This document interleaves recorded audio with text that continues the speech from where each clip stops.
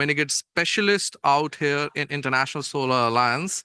And I welcome you all in a very pleasant morning out here at Baku, Azerbaijan. So we are just going to start the session on universal energy access and solar mini grid out here. Um, Honorable Minister from Agriculture, Climate Change and Energy. Um,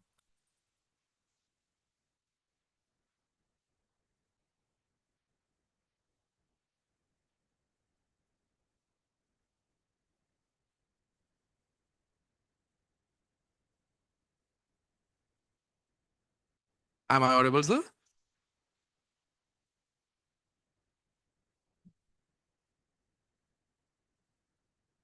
Right. Perfect. Thank you. Thank you. So, Honorable Minister from Agriculture, Climate Change and Energy, Seychelles, Mr. Flavin Jobert, thank you very much for your presence out here for this session. Mr. Brian Isabrier, Commissioner, Renewable Energy Department of Minister of Energy and Mineral Development, MEMD Uganda, to be short, an Honorable National Focal Point from Uganda. Thank you very much for your presence. And all the panel members who will be the part of our panel discussion, moderated by Ms. Elisa Peck. She will be going to do the moderation for the session. And thank you very much, Shadia, from Ministry of Energy and Mines from Dominican Republic. Thank you for the presence. And I will just ask our Chief of Unit, Mr. Ramesh Kumar K, to provide the inaugural address and context settings for this session and initiate the process. Over to you, sir.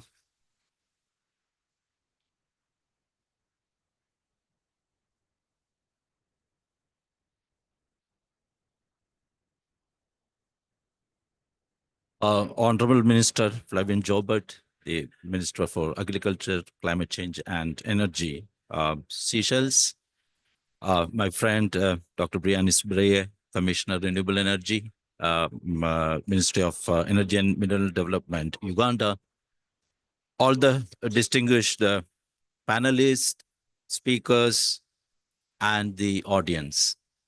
A warm welcome from me. I'm Ramesh Kumar. I'm the Chief of Programs and Projects in International Solar Alliance. This session on universal energy access and the role of mini grids, we find this is a very important area which we would like to work all with our countries. Just to set the context, as we know, the Sustainable Development Goal, SDG 7, envisages ensuring access to affordable, reliable, sustainable, and modern energy for all by 2030. The universal energy access ambition is closely interlinked with the SDG 13, which is on climate change. We at International Solar Alliance have been closely working with member countries facing energy access deficits on devising various models through which solar energy can be used as a main medium for mitigating energy access gap. We have been working across all the three key issues of energy-related issues, which are energy access, energy security, and energy transition. Since signing off the Paris Agreement in 2015, all countries have realized and then they acknowledge the need for access to affordable and clean energy, not only for mitigating the climate change challenge, but also to achieve sustainable economic and livelihood development. As per our estimation, around 675 million people lack electricity, mainly in sub-Saharan Africa. However, if we see in recent years, there has been a very slowdown in electrification due to one, the pandemic has really affected many of the countries, especially the marginalized societies and the LDC countries. Reaching out to the remote areas, again, puts a lot of challenges. So all these factors are actually decelerating the energy access rate. So when we did an exercise in 2022, in fact, 2023, we have seen that currently in terms of solar energy, I mean, the energy access or electricity access is to the tune of 91%. And if we go in the current rate by 2030, we will be reaching somewhere in 92%. That means 8% of the global population will still be lacking the access to electricity. And this is mainly in sub-Saharan region. And so we need to work very closely. How do we do it? The question is, do we need to change our approaches to address this issue in, say, this year of 2024, so that we are at least able to accelerate? In fact, when we did this analysis, we have seen that about 60% of these people who lacks electricity can be given the access to electricity through the solar mini grids. So that gives the potential of solar mini grids. Maybe around 30% people can be they can get the power wherever there is already a what you call the grid available to those people. About 30% can get the power through the grid extension, which are very closely in the grid network. And maybe around 10% of the people who are very remote areas, I think we need to go for maybe the home system kind of thing, because even solar mini grids or extension of grid may not be viable in those areas. So this is very clearly we have come out. So having said that, so that means that solar mini grid can play a very critical role, almost reaching out to 60% of the people who doesn't have the access to electricity can be addressed through these solar mini grids.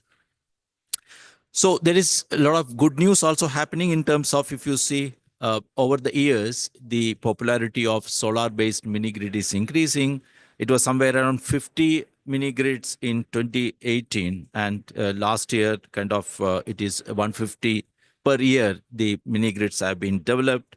Now with the technological developments happening and a smart structuring of solar mini grids can reduce the prices from which we have seen from US cent 55 to US cent 38 cents. So, and we need to work more on that through a proper structuring so that further it reduces the prices.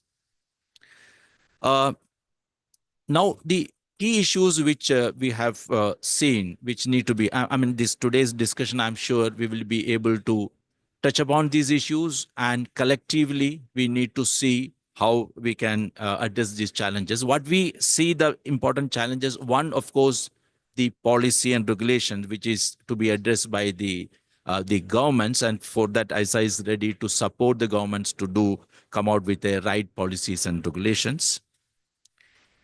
Absence of, I would say, or inadequacy of the business models. Business models are very critical to make it a very sustainable, if you want to make a sustainable development of mini grids, we need to find successful business models. So this is where we should focus. And I'm sure some of the speakers today will talk about that. And then we need to work collectively to see a better business model so that the sustainable models are developed. As we know, there cannot be one solution fitting all. So we need to have multiple business models which can address different demography or different countries. Capacity building will be very key again. So we will collectively do that. All these three important areas, ISA is very much interested, focused, and would like to work with countries, the developers. In a nutshell, what we need to do is to create an ecosystem and business models so that the private investments can be attracted, and so that we can develop sustainable solar mini grid models, which will give access to almost 400 million people across the world. So these are the very important points I would like to put forward. I'm sure we'll have a wonderful discussion. And Alisa is here to moderate and a wonderful panel. And I also see Mr. William joined through virtual. Uh, mm, I'm sure he also throws a lot of light. So with that, let me stop here and have a wishing a very wonderful discussion now. Thank you.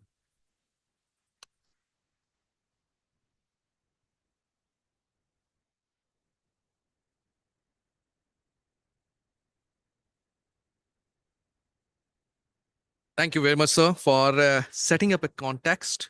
And you have beautifully said that to make a solar mini grid project viable, you require a very sustainable and successful business model, which is needed to be taken care by understanding a proper need assessment first for the respective country, and then plan and design the solar mini grid in such a way that it can be profitable for a developer also, as well as it also addresses the requirement of the communities which are not electrified.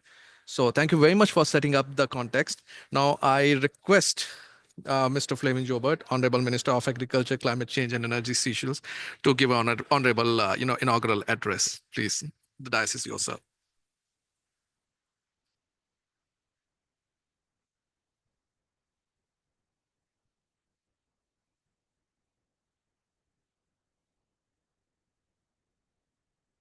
Distinguished guests, colleagues, partners, good morning, everyone here present. It is an honor to address you this morning at the launch of this dialogue on universal energy access, solar and mini grids here at the ISA Pavilion.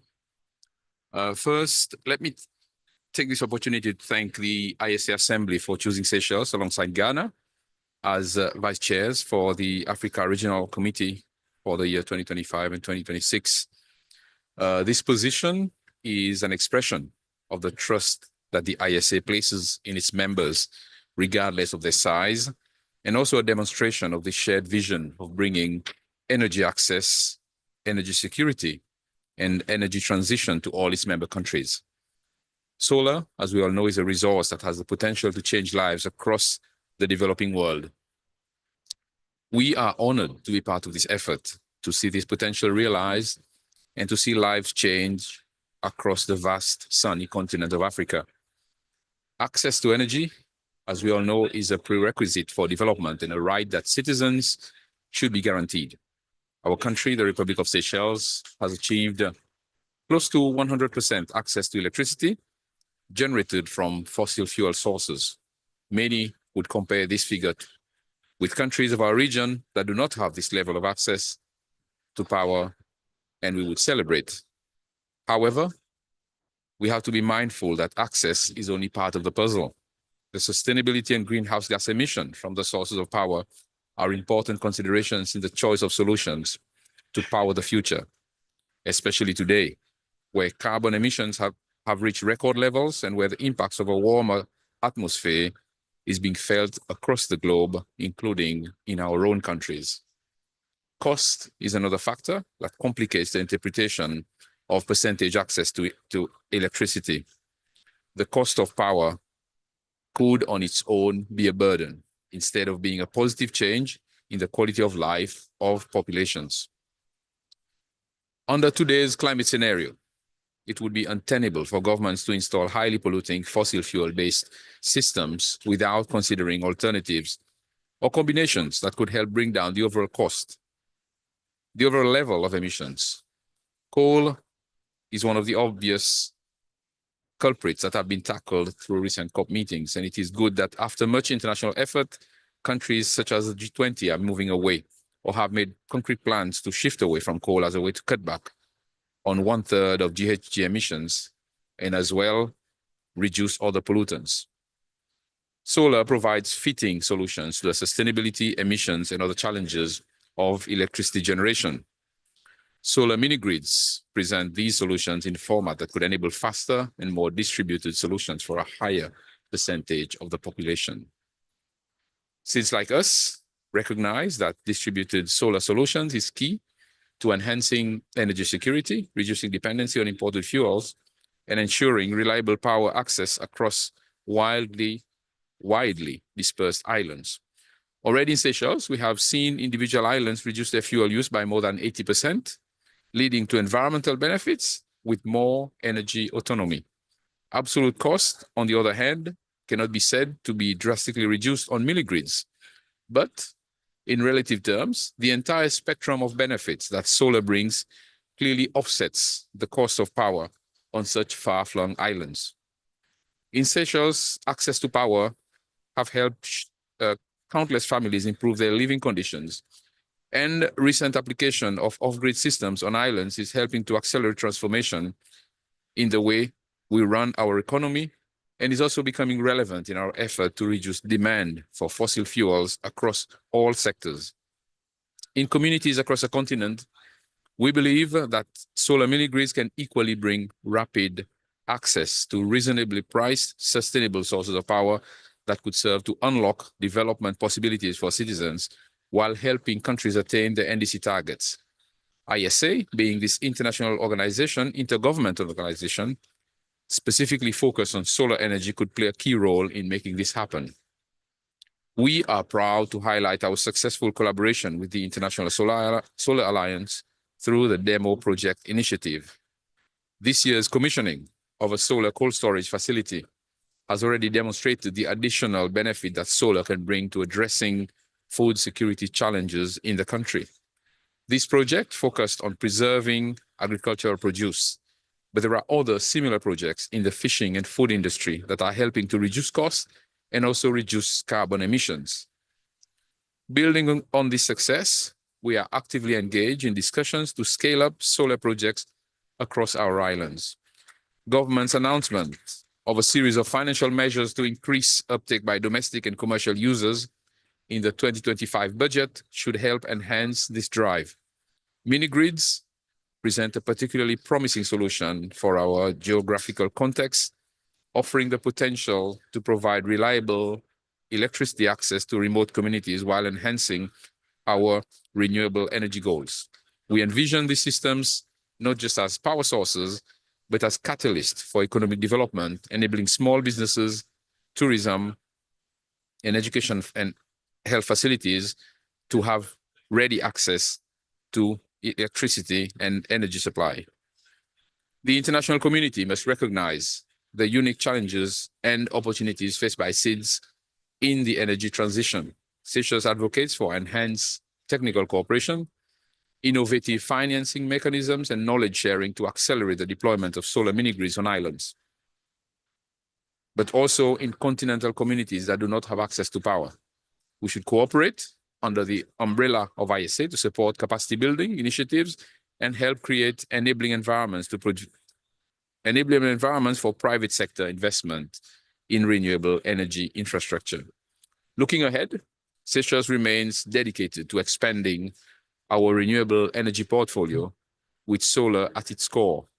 We are committed to sharing our experience and lessons learned while continuing to explore innovative solutions that can be replicated across other island nations.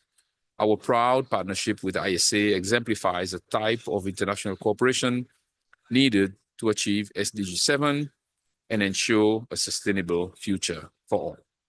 I thank you very much for listening.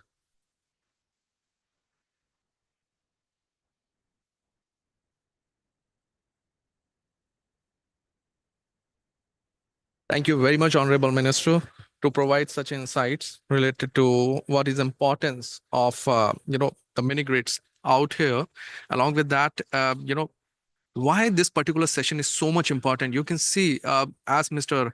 Ramesh has also highlighted, that specifically for achieving the universal energy access, the countries have to initiate several measures as well as policies and regulatory interventions to make a particular project sustainable. And why it is important for even for the Africa region, you can see we have national focal points from 4 of the countries available out here to showcase the importance of this topic. And I will now request Mr. Brian Esberier, Commissioner from Ministry of Energy, Mineral Development, Uganda, and as well as the Honorable National Focal Point, to share the keynote address.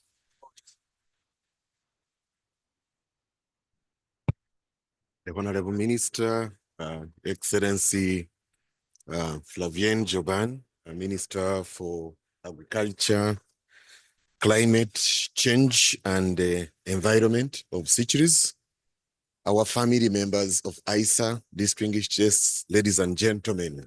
The Honorable Minister, you did excellent in laying a very good background to issues pertaining to energy access in Africa. I would just like to add a few points to your very good presentation this morning. As a nation committed to sustainable development and improving the lives of our citizens, Uganda recognizes the critical importance of universal energy access.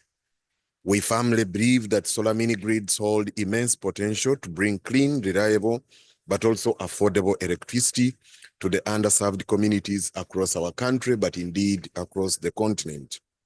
Uganda has made significant strides in recent years to expand energy access, with a particular focus on scaling up solar mini grid technologies. Our government has implemented policies and incentives to attract private sector investments in decentralized renewable energy solutions. This has enabled the deployment of over 150 solar mini grids, which has benefited hundreds of thousands of Ugandans who previously did not have access to power. We are currently launching a Get Access project that will also power over 140 communities across the country. The success of our solar mini grid program can be attributed to several key factors, first of which is the need, or what we've put in place as a streamlined regulatory frameworks and procurement processes, which then creates an enabling environment for private sector developers. Second, we have established result-based financing mechanisms that make these projects more financially viable and attractive to investors. The third is that we have prioritized productive use of energy, which we think is critical in making the business model for solar mini grids viable, but also giving them the ability to drive economic development, particularly in rural areas.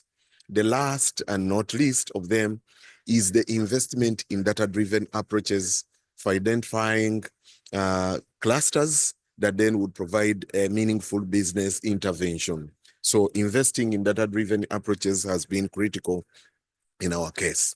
Looking ahead and going forward, our country, Uganda, is committed to building on this progress to achieve universal energy access by 2030. But to do so, we will need to continue with this kind of cooperation at international, but also local, which is critical in providing the much needed support. We urge our global partners to consider dedicating greater climate finance and technical assistance towards scaling solar mini grids in countries like ours. By working together, we can unlock the transformative potential of these distributed renewable energy solutions and bring life-changing electricity to the millions of people in Africa and Uganda that need it most. I thank you all.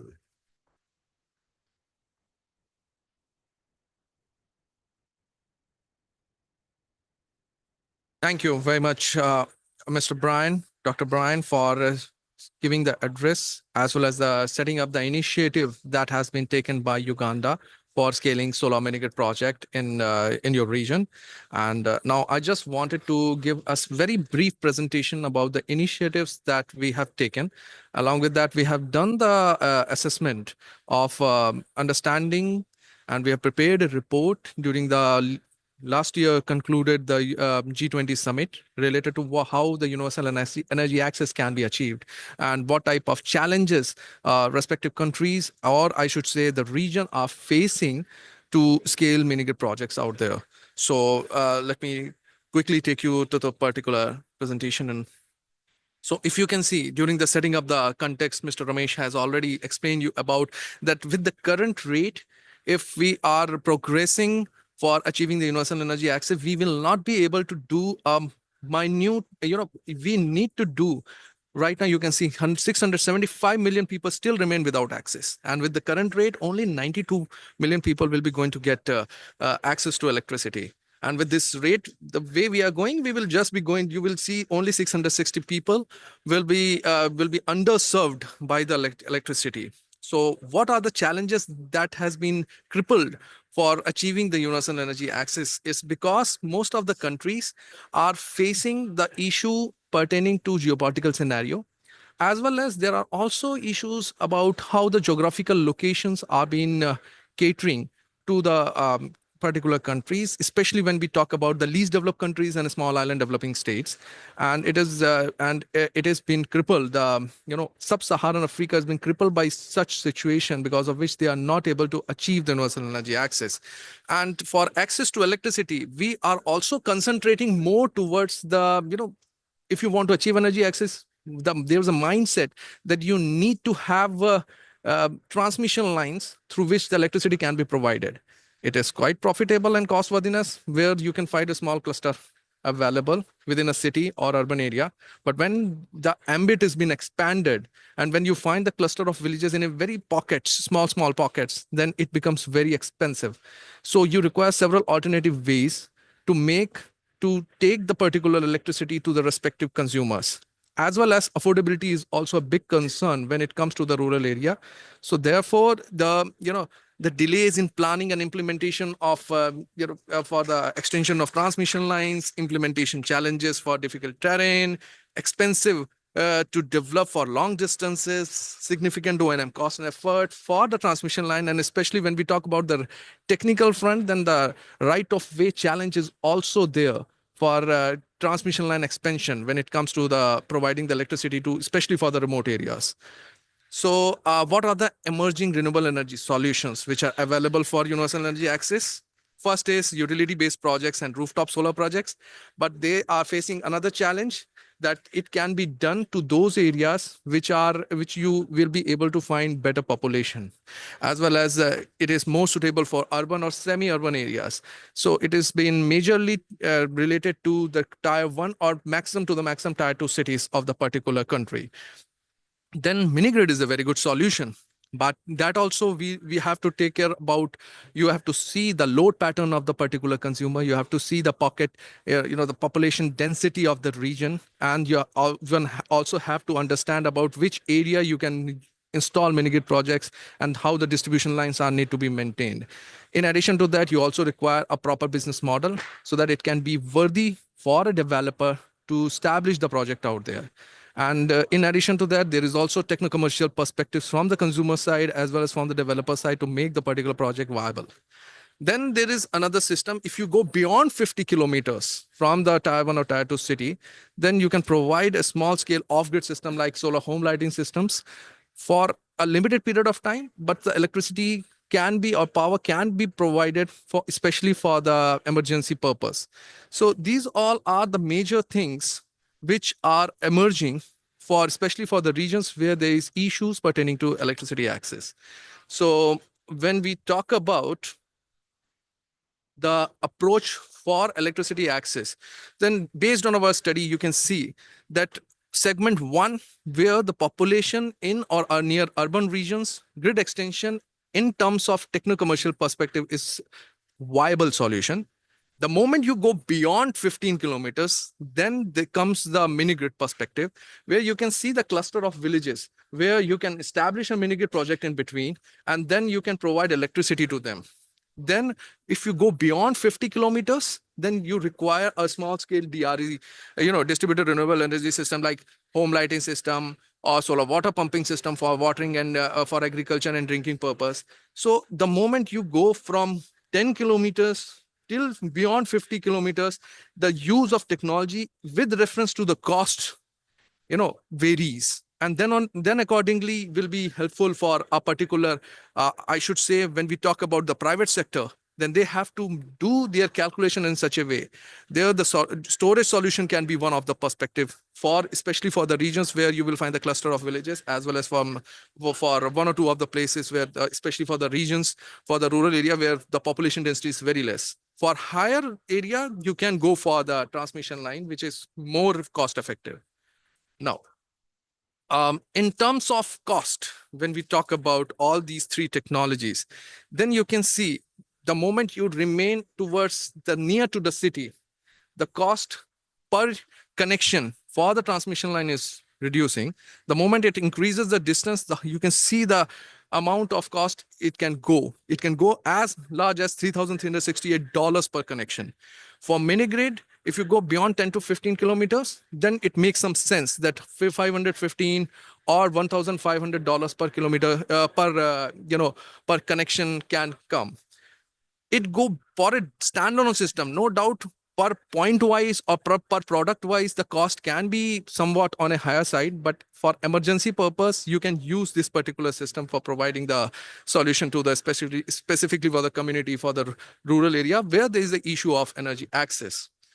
Now, why solar mini grids are not being, that much scalable or viable for a particular community?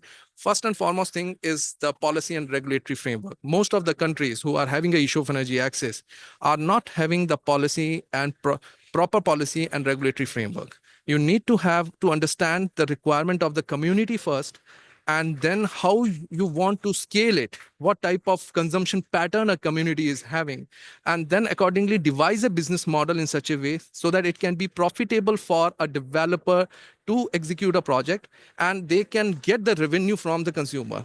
Now, it can be, the support can be provided by the government also, by philanthropic organizations also, as well as a methodology or a corpus fund can be created with the amalgamation of government support, private support, as well as from the organizations like International Solar Alliance through their Global Solar Facility, so that we can provide the solutions accordingly.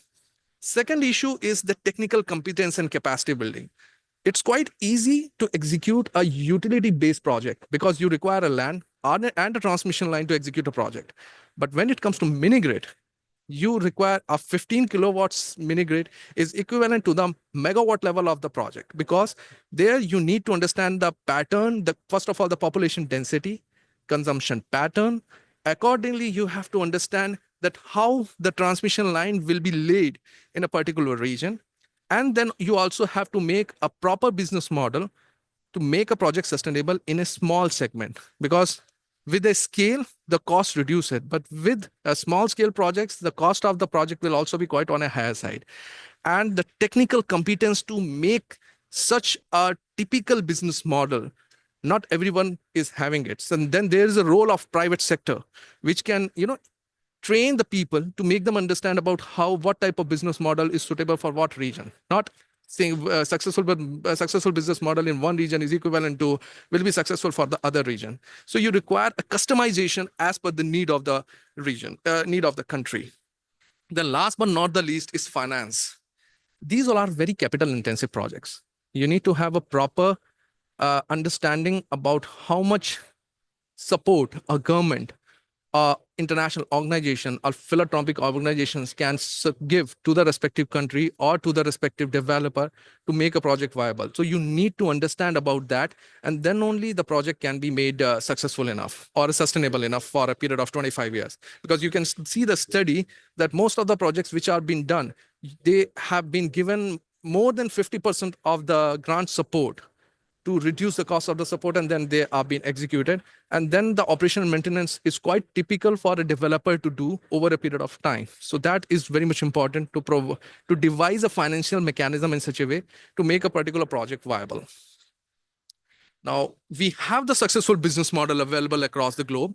To name the few, you can see the anchor load business consumer model, which is in short called as ABC model, applicable in India, where the companies like OMC, Huspower. I will be very much happy if Mr. William will be going to give share his insights in the panel discussion. And then there is a build, own, operate model, build, own, operate model from Kenya, build, own, operate, maintain model from Tanzania, and franchisee model from Nigeria. So there are different models which are successful enough to, which has been executed in the country. Then there are critical factors for enabling policy and regulatory framework. You need to have a smart project structuring and innovative business model to make a project sustainable. Then the use of technology, especially the real-time data assessment for the projects, revenue collection mechanism, so that the income of the consumers can also be increased, and so that their consumption also increases, making the project and enabling them to, give what you call it as a payment to the developer for the project in a better way. And third is simulation of rural economy, that you, a developer as well as the government, has to continuously explain, train the people, local people out there about the necessity of of the mini grids and how it is important for them to maintain the project over a period of time. So I just wanted to just a second in a very fast form because we are running short of time also. So in the future effort, if you see that how we can scale the business mini grid project, you need to have improve the policy and regulatory mechanism, devise a affordable financial scheme like viability gap funding scheme. Global solar facility of ISA is also one of the supportive mechanism, as well as train the people through various capacity building initiatives across the globe through the international organization. Very important. Scale up, support the private sector and promote the private sector to enable them so that they can work on to the successful business model and make a project viable for a community so that it can be replicated across the area where they are successful, and ensure the availability of relevant data. Whatever the data are being collected, those data are helpful to devise the business model in a better way. Then for sustainable growth, you have to encourage the market-driven energy access projects. You have to limit the grant support. You cannot give all the time the grant support to the particular developer or the country to make a project viable. You require to understand the data based on the data available, and then the organization should act as a catalyst to support the particular country, and then the country can understand the requirement of sustainability and then carry it forward.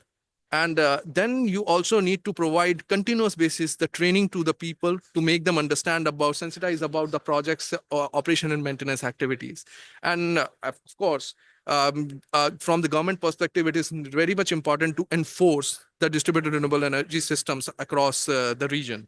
So that's why I should say it's all about the analysis. I can help you out in terms of the report which is available. You will be able to understand about how much investment is required to scale the mini grid project to make 100% energy access for the region over a period of by 2020 to 2030. So key recommendation from our side is, for a smaller segment, grid extension is applicable. For a larger for beyond 15 kilometers, mini grid is applicable, and beyond 50 kilometers, solar, home off-grid systems called small scale off-grid system are applicable from the technical perspective. From regulatory and policy framework, the creation of robust policy as well as regulatory framework is very much important from the government perspective, and the private, international organization and the government has to collectively work together to develop it. And last but not the least is the interest, to maintain the interest of the private sector. We need to collectively work hard and devise the business model and support the private sector, encourage them so that they can devise the business model also, as well as it is profitable for a mini grid developer to work in those areas where there are challenges associated with electricity access. Thank you very much. Now I will request Alisa Peck for the panel discussion. I will call Mr. Abshir from Somalia, Honorable National Focal Point from Somalia. He is from Ministry of Energy and Mines, and International Solar Alliance is very proudly associated with Somalia for assessment of mini grids out there. They have shared the 30 sites where we are doing the assessment of mini grids. Then I will request Ms. Charia Brew, Ministry of Energy and Mines from Dominican Republic, to share the insights. And I will invite Mr. William Brent, who is available virtually, to share his thoughts on what is the perspective of a private developer for scaling solar mini grid projects, especially in LDCs and Sub-Saharan Africa. And I will call Mr. Aaron Lally to share his experience about storage and mini grids and usage of DRE-based systems across the globe. Over to you, Alisa. Thank you so much, Sudhanshu, for that really comprehensive. I think that's a really good context setting presentation to show some of the challenges and opportunities for solar mini grids. So, last year at COP28, we established the goal to triple global renewable energy capacity by 2030. Solar is going to need to make up over half of that goal, and mini grids and distributed solar solutions are a key part of that, especially when you're talking about a just transition and bringing solar to every corner of the world. So we've heard some challenges, and there seems to be a lot of challenges. So I want to kind of hear what's going on the ground from both from the government perspective as well as from the private sector perspective to see what works and what doesn't. So I'll start here with Ms. Chadia Abreu from the Ministry of Energy and Mines from the Dominican Republic.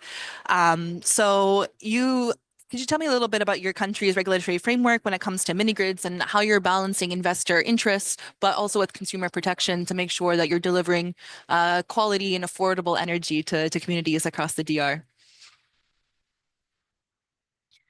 Thank you. Thank you so much. And always thank you to the International Solar Alliance for having me. So the Dominican Republic is a very interesting case when it comes to mini grids because based on our geographical needs, as San was explaining, the half the island is only 48,000 kilometers square. So in general, mini grids were not one of those things that we were thinking about moving forward. However, we recently have one very interesting example that is on the border with Haiti that is called Sabana Real. And it was one of those clusters where just taking the national interconnected grid made no sense. It's the first mini grid that is in Dominican Republic using solar. But I think one of the interesting things is that now we're starting to take advantage of mini hydros. And there are 27 projects based on mini hydros that are currently being built. So I think the circumstances of different countries in terms of their geographical needs, but also in terms of the policy scheme will differ. I think in Latin America, there are very good examples, especially in Brazil and Peru, where mini grids was the way to go. Something really interesting, and I was thinking about the semantics here, is how we define mini grids. Because I was looking at some of the regulatory frameworks in Latin America, and for some countries, if you have the option to isolate the system, you are considered a mini grid, which for the Dominican Republic is not the case. You need to be completely isolated from the national electricity system for that to be considered a mini grid.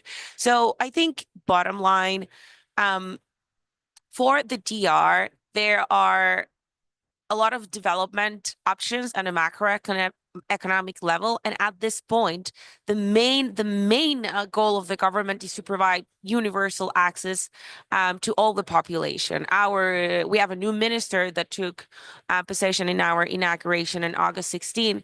And even though we already have 90% access of electricity to the population, his goal is to close that gap, to figure out how that 2% it's going to have access, not only access, but affordable and reliable access to electricity.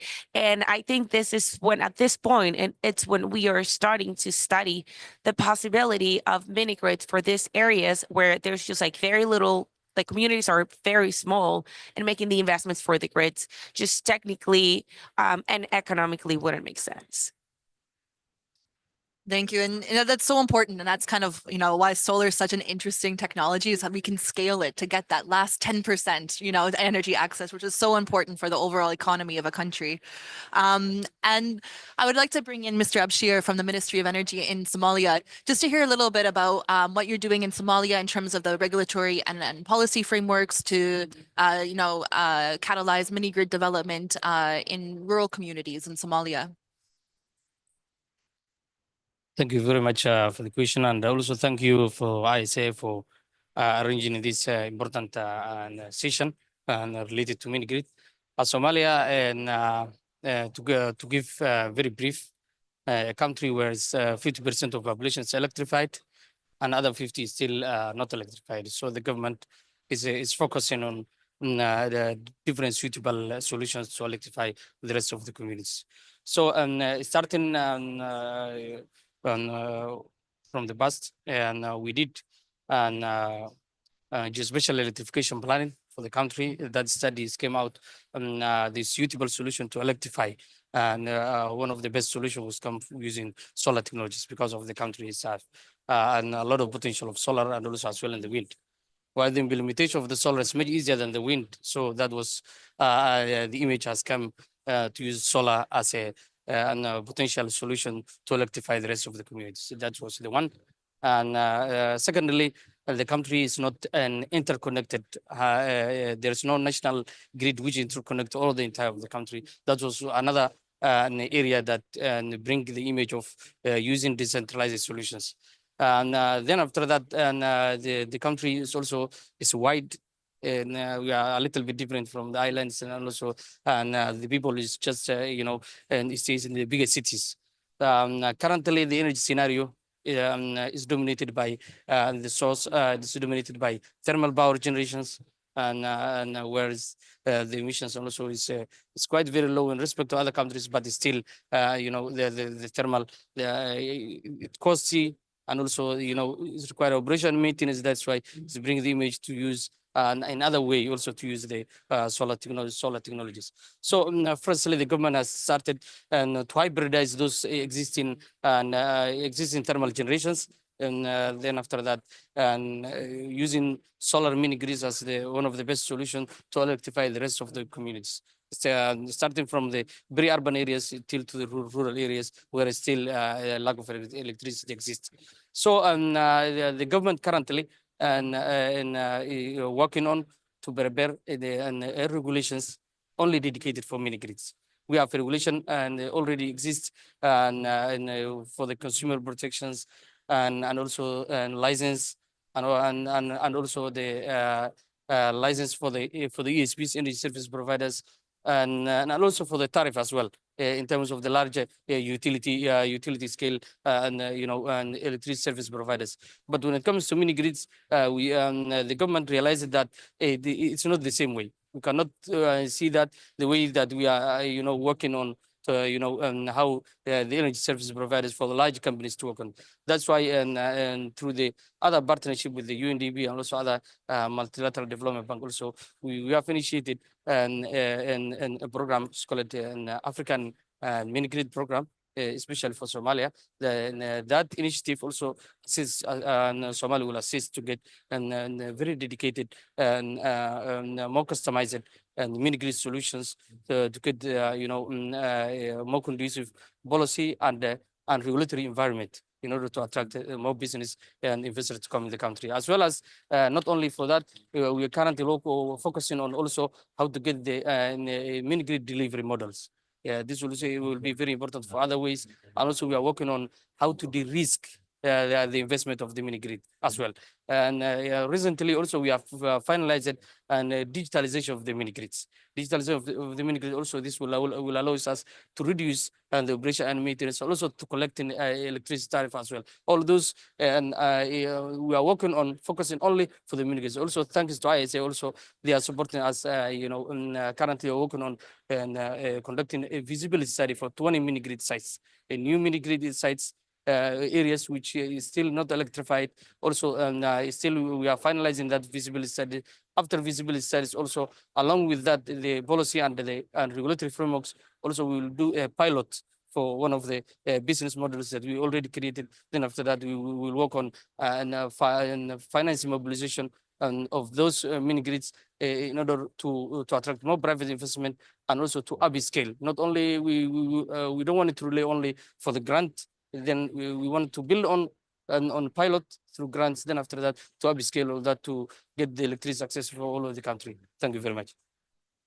Thank you so much. And indeed, that's so important. I mean, at the end of the day, we want to make sure that we're bringing money into the country and creating economic opportunities. And so clearly defining the regulatory frameworks for mini grid and doing all the steps that Somalia is doing is critical in order to bring it in. And that they kind of parlays really well into bringing in the private sector representation now, because at the end of the day, these are the people who are going to be investing and developing the projects on the ground. And that collaboration between the public and private sector is really critical, especially in the kind of emerging emerging markets with mini grids. So I'd like to bring in our virtual speaker over here, William Brent, joining us.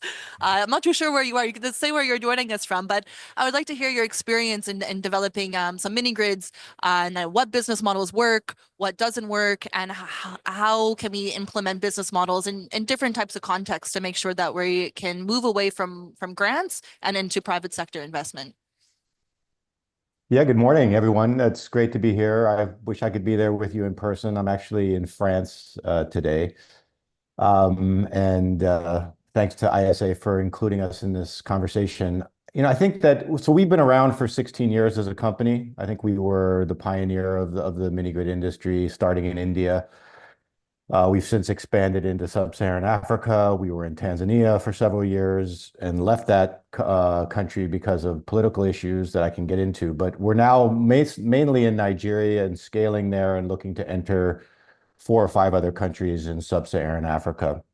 And I think maybe let me just start by saying, you know, painting a positive picture for the mini grid industry. We are profitable. We provide energy services to our customers on an affordable basis. And we are scaling very, very quickly. From end of last year, when we raised $100 million of equity and debt, we've since grown our staff from 500 to over 1,000. We've doubled our portfolio of mini grids from 200 to more than 400. And so as a company, we've sort of finally cracked the code of what it takes to get to a profitable, scalable business.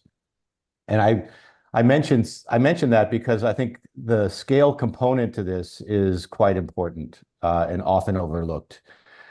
For a company like Husk to go into Nigeria or to be successful in India or to enter Madagascar, Mozambique, Benin, DRC, and other countries that we're looking at in Africa, we need to have a pathway to scale.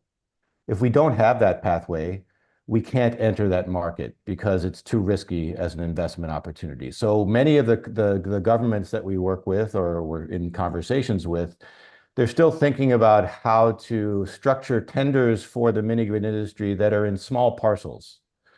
And for us as a company, what we've come to understand is if we don't have visibility to 50 to 100 or more than 100 mini grids at a country level, we're not going to take the risk of entering that country because we can't be viable commercially at the country level unless we can get to that scale.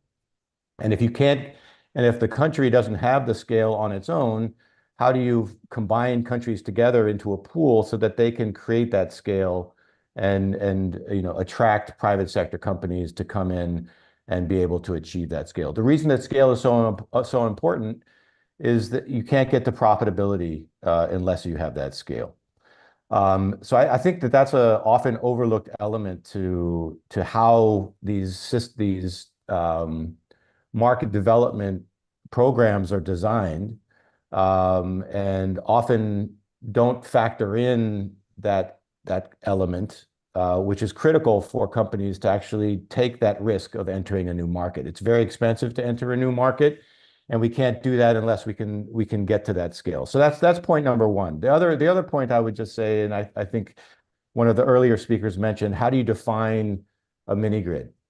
I think that the current thinking around the role of mini grids is still outdated. And if you look at Nigeria and what we're doing there, it's a good example of what I'm talking about. So we have over 60 isolated mini grids in Nigeria.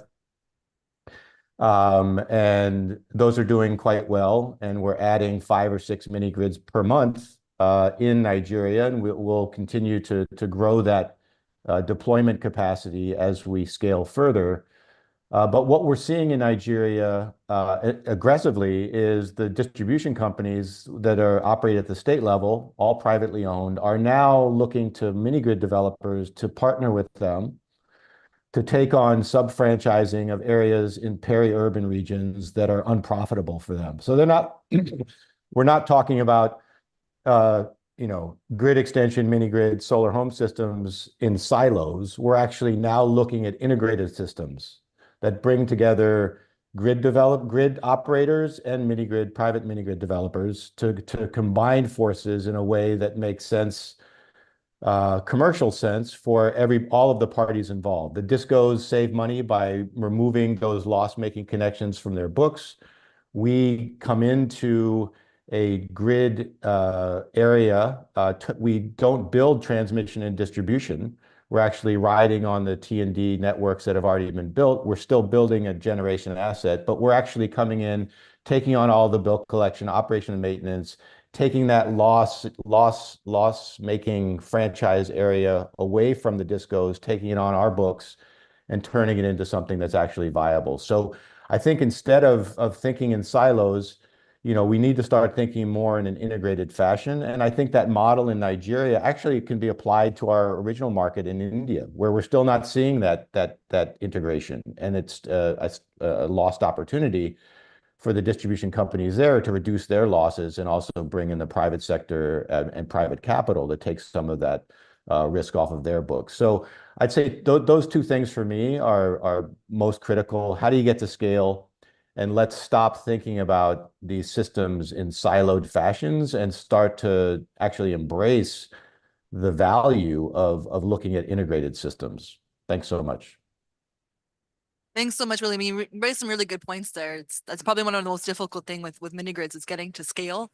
And so integrating those business models is a really innovative way to do that. And I would like to also bring in Aaron to the conversation now. And you have experience implementing mini grid projects, but also their kind of storage and optimization projects. So how do you balance that commercial viability while still ensuring affordability for the end user? And how do you ensure the financial sustainability of these projects? Hello, everyone. Thank you very much for having us today from Vest Energy. I think the main thing from our perspective is we've seen cost reduce significantly for battery storage. So even against 6 or 12 months ago, prices are 50% lower for the equipment. As a result of that, we're seeing a lot more people look at integrating battery storage into existing solar mini grid projects. So the key kind of financial considerations for us are cost has come down significantly. The revenue is there, we believe, selling it to the end customer. We are experiencing some issues with regulatory aspects. So permitting, planning, how we attach battery storage to existing solar mini grids is quite a big issue for us and something we're seeing across all geographies as well as some of the African countries we're looking at. The other piece, and it's kind of around this financial piece, is what price are we selling this power to the end user for? So we need to be able to match or be better than grid supplied power, but be a financial alternative where there is grid. Where there isn't grid, we want to at least be providing people with a cost beneficial alternative. So on that finance side, it's a bit about regulation, but it's a bit about kind of considering the costs of projects as well. So really from our side, we think cost-wise, cost is a lot lower than it has been over the last 12 months. We think it's competitive now for solar and battery storage. We're seeing it across Europe. We're starting to see it in Africa, India, various places. That allows us to provide 24/7 power rather than power just when solar is generating. I think the main issue from our side is around that regulatory and permitting aspect. How do we integrate what is a relatively new technology, battery storage, into existing policy frameworks, which might fit solar mini grids? They may not, but battery storage is still very much something that isn't considered when we're looking at the permitting process. Thanks, Aaron. And you bring up something, and I want to kind of switch the conversation now to the topic of risk. Fun topic, because there is risk. It's an emerging storage is emerging, mini grids is still emerging as an industry, and yet to reach that kind of big commercial scale that utility solar or rooftop scale solar has reached in many countries. So one of the risks, I think, we talk about the regulatory and policy and financial risk, but there's also climate risks. And you look at an island like the Dominican Republic, for example, which is very vulnerable to extreme weather events, and solar mini grids, they play an important role in develop and creating energy resilience for islands during these. So how, from a regulatory or policy perspective from the government side, do you ensure that these mini grids can give energy security during climate disasters and deliver energy to people on the island? Thank you. Thank you so much for the question. And actually, over the past few days, I've been thinking a lot about climate risk, and there's a lot of semantics into the definition of climate risk, especially because when you think, I'm not very familiar with Africa, but for the case of the Dominican Republic, when you talk to people about climate, there's still a lot of skepticism. That's the word, skepticism. So you usually have to make an economic case rather than an environmental case about the need to have energy security and resilience. So it's very at the top of mind of the government to diversify our energy metrics, but also diversify the generation points that, of course, you need to have them close to where the load and the demand is, but there are great benefits to having points of interconnections for places like the Dominican Republic, where insurance costs are usually 30% higher than in mainland, just because of hurricanes, because of all these extreme weather events that you were mentioning. And it's interesting because recently we saw that on the island, it's a small island, but there are very specific areas that are impacted by this, by extreme weather events. So if you make sure that your generation points are in different areas, then you have a system that is way more resilient. That goes to the point that was being made by William, which is like, if you propose this solution, then what happens to integration? What are the options that you can provide that a project started out as a mini grid, but then can provide some benefits for the system as a whole? And it's one of the dilemmas that I've been seeing over the past few months, is whether we want energy independence versus integration. And I think at least on the national level, we should start seeing these technologies and these models evolving to the possibility of having something that will give us resilience and will give us more security. Thanks. And then from the private sector perspective, that's also critical, because then they're guaranteed that they can operate still and sell energy, which is, at the end of the day, it's a business, right? So you want to ensure that you can do that. And that definitely helps to reduce risk. And I want to bring in Mr. Abshir from Somalia again. You mentioned earlier the de-risking is key to bring more finance in to support the Minigrid project and move away from grants to private sector or FDI investment. So is there any specific financing mechanisms or regulations that Somalia is thinking about or has implemented already to help de-risk these investments for solar mini grids? Yeah, thank you very much for the question. And thank you for the question.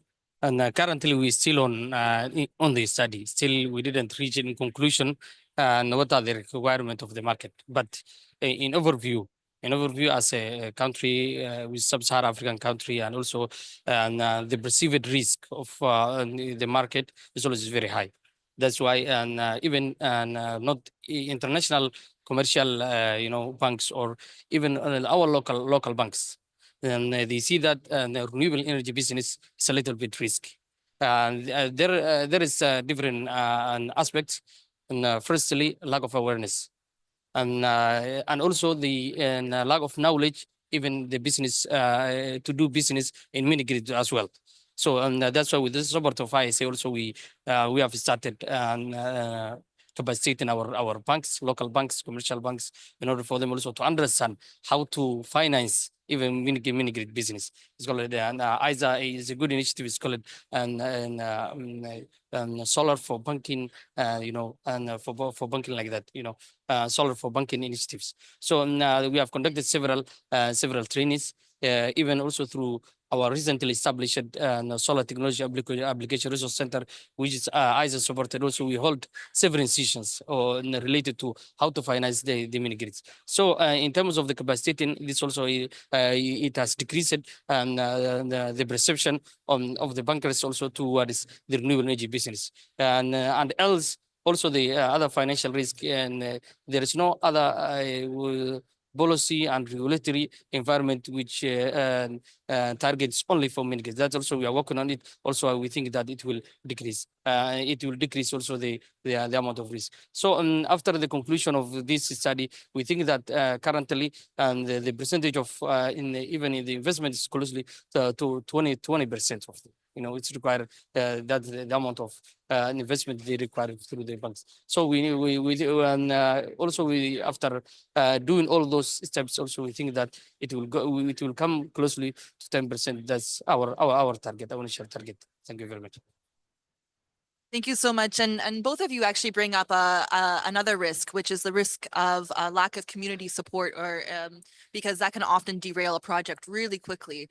And I wanted to bring in William now to talk about a little bit about how you do community engagement to make sure that you're bringing trust in new energy solutions and making sure you're able to develop a viable project in different communities. Yeah, just two quick thoughts on resilience, adaptation, and risk before I answer that question. I think, the two things that we're seeing that there's still significant gaps in terms of what's needed for the industry. One is de-risking capital to either enter a new market or to scale new business models. That's a very, it's sort of a blind spot for the development finance community. Both of those things, as I mentioned earlier, it's quite expensive to enter a new market, and oftentimes there's no grant capital available to help companies like us de-risk that entry. Same thing for new business models. We're focused on trying to deploy our capital for our core business. If we're going to add e-mobility or agri-processing or cold storage, new business models into what we're doing, we need support to do that so that we're not taking money from our balance sheet and are focused on our core business and trying to put it someplace that's more risky. The other thing on the adaptation and resilience piece, I think everybody knows anecdotally that the mini grid industry is much more resilient and adaptive than grid infrastructure. We don't have data to back that up, unfortunately, and that's a major gap that needs to be filled if we're going to mobilize adaptation finance, which currently accounts for very little, if any, finance for our industry. So that's another point I would just raise. In terms of, so we operate in Asia and Africa. I believe we're the only mini grid developer to do that, to work in both continents, and they're different. India is quite developed as a electricity market. The customers that we serve there are 90% SMEs. They have grid connections, but they're looking for more reliable, higher quality electricity, and therefore they're signing up to Husk Power. They're very well-educated consumer, and they understand the benefits of moving from grid power to mini grid power and what the benefits are for them. That's not a particularly difficult sell to make in India from a reliability and quality perspective. For Africa, where we're operating, and all of the mini grids that we've built in Africa are isolated mini grids. We just signed a deal to do our first interconnected mini grid with one of the distribution companies there, and we've got a pipeline to do dozens more. But the isolated mini grids, these are rural communities where the only alternative currently is diesel or gasoline generation, which is very expensive. And it's for a business owner in one of those communities that operates a retail store or a water purification plant or whatever it might be, a grain milling operation.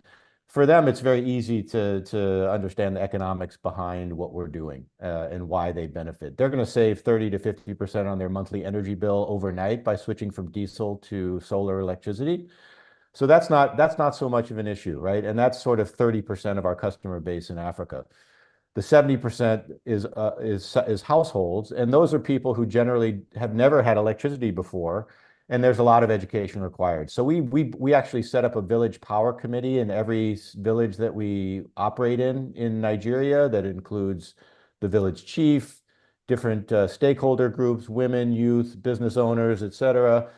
This is a forum that allows for us to have ongoing engagement for any two-way conversation, things that we want to introduce, thing that the community is asking for and needs, and we also do regular engagement with those communities in terms of providing better education about, okay, this is how much we think you're going to need in terms of electricity every month, based on what your current consumption pattern is, how many appliances you own, et cetera. And so we're doing a lot of education work, and we're there. I mean, these are 20 to 25-year projects. So the commissioning of the mini grid is just the beginning. We're there on the ground. We hire people locally for technical support, security, sales. So we're part of those communities, and we're engaged with them on an ongoing basis. Yeah, it's so important. And I think as you mentioned, that cell, like, you'll save money by switching to this is a critical one. And so one last question for Aaron, and I think I need to wrap up the panel due to time, is how can, what are innovations or digital solutions are you implementing at VEST to help reduce the operational costs and make it even more affordable for consumers, and also, in a way de-risking, because you're lowering the cost of investment needed to get projects off the ground? Yeah, it's a great question. There's two aspects to this, particularly for grid-connected solar mini grids. We've got supplying the power to the end user, obviously very important and the primary purpose for the mini grid. Secondly, though, we have, can you monetize the mini grid in any other way? So can you sell excess power to the electricity grid?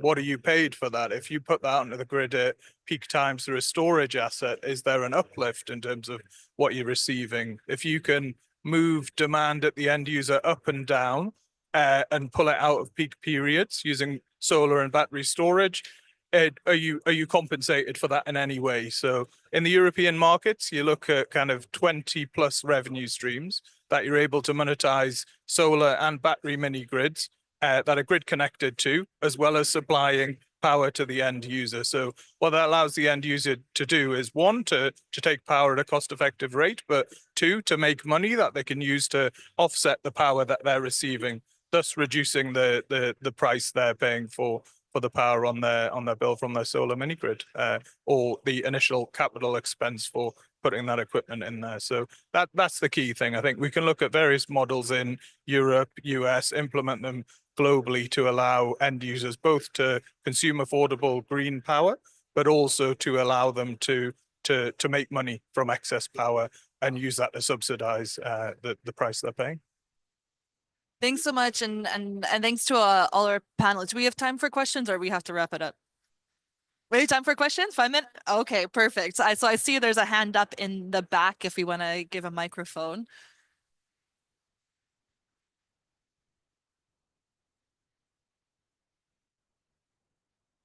Thank you very much. So my name is Albert. I'm from Ghana. I'm a journalist. I report in environment, energy, and climate change. How do you deal with the issue of batteries that have expired? And then, do you experience the situation of battery theft with these plants? Thank you. Yeah, good questions. So we can approach the first one in a couple of different ways. So we see a lot of companies putting second life batteries from electric vehicles into stationary storage assets. That technology is not yet cost effective with first life assets. So we're seeing a lot of people buy first life assets with brand new, mostly lithium ion cells included. Most of those assets have 10-year warranties from the provider. It's likely they're going to last a lot longer, though. So we see a lot of people running them for 10 years and then starting to continue to run them because they haven't degraded sufficiently, and they are out of warranty with the supplier. So if they break down, they won't be fixed by the supplier. But these assets tend to last 15 to 20 years. So we do see a lot of people running assets outside of the 10-year warranty period. In terms of theft, not so much. They're in big cabinets, containers, they're locked. Sometimes there's CCTV, sometimes there's fencing around them. So we do have appropriate risk mitigation processes in place, but they're cabinets. They're about the size of a refrigerator, very hard to pick up and move and steal. So some of the excess kind of cabling maybe kind of vandalized at times, but very rarely, especially if you have the appropriate risk mitigation like CCTV and fencing in place. All right, we got one more question over here. Thank you. So, hi everyone. My name is Martin Nagel. I'm currently an advisor to the CEO of Mastar, and mini-grids is a hobby of mine. I have a question about how your capital deployment criteria are coming across. If I look at how the funding for mini-grid, where it usually comes from, some of it is from clearly social impact capital. Some of it is commercial capital. If you are evaluating a potential investment in the mini-grid, how do you evaluate the social impact of your project versus the commercial side of your project? I mean, if you look at this from a developer's perspective, if you go purely commercial, you will only do the C&I sector. If you go social impact, you want to do a lot of retail, and each connection is costing you a lot of money. So how do you find the right balance between those two perspectives? Thank you. Anyone want to pick that question up? Maybe William, I'm looking at you. I can give it a shot. Yeah, no, it's a great question. And I don't know who asked it, but I'd love to have a further dialogue about this, when we have more time. So feel free to find me if you can. But, I think that it is a fine balance. And I think that we're still getting our head around how to balance that. We're in the process now of doing an exercise to actually better quantify impact that we're making on the ground. And we haven't talked about sort of mitigation. We do offset carbon from the projects that we build. So there's a mitigation aspect to this. We haven't quantified adaptation yet. We need to do that. But we are in the process now of just creating a baseline for impact in the communities that we serve. But our business model is also sort of designed in such a way that it's diversified, right? So we build mini grids, but we also, because we do our own EPC work, we do rural C&I rooftop solar as well, right? So that's a significant revenue stream for the business. We do appliance sales and credit financing in order to stimulate demand. That's also a significant and growing business and part of what we do. And then I mentioned earlier, we're looking at value-added services around e-mobility and other types of interventions in the agricultural value chain. So I think ideally, at the end of the day, we're both going to be a financial unicorn and an impact unicorn. But we haven't gotten our head around yet just quite how to quantify the impact side of it. And but we are in the process of doing that, and I think we'll have a much better idea, come next year. Thanks so much, William. And unfortunately, we have to wrap up this session here. We are out of time, but I'm sure some of our speakers can stick around after to answer any other questions you may have. I'd like to thank all of our panelists joining us here, and also William joining us remotely from France. And I'll hand it back to Sudhanshu to wrap up the session. Thank you. Thank you. Thank you very much to all the esteemed panelists. Thank you, William. Thank you very much for your insights. And now I will call Ms. Oni, heading the legal division in International Solar Alliance, to give a vote of thanks. Over to you, Oni.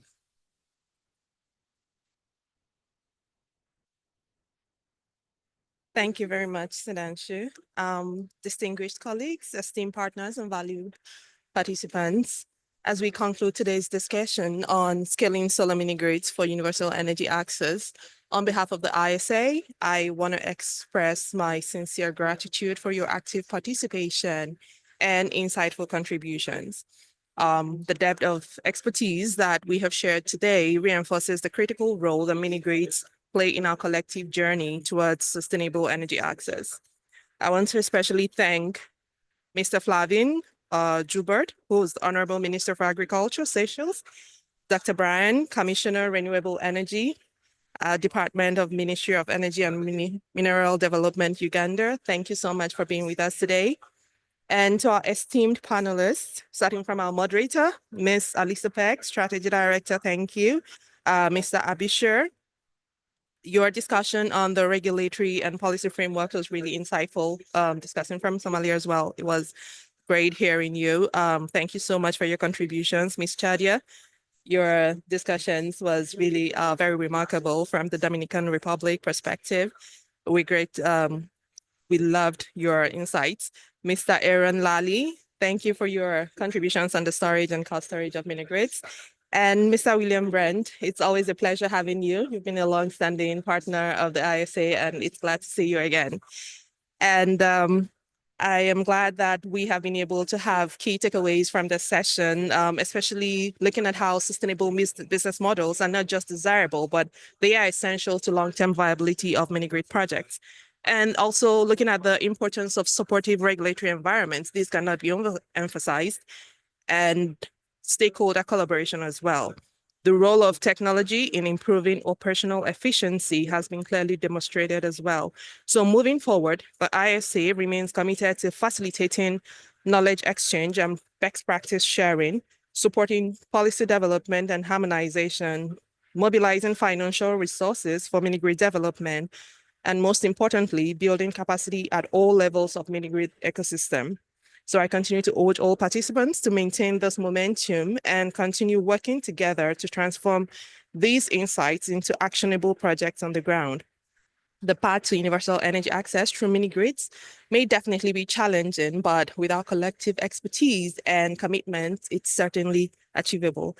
I thank you once again for your participation and look forward to our continued collaboration in advancing the cause of sustainable energy through mini grids. Thank you.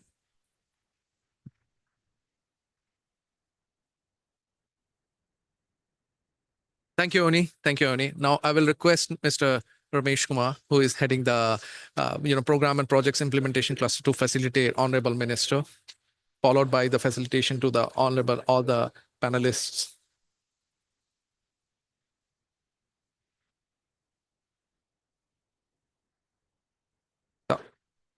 A photograph, sir.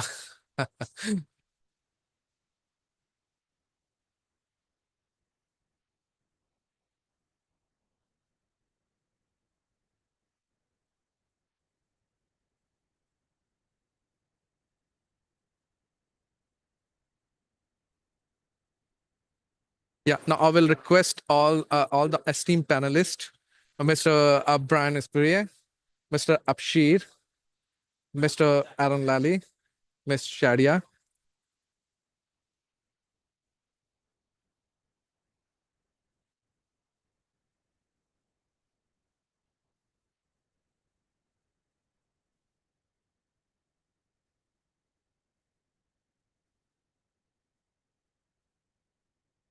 As well as Alisa. Thank you very much. You have beautifully moderated the session. Thank you very much. Thank you.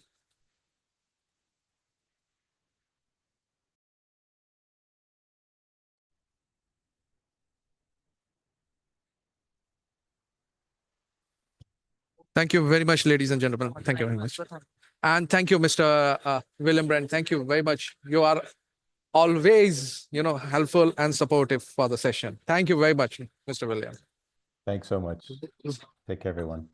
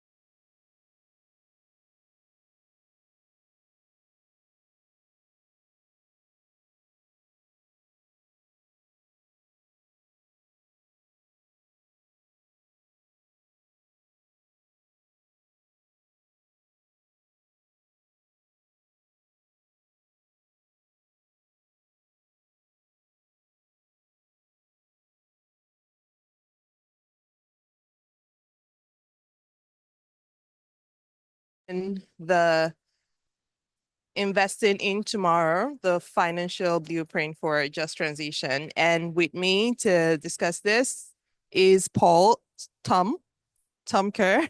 Tom is the lead climate specialist, South Asia at the World Bank Group.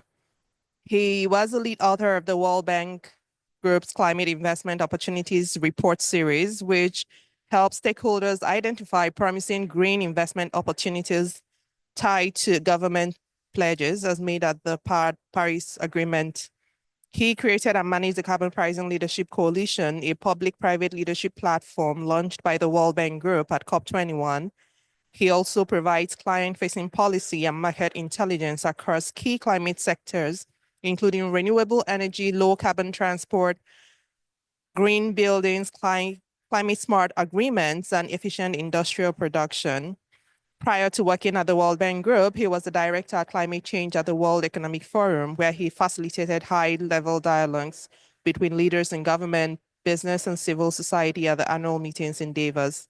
He also worked with the International Energy Agency, where he led the development of a suite of clean energy technology roadmaps. Thank you for being here, Tom. Good to have you.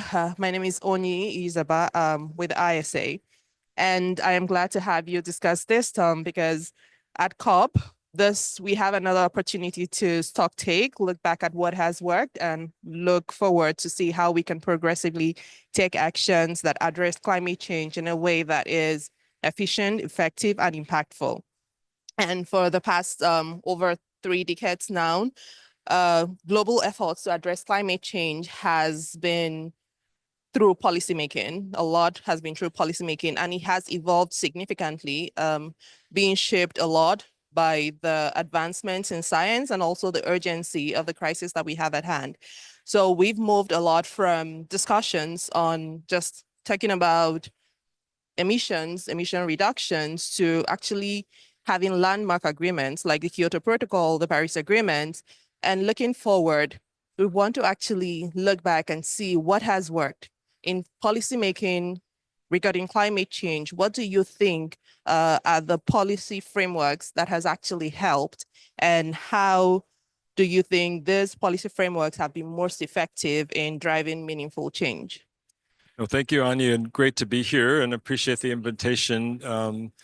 I think, as you say, I've been in this space for a while, and I've seen such a dramatic change in the sort of dynamics of climate change and technologies and investments. And I'm a lawyer by training, so I've always been a fan of kind of thinking of, I don't know if some of you in the US, there's a famous movie called Field of Dreams where the tagline is, "If you build it, they will come." And the point is, if you can put the right policies in place, you will start to see the investment flow. And what I know we are here at this COP, there's a lot of talk about finance and the needs for finance. I think we should step back and say, I've been working in this about 30 years, and the fact that we have $1 trillion of climate investment right now, globally every year is a huge achievement, and it is the result of very targeted policymaking.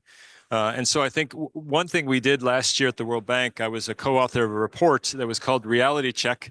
And it was actually saying, okay, we are always looking forward to increasing ambition and how do we step up and, more pledges. But I felt we weren't looking back enough to see what has actually worked, what policies have been put in place. So we did a study. There's a really good policy database that the Oxford University holds. And we found over 4,500 climate policies have been enacted over the past 30 years. We saw, of course, there's been a peak in policy making around the Paris Agreement. So a lot of countries put in policies around 2015 because they were meeting the Paris Agreement. And, I think you saw, of course, like there was sectoral policies like solar and energy and industry and buildings were first, and then agriculture was kind of second at resilience. I think in that space, there were some key takeaways. We did a series of case studies.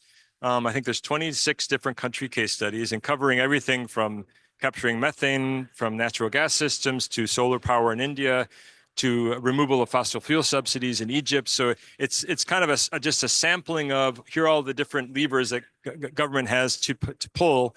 And we tried to showcase the examples we thought were the best examples. And then inspiration is that, okay, if I'm a policymaker, it has been done. Somebody else has cracked this, and I can maybe follow their lead and do that. So, so that we had these 26 policies, and I think the main takeaways were first, the best practice is really to have a framework law in place at the national level that kind of looks at all sectors and is coordinated. But then also you need that sectoral, element as well. A lot of countries started with an energy so maybe a renewable energy incentive or a mandate. But we say it's not as good to do it piecemeal and one by one. It's better to have that sort of framework law. I think second, we looked at what we call sometimes demand pull or supply push policies. And so, some policies are out there to kind of force things into the market. And other times there's incentives to consumers to buy things or, to purchase. And so we looked at, and typically what we found is really, it's not one or the other, it's kind of a mix, and you can use both. And a great example there is actually India with its solar scale up. I mean, I was at the IEA, you said 10 or 12 years ago, and I remember very well that one of our analysts said, where is India in terms of solar? And at that time, they were nowhere on the map. And I think if you look today, I think they're the fourth biggest solar market in the world. And it was a very concerted effort. And we analyzed what, setting up the National Solar Mission, having a financing agency, but then also combining sort of mandates, these sort of carrots and sticks, having the mandates as well as the incentives. And then there's importantly too, it wasn't just a national program, it was then the different states had their own incentives and mandates. So I think combining that all into the package and having that mission was a really, really good case setting example.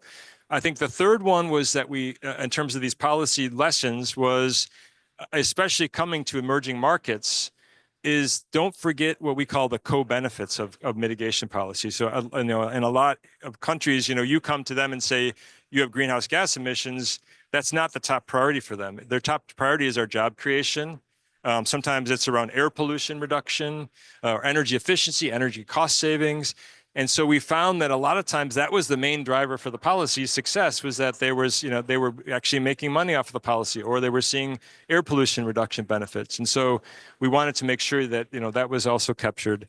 And I think the other one was the political economy part of it. So I think, especially in the cases of incentives like carbon taxation or pricing and removal of fossil fuel subsidies, of course, we all know those are really difficult policies to get across, because there are interests that don't want that. It's going to cost them more, and they're going to fight it. And so we did look at a couple of really interesting case studies. One that sticks out to me was the British Columbia province in Canada had a $30 a ton carbon tax.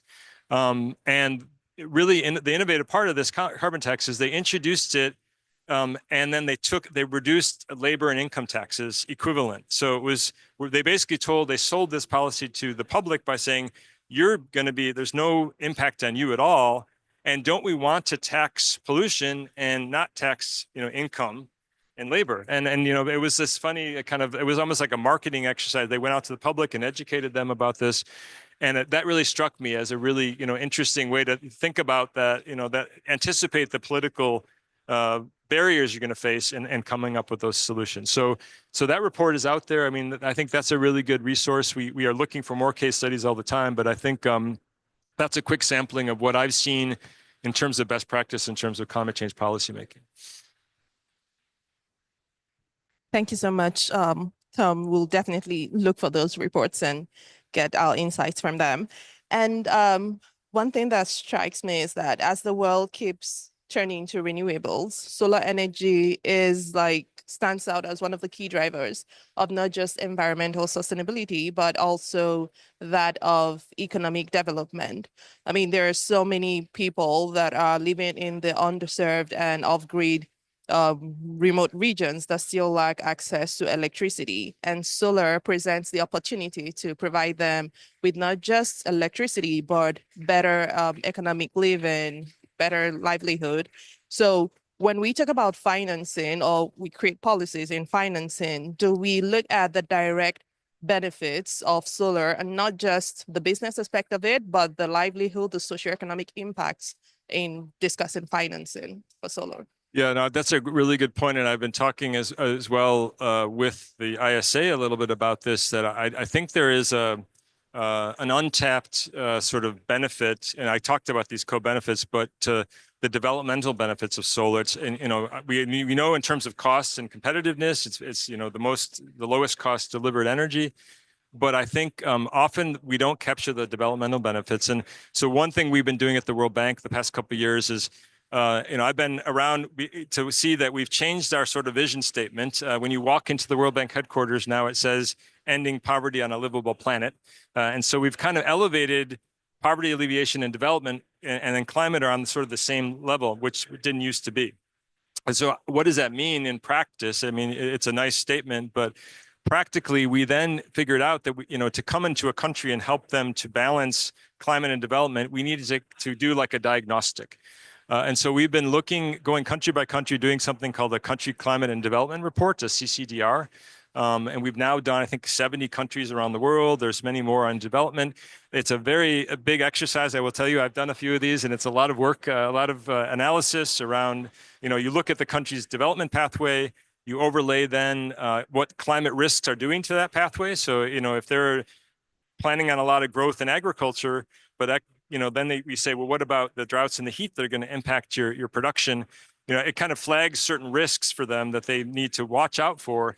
But then on the decarbonization side, it points out, sometimes there's really good opportunities that you can become, like a growth center for green technologies. But in that context, what's really struck me is, I work in South Asia, and a lot of the countries, other than India, they're very small emitters of greenhouse gases. And so coming to them and say, you need to reduce greenhouse gases doesn't make sense. It's not your top priority. What your top priority is really building up resilience and adapting to climate change. But what struck me so when we talk to them about solar and other renewables, many of them import fossil fuels, and that's a big, and they're fiscally strained. So, educating them that if you stop importing these very expensive and sometimes volatile fossil fuels, you get more money in your own government coffers that you can spend on other things. Also, you become then a domestic renewable energy can become a growth source for jobs. I mentioned before that there's a lot of these countries struggle with the bad air pollution. So this is a big improvement in air quality, and then health for going to development, children's development and things like that. And that really has started to strike a chord with our countries that, we have to look at this more. And then yesterday we were talking a bit about this too, that then the beauty of this is there is even sometimes new innovative finance that can come with that. So the World Bank did the world's first carbon bond 2 years ago. It was in Vietnam, and it involved actually a school that was it had a fossil fuel based water treatment facility, and the developers wanted to swap that out with the solar system, and we helped to calculate the emissions reductions associated with that. And then so there's a carbon benefit, carbon finance. And then we worked to quantify that and then went to Citigroup, the global bank, and they would guarantee a certain carbon price payment for those reductions in advance of the project. So that gave an upfront payment to the developers. That's always very hard to get in these cases. And then the World Bank Treasury issued this carbon bond, and a few, I think, Dutch and Danish institutional investors bought the first coupons, and the project's now going forward. So the reason I bring that up is that these investors in Europe were very much interested in the school, the solar aspect.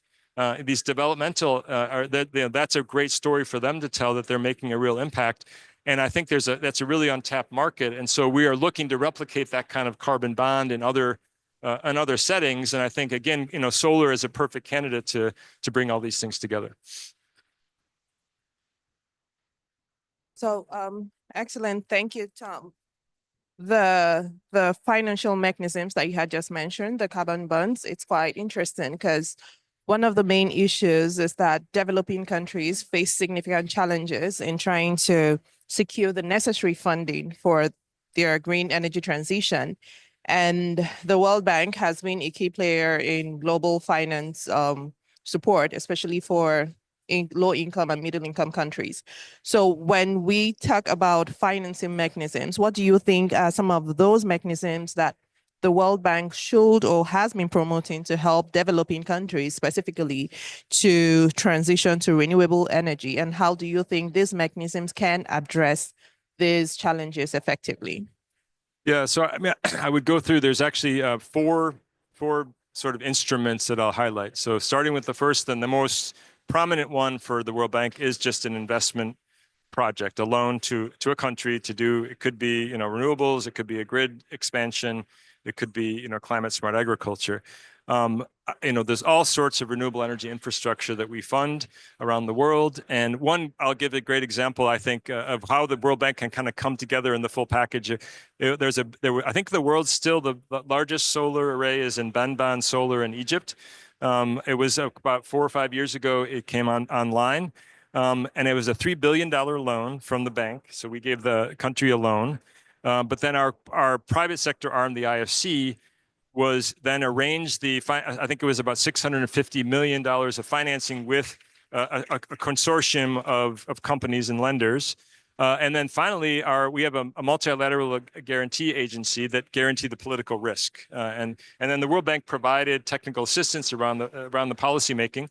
That is a massive project that I know has created a huge amount of investment and jobs in Egypt. So, that kind of is one example. It's a very large scale, but it shows you what we can do when we kind of bring all the parts of the bank together. We also have another interesting, we're fellow lawyers, there's a tool called a DPL, or a development policy loan. And I really think this is fascinating because it's essentially a loan with some strings attached. It's a big carrot with strings attached, where we have what we call policy triggers. And so you give the loan, and when the government puts in place, let's say, a removal of a fossil fuel subsidy or an import tariff, there's certain policies we want to see put in place. When they do that, the money will then flow to them for their own operations and things they can do. So a good example here is India. I think, again, maybe our biggest one globally is there's a $1.5 billion green hydrogen DPL in India right now. And that is involved, I think, and that's helping to build out the electrolyzer production. As I think they have a target of, I actually want to make sure I get this, 50 gigawatts of renewable energy tenders. And then they're looking as well as renewable energy integration through policies that the Ministry of Power would do. And interestingly, if those of you who don't know it, India is actually getting on the final stages of developing a carbon market. And so there's some triggers on the carbon market as well. So DPLs we do in a lot of different shapes and forms, but that's another tool in the box. And then the third one is related to that carbon bond I mentioned, but there's many other flavors of it. We call it results-based finance. Again, it's kind of upfront payment for emissions reductions that are going to happen in the future. And we are doing this. It's called the Transformative Carbon Asset Facility at the bank, TCAF. And I know there is, for example, I was just meeting with some Bangladesh colleagues this morning. We're doing a very small solar homes project there that I think there's about a $40 million payment based on the emissions reduction they're going to see with that. So we have a whole suite of different carbon funds that the bank taps into. And we partner with the climate investment funds as well. Our job typically is to be the ones that provide the credibility around the emissions reduction calculations and ensure that then we can work with the project developers. And then the final one is really, it's not really a financial product, but it is the technical assistance that we have to provide. So, just transition is a topic you talked about a lot. We do provide technical assistance in terms of skills, reskilling and training at the political economy of transitioning out of coal and fossil fuels. And actually, another example I'll give coming back to the carbon markets that I think is fascinating is our climate investment funds division worked with the big energy company Engie, the French energy company. They had a net zero target, and they identified they wanted to try. They had a coal asset in Chile. I think it was a 100 megawatt plant. And they started doing the calculations. What if we close that coal plant and replace it with a 100 megawatt wind farm? What would the emissions reductions be, and how much, what incremental payment do we need to make that happen? And then the CIFs paid that difference, that kind of carbon price, if you will. And I think, that's again, another, talking about transitioning out of coal. It's one of the few examples I've seen where you see actually a coal plant shutting down and being replaced with renewables. And it was a really unique transaction. So there's a quick sampling of some of the things we're doing. Sure. So, Tom, one of these are quite very remarkable examples, but a lot of the work that ISA does is with the low middle income countries. And one of the questions we get asked a lot when we meet with the policymakers is, where is the role of climate finance here? How does climate finance play this role in supporting countries? For them, it's not accessible. There are certain frameworks, there are certain mechanisms that they need to put in place, but they haven't had some of those. So what is the role of finance in trying to support them in creating this just transition? Yeah, I mean, so that is the key problem. And I think that, we know that we want many more concessional finances to be available. The World Bank would love to be able to do a lot more. I think we're always looking for that. And so in the lack of a massive flow of concessional finance, we have to be very surgical about using what we have. And I think there it really comes down to, like I said, I mean, I think each country has its own dynamics around, if you look at just the pure technology of solar, it shouldn't need a subsidy in most countries. But then you get into the country and due to the market conditions, due to the investors' perceptions of risk, maybe it's the first of a kind project. All of these things, the cost of finance goes up, where the technology cost is fine, but the cost of finance goes up. And this is really the crux of the matter. And I think, so you have to use, in those cases, you have to be very targeted with your use of concessional finance. And you can work with partners like us or other DFIs. And I think, a lot of times what we try to do is be let's say the first of a kind, have a deal going in a particular technology in a country. And then we work very closely with our private sector arm, the IFC, to kind of share this with the clients. And in some strange way, we're sort of trying to put ourselves out of business, so we sort of do a deal and we get it successful. And then hopefully the private sector will then come and replicate that. And so it is, each country, as I said, has its own dynamics. And then within the country, different sectors or solutions are kind of on a different scale of viability. And so, I've been doing a really detailed study of this in India, which is a fascinating place. There's so much going on. But I think most countries could do this kind of quick diagnostic and map out where are the technologies that need that most concessional finance. And then, our job then is to structure the deal. And then we have a lot of it is capacity building too with the banks and the financiers, to get them to maybe understand the lower risks than they think that are available. And then where needed, then you can partner with someone like us, and we can help to come in the deal and have a sort of concessional loan or do something that sweetens the deal enough to make it go forward.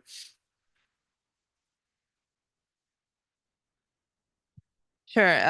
That was quite interesting, Tom. We'll have that in mind when next we need to structure these deals.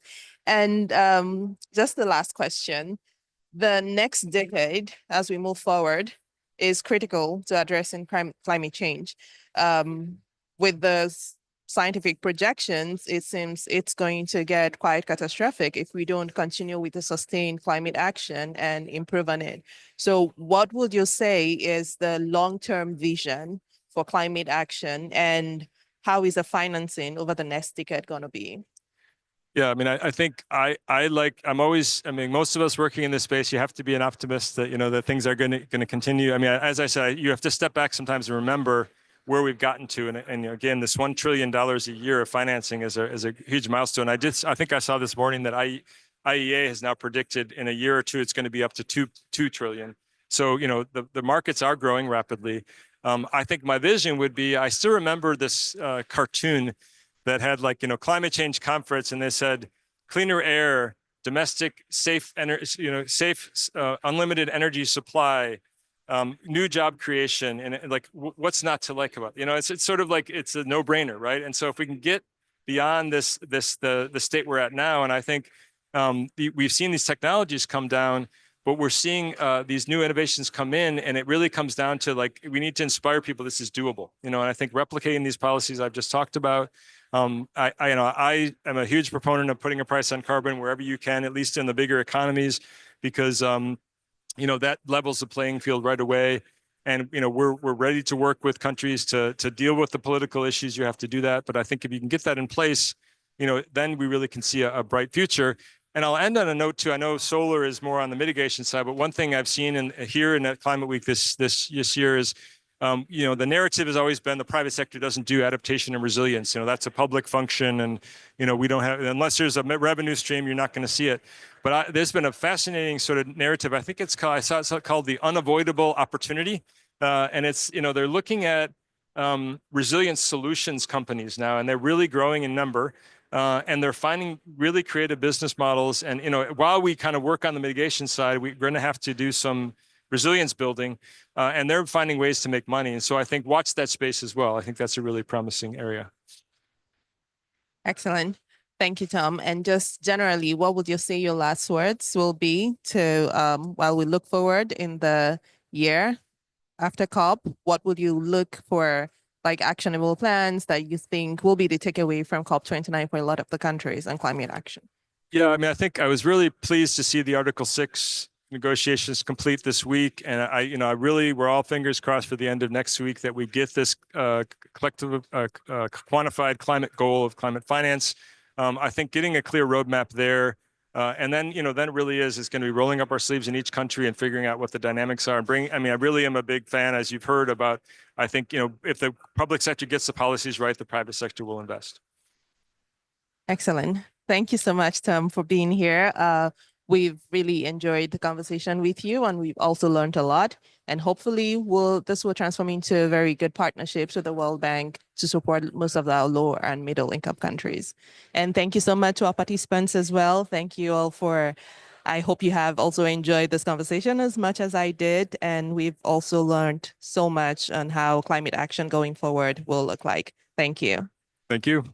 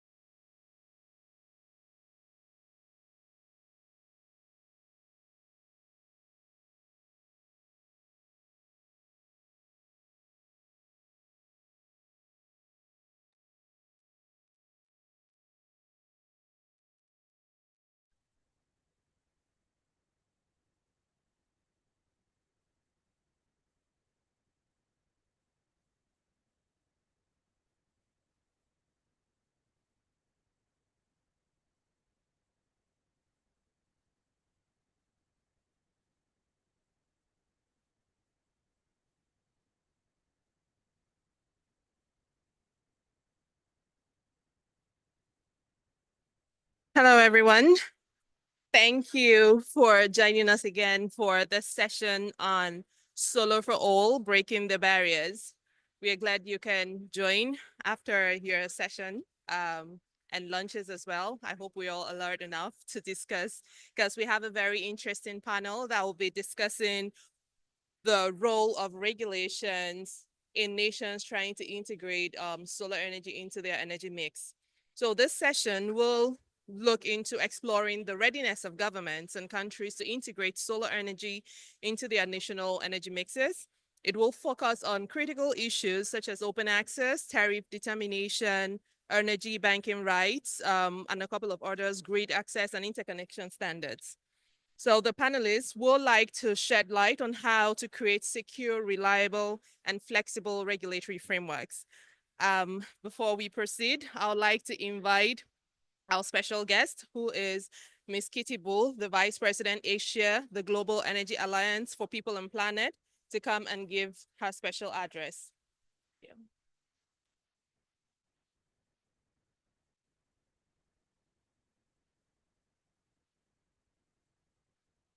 Hello, everyone. It's a pleasure to be here today. And today we're all standing together to signify our world's commitment to massively scale renewable energy in order to reach our net zero future and scale the possibility of renewable energy.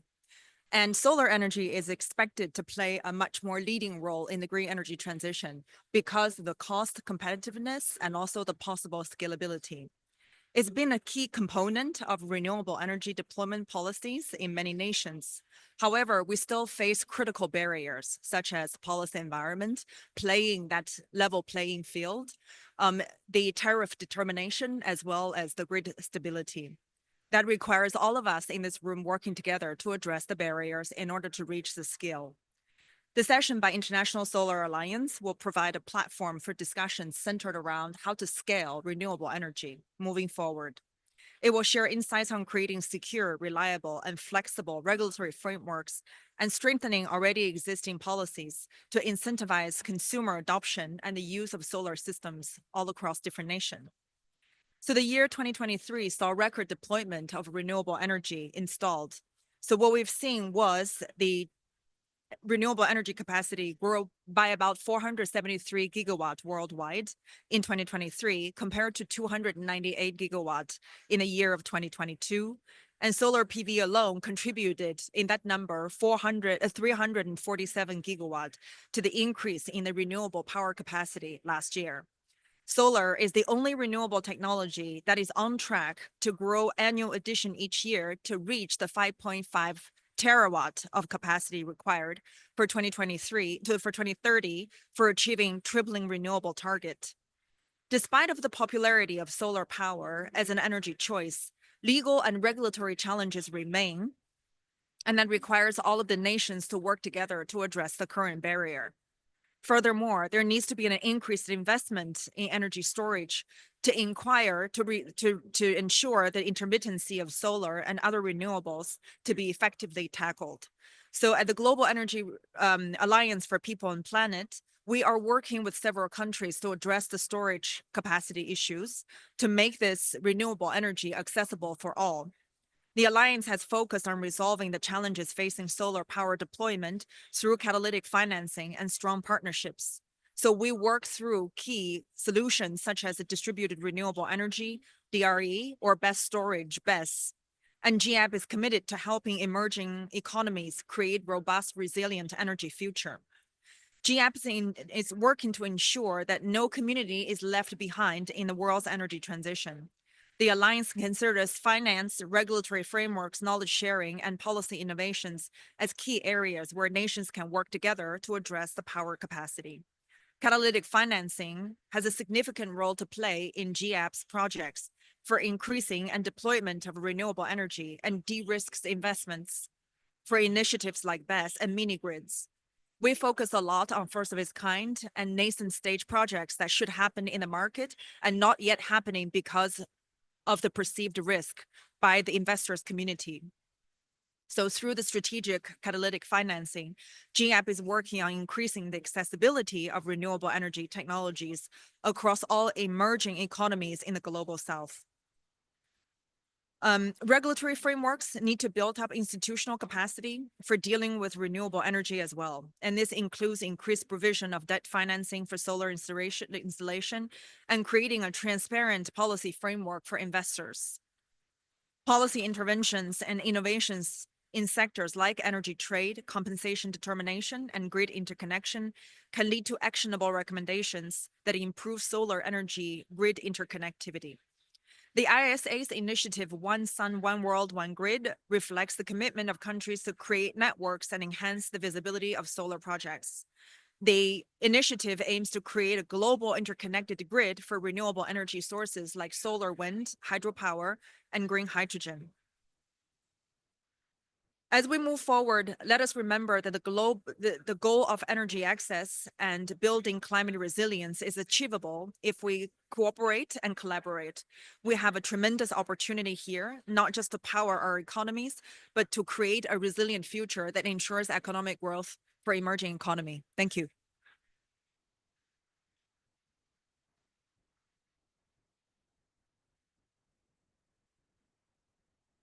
Thank you very much, Ms. Kitibu, for that very inspiring address. I will go ahead now to call my intriguing panelists. We have a very interesting panel today, which is fully packed. Ms. Kitibu, if you can please join us on stage. I'll have all the other panelists join you. And I'd like to call Ms. Vibhuti Garg. She's the Director, South Asia Institute of Energy Economics and Financial Analysis. So please join us on stage as well. Mr. Seth Mahu, Deputy Director and Renewable Energy, Ministry of Energy and Petroleum, Ghana. Mr. Seth, please, can you kindly join us on stage? Ms. Dala Kokukuyi, the Managing Partner, Detail Solicitors in Nigeria. Please join us. And Ms. Shuva Raha, the Lead International Cooperation CEW. She's on her way and will be joining soon. And we can proceed with our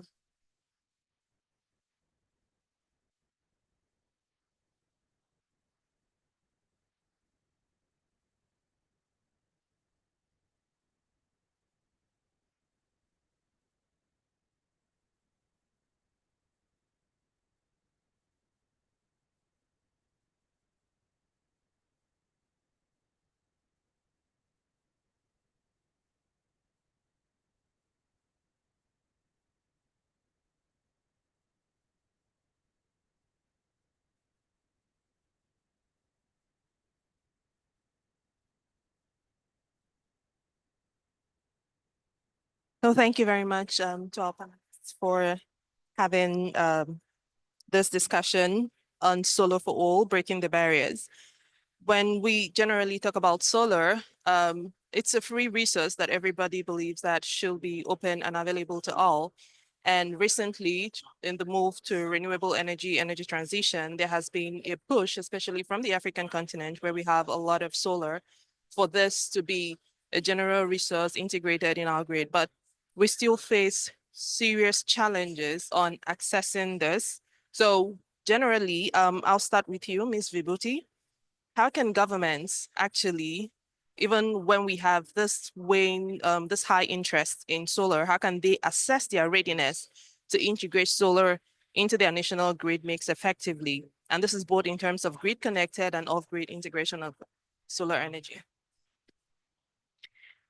Right. So talking from the Indian experience, I think how does the government especially assess the readiness? I think till about last year, when the share of renewable energy in the total energy mix wasn't like substantial enough, there was no issue per se. And we were in a position to keep adding renewable energy into the grid. We have to recognize that renewable energy is not like a base load. It is an intermittent source of power. So it's not that one can keep adding without creating flexible grid generation sources. So what we need is to create more storage capacity. And that's where the current government focuses on. So in India, now the renewable energy in terms of total capacity, installed capacity, the share is 45%, including large hydro. So, which is, substantial again. But in terms of generation, it still contributes only around 17 to 20% on an annual basis. But since last year, I think we have been struggling in the sense that in order to prevent, I would say, intermittency of renewable energy power, where the focus has shifted is to create storage capacity. In India, we have to recognize that in other countries where gas could have played a flexible generation and could have been ramped up to ensure that the grid is always consistent. In case of India, because gas, we don't have we do have some bit of domestic gas resources, but we largely import. And over the last 2-3 years, especially, the prices of gas has become so volatile that India as a nation could not have relied on gas to be used as an intermittent or to be used as a, flexible generation source. So we have to rely largely on pumped hydro and battery storage. But again, we have to recognize that pumped hydro the gestation period is too long. So we have to create more and more battery storage capacity. And that's where most of the new the auctioning of storage tenders are the order of the day. Because if we have to add more renewable energy generation, we have to ensure that India adds more and more storage capacity to ensure that the share goes up. So that's where, when the government is preparing that further, the 2030 goal set out by the Indian government is, and which is submitted as part of formal NDC as well, is that we have to produce about 500 gigawatt of non-fossil fuel sources. And as per, the government estimates by the Central Electricity Authority, that would also mean that India creates at least about 47 to 48 gigawatt of storage capacity.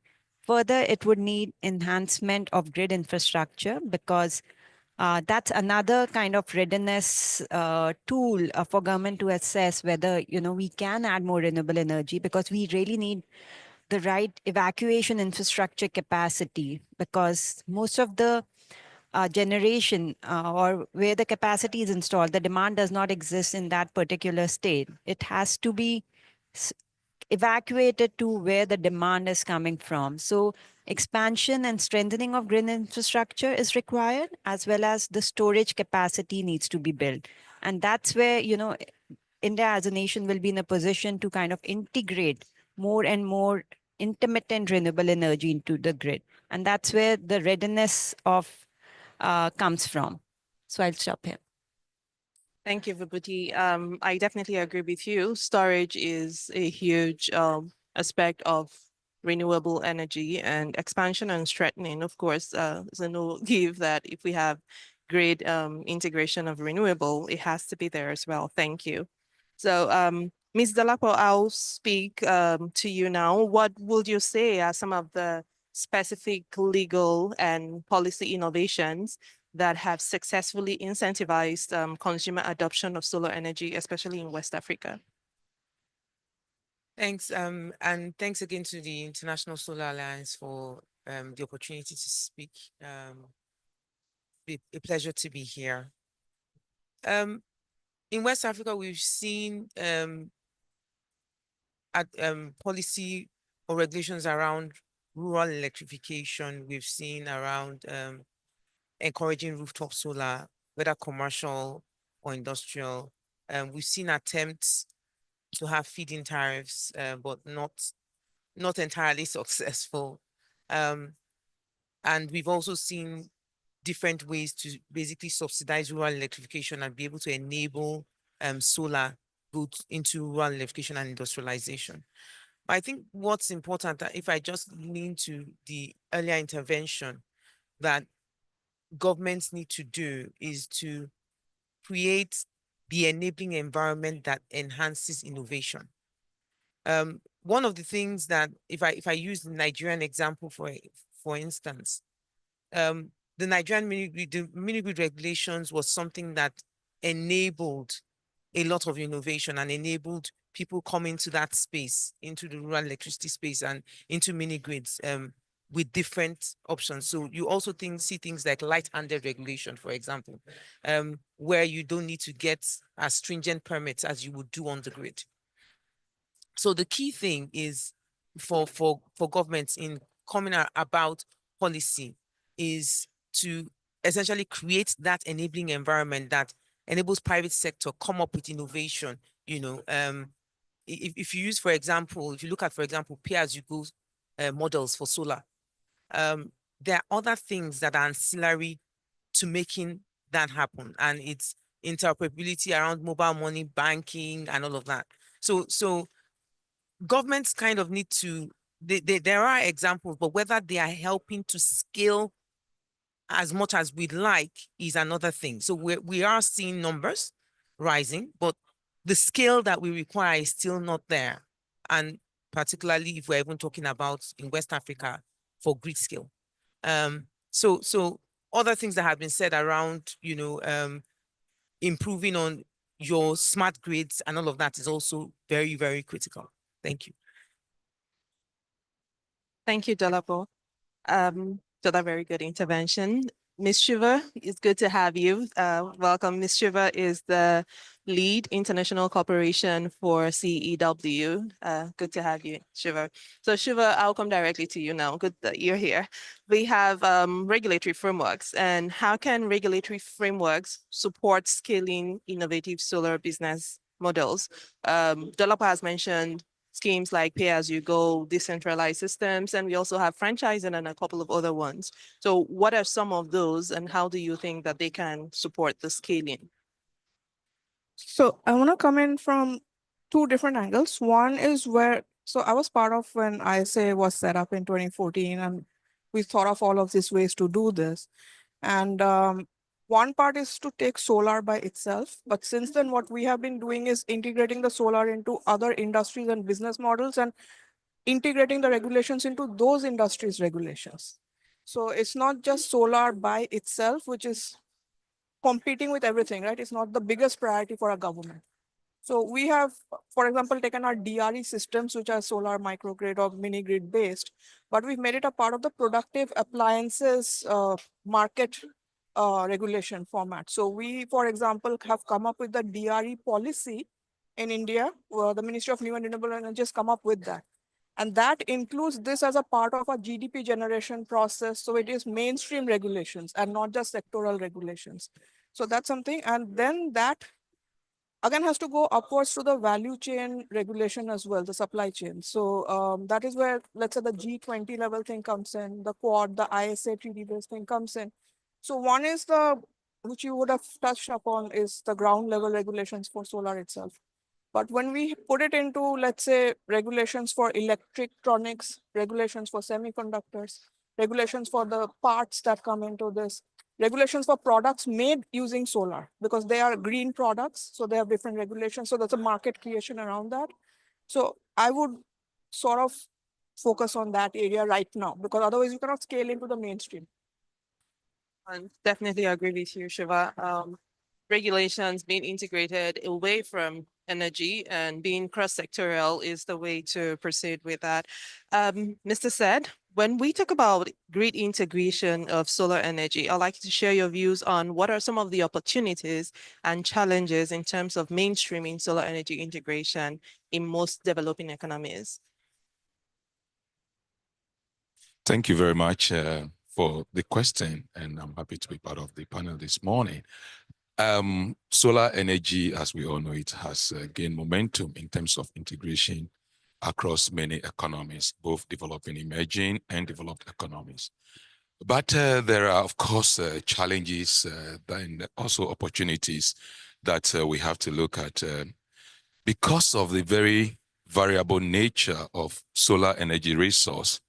It makes it a bit challenging, you know, for grid integration, particularly in developing economies where there are issues with inadequate energy infrastructure. In most parts of the developing world, grids are isolated, and therefore operators of grids do not have the benefit of enjoying what we call ancillary supports for grid operation. And that makes it very difficult for solar energy integration. And in a way, it is preventing or inhibiting how much solar we can integrate into the grid. There is also the issue of financing, which is very critical because most developing countries rely largely on concessional financing for major infrastructure projects. They are unable to attract the required private capital to really integrate variable renewables and, for that matter, solar energy. In the midst of all these challenges, I see opportunities because, one, we want to increase access, in the developing world. Africa, for example, the statistics have it that about 600 million people do not have access to electricity. Solar energy is one of the fastest technologies, one of the technologies that we can actually use to bridge that access gap. I also see opportunities in the area of regional grid integration. It is important that if we really want to, accelerate solar energy uptake in developing countries or in the developing world, we need to pay a lot of attention on how we can integrate the various grids. And we can do that through regulations by ensuring that we have uniform codes, that will enable us to be able to interconnect the grids. We also need to create a common market because, I would want to give an example of West Africa. You take that market, we are talking of about 400 to 500 million people. It's a big number, but in terms of investment, very little comes in.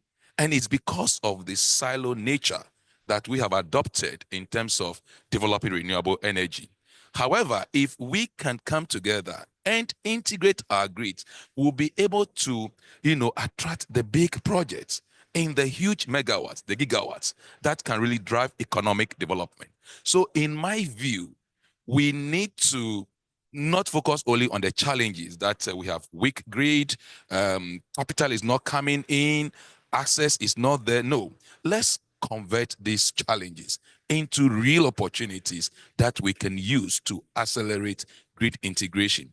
I see huge opportunities in that space in the sense that if we are able to integrate our grid, it will also allow the ancillary market of electricity to flourish. It's a big multi-billion-dollar market that is waiting for somebody to just take the lead and then we'll let it, unlock. So I think it's an area that we need to focus our attention on. And again, the electricity wholesale market can also flourish if there is grid integration. If we're able to address all the tinker issues and make sure there's grid integration, it can also allow the electricity market to flourish. So for me, these are some of the things that we need to be looking at if we really want this to happen. You look at interventions like the Mission 300 million, which the World Bank, the African Development Bank are championing to ensure that we have access or we give access to electricity for about 300 million people on the African continent, for example. How do we do that if we do not integrate our grids? How do we do that if we do not leverage on the price advantage of solar energy? So it is important that we put all these bits and pieces of interventions together and have a holistic approach, address the core issues that will allow us to be able to anchor and drive these initiatives. Thank you very much, Seth. I definitely agree with you. That's a very insightful thought, turning our challenges into opportunities. And yeah, we'll definitely hope to galvanize enough cooperation internationally, especially within the region, to be able to achieve that. The beauty, if we look at the Indian context, generally, part of what we still struggle with in Africa is the accessibility and affordability of energy prices, especially when it comes to solar. For some of the countries, they will insist on uniform tariffs for both the grid integrated and mini grid, and for some, it becomes a deterrent to private investments because, of course, it's a bit more expensive to produce mini grid. So can you use the Indian context to say, address what fundamental changes that can be brought in using policy intervention in this area? So as you said, the cost of tariff or the cost of electricity from mini grid is expensive. So how do we, and on the other hand, I mean, from the Indian context, the grid tariffs are for certain consumers, which are agriculture and residential consumers are highly subsidized. So there is a big challenge in terms of bringing that parity, because on one hand, a residential consumer who is paying lower tariff because it's subsidized. And if, say, for example, in urban areas, that's not a problem because you have the grid connection. The mini grid becomes relevant in tier 2, tier 3 cities or in far off rural areas where the grid connection might be a challenge. But just to kind of, from Indian perspective, this was a bit of an issue till, 4-5 years back. But now the grid electricity is, I mean, barring some 10,000 odd households, the grid connection is there with, I mean, the connection has reached to all the households and individuals. So one really feels that why would I pay a higher price from mini grid and not take a subsidized tariff from the grid connection? So that's a very big challenge. And how do we bridge that gap is not going to be easy unless government subsidizes mini grid.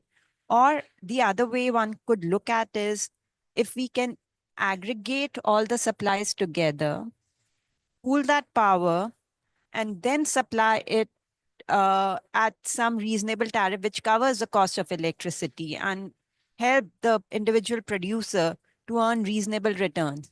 So unless that happens, unless there's a business case, nobody will set up that kind of a capacity. And if that falls on the government, the public sector, and provide that electricity, at a tariff which does not reflect cost. So we are just kind of creating another supply, which will really add to the financial woes of either the individual provider or the distribution company who are already reeling under huge financial losses. So we have to see what kind of business model needs to be created. We really have to create a business case. As I said, the other issue would be to ensure that the supply from mini grids is, or from the grid, how do we ensure that it is coming from renewable energy? The tariffs of renewable energy now in India are cost competitive. It is, in fact, much lower than producing a base load coal or gas is extremely expensive right now because we have to import gas. And for the power sector, few years back, there was domestic gas allocation, but no longer because now the limited domestic gas is being provided to other sectors where there is no alternative. But in case of power, there is an alternative. So renewable energy coupled with storage, we are seeing with increasing deployment and the new age tenders which are coming up, renewable energy with storage, the tariffs are going down. So that's a positive development that is happening in India. But as I said, for creating a business case, we will have to look at not mini grids in isolation. There has to be a mechanism of either, pooling that power and bringing the overall cost down. Unless that happens, there won't be a demand for specifically high cost power when you have a subsidized tariff existing in the system. So yeah. Thank you. Thank you, Babiti. So when we talk about, there have been proponents of creating a market system that will ensure that there is competition in the market and then consumers will be able to drive the prices by themselves. So Zalakwa, I'll come to you. What role do consumer rights play as rights like energy banking rights, energy choice? What role do they play in enhancing the adoption of solar energy systems in some of these markets? So I mean, in developed markets, consumer rights and energy banking rights, such as energy banking rights, definitely do play a key role. I mean, in developed countries, you actually have the choice to, even on your bill, to say that I would rather do green, than something else. But when we look at it from a more developing country perspective or from an African perspective, it's just you don't have that choice yet because we are still dealing with access. But it then kind of begs the question, if we're looking at access to energy for all, how critical it is, for everyone to be able to have that choice.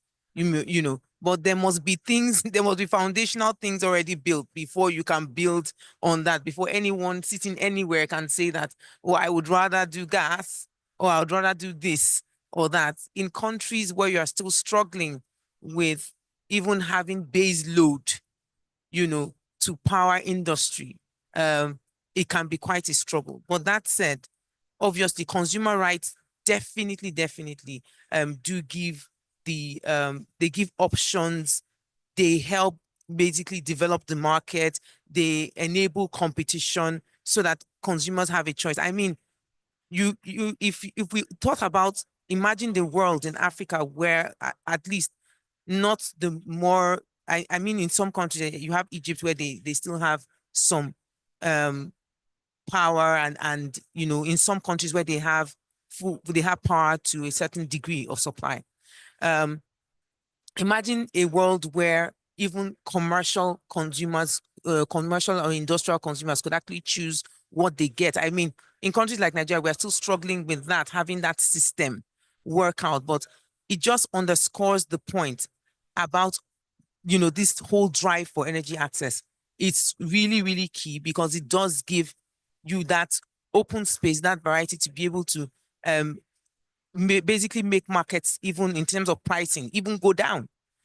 So obviously banking rights and all of that are a great choice, but I think the message for the governments in the less developed countries is that, or in the developing countries, is that let's even build the foundation that's required for that. Just with the conversation here, obviously, just doing off-grid cannot help. It can't help us make that choice, because in some place, I mean, if you are taking power to a mini grid, some places in rural areas some children haven't even seen power, lights on before, but that's what solar is doing, taking it to the grid. But imagine if we're able to even take solar, integrate it more into grids, and all of that, then people can have a choice. So it's doing those fundamentals first and creating that market, developing that depth for us to be able to then have consumer rights. That's what would be critical if I looked from a developing country perspective. That makes a lot of sense, Dalakwa. So if we're looking at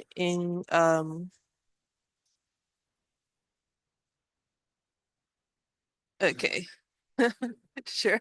So when we're incentivizing adoption, innovation in solar energy, Shiva, I'll come to you. How do you think that compensation mechanisms can be designed to incentivize solar energy adoption, especially when we still struggle with grid stability and equity concerns in the developing world?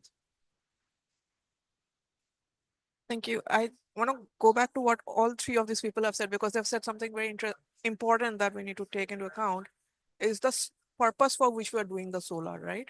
Access solar is different from transition solar. So that sort of determines what you are incentivizing and why. And I'll give you an example, which also shows regulations are misplaced and don't work, because India first tried to do rooftop solar. And we had some 40 gigawatts of target. But we had access, like Vibhuti is saying, we are connected to the grid. So there is no reason for us to be incentivized to shift to something when we already have electricity, right? And so if you want us to transition, then your motivation has to be different and your incentive has to be different, in which case I would say I would have to be incentivized to move from the security of my grid on tap to complicate my life by installing rooftops to my house, which my mother would have to look at, right? But if I don't have access at all, then it becomes a right to energy conversation where the government has the responsibility to kind of incentivize itself to provide that service.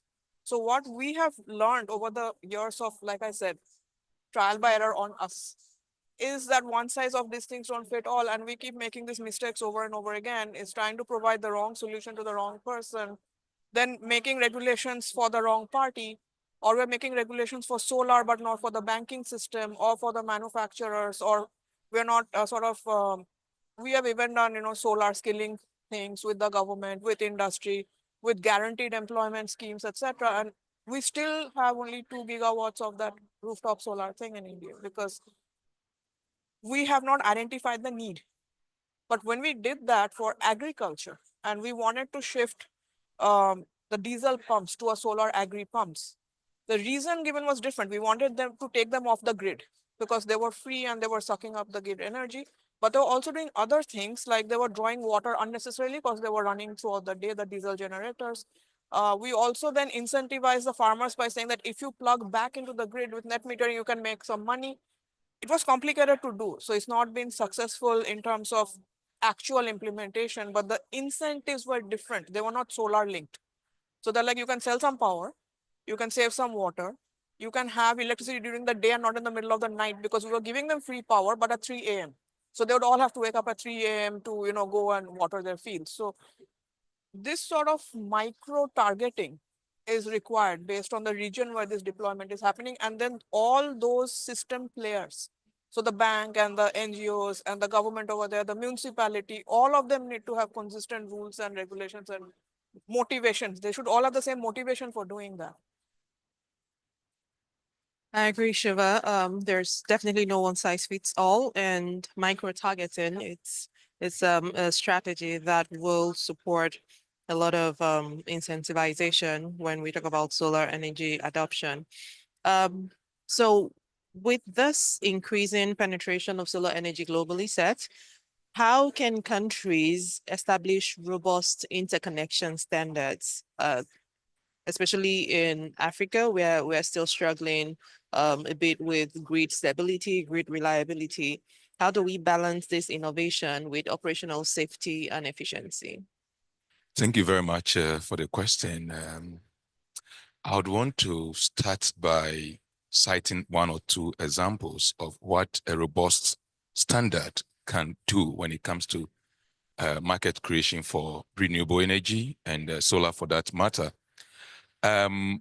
If we want to increase access, there are a couple of strategies that can be used to deliver that. One of them is through grid extension. Another one is through microgrids. And then we're also looking at isolated net systems that in other parlance, they call it standalone. You would need capital to flow into all this space to make things happen. For example, in the area of mini grids. And we are all familiar with the usual chorus that what happens when the grid arrives. If somebody puts his investment into an area, what happens when a grid arrives? I believe strongly that standards and regulations can be used to address all these challenges. For example, if we want to integrate grids, one of the things that we need to focus on is to be able to build capacity. And I would want to stand by this, that capacity development is crucial, because most of the times we have not been able to implement studies because they did not originate from our own systems. We always rely on external capacity, and they come out with standards, codes that do not really mirror the situations we have on the ground. And it becomes very difficult to implement that. Therefore, it is important that we first and foremost focus our attention on developing capacity within an ecosystem, whether at the regional level, at continental level, to enable us take the lead in developing standards that will address the needs of energy or power grid integration. Another important element that we need to focus on is to be able to have a harmonized standard For example, you have networks that are operating at 50 hertz. Others are also operating at 60 hertz. How do you integrate these grids? It becomes very difficult. So how do we harmonize standards to ensure that if indeed we want to integrate a regional grid, we are all operating at the same frequency. We are all operating at the same voltage levels. These are very important things that we need to look at if we want to integrate our grids and help use it to drive investment in the area of solar energy uptake. Another important thing that we need to look at when it comes to developing robust standards and coupling that with innovation is to look at what is happening in other areas, because some regions have done it very well. Take Europe, for example. They have been able to integrate their grid so well that they are able to take advantage, or what we call comparative advantage, of energy resources. You take Norway, they have a lot of hydro, they have a lot of wind. You take Belgium, they have a lot of wind. They are able to use standards to develop these things at national levels and then integrate it for the greater benefit of the entire subcontinent. It is important that we also look at similar things. We collaborate with countries that have, or regions that have done so well in terms of developing standards or adopting standards, be it IEC standards or IEEE standards. We collaborate with them to be able to look at best practices and use it to help develop or adapt standards that will help us to be able to, accelerate grid integration. Another important element is safety. Safety and efficiency. We need to focus on safety measures that can also be able to give confidence to market players. For example, I recall very well, there was a time that we wanted to integrate or take power from Nigeria. There was a safety issue because the two grids were not compatible. How do we address that? There are standards, there are IEE standards that are addressing safety issues. And we need to look at these standards, adapt them at national levels, adapt them at regional levels, and use them to innovate our grids, use them to improve on our grids so that we can be able to integrate these grids and allow for seamless operations of these grids. It's very, very important. But in the heart of all this is capacity. If we do not have the capacity, it will be very difficult to do this. Another aspect that I want to touch base on before I put down the microphone is data. Because in grid integration, data plays a crucial role. Data plays a role in planning, it plays a role in communication. And it is important that we are able to develop standards that will allow us to collect harmonized data across the entire country and across the entire region. So whatever data I collect in Ghana, same will be the data that we have from Nigeria or South Africa or that view. And when we have that level of data, we'll be able to plan and seamlessly operate our grids efficiently and also be able to integrate faster. Because without data, it will be difficult for us to integrate our grids. So it is important. Even though we might not have done so well in that, I would always say that it is important to take the first step. It is always important to take the first step. Where do we start from in terms of beginning to build data repository, have capacity to be able to analyze these data, interpret them using innovative solutions to be able to design grids that are compatible. That is very important. Thank you. Thank you so much, Seth, for that amazing intervention. And just like at the end of the session, we'll also be launching the regulatory repository, which is, a work of the International Solar Alliance, which we aim to identify all the standards that a lot of countries operate and some of the laws as well, just to help with this integration and harmonization. Excellent. So Shiva, I'll come to you. What measures do you think that can be taken to ensure equitable access? When we talk about access, it's general for a lot of people. Some they can have access, but it's not affordable. For some, it's affordable, but there's no access. So if we're looking at equitable access to solar energy, particularly in the underserved communities, what are some of the measures that you think will be beneficial? Thank you. I again come back. One would be data. First of all, in developing countries, we don't know much about anything in an organized way. So where is who needs what are the options? Not everybody even has the same options. So, and what are the risks? So one other thing that we never map is risks to the systems that we install for certain people, where something happens, then they lose access even after getting them access. So, we just don't have this broad spectrum understanding. So what we have been doing is ad hoc pocketed efforts. Oh, we have a problem here. Let's just kind of put a band-aid on that and hope it sticks, etc.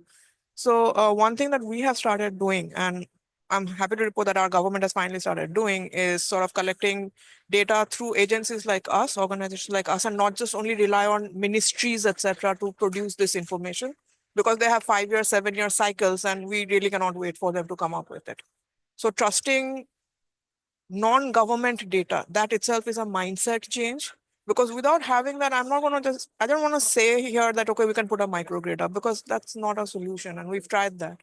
So in terms of having the energy basket per household, so solar as of now is not the 1-point solution, right?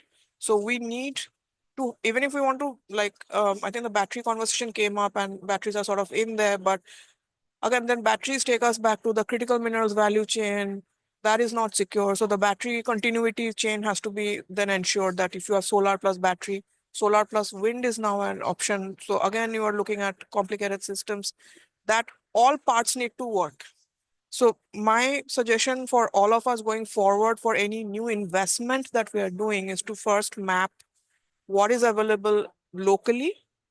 If solar is even the best option at that point of time because once you get the access, then we can look at transition as a separate point, not access plus transition at the same time, because that's also something we're trying to do, and forcing people into systems that are not always logical for them.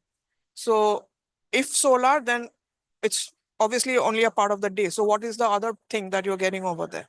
If it's a fossil fuel based thing, then you have the grid coming there anyway. So then what is your solar doing? And then your solar is carrying your grid is carrying the solar. So for purely off grid, solar plus what? Is it bio? Is it wind? Is it local nat gas that you're doing something with?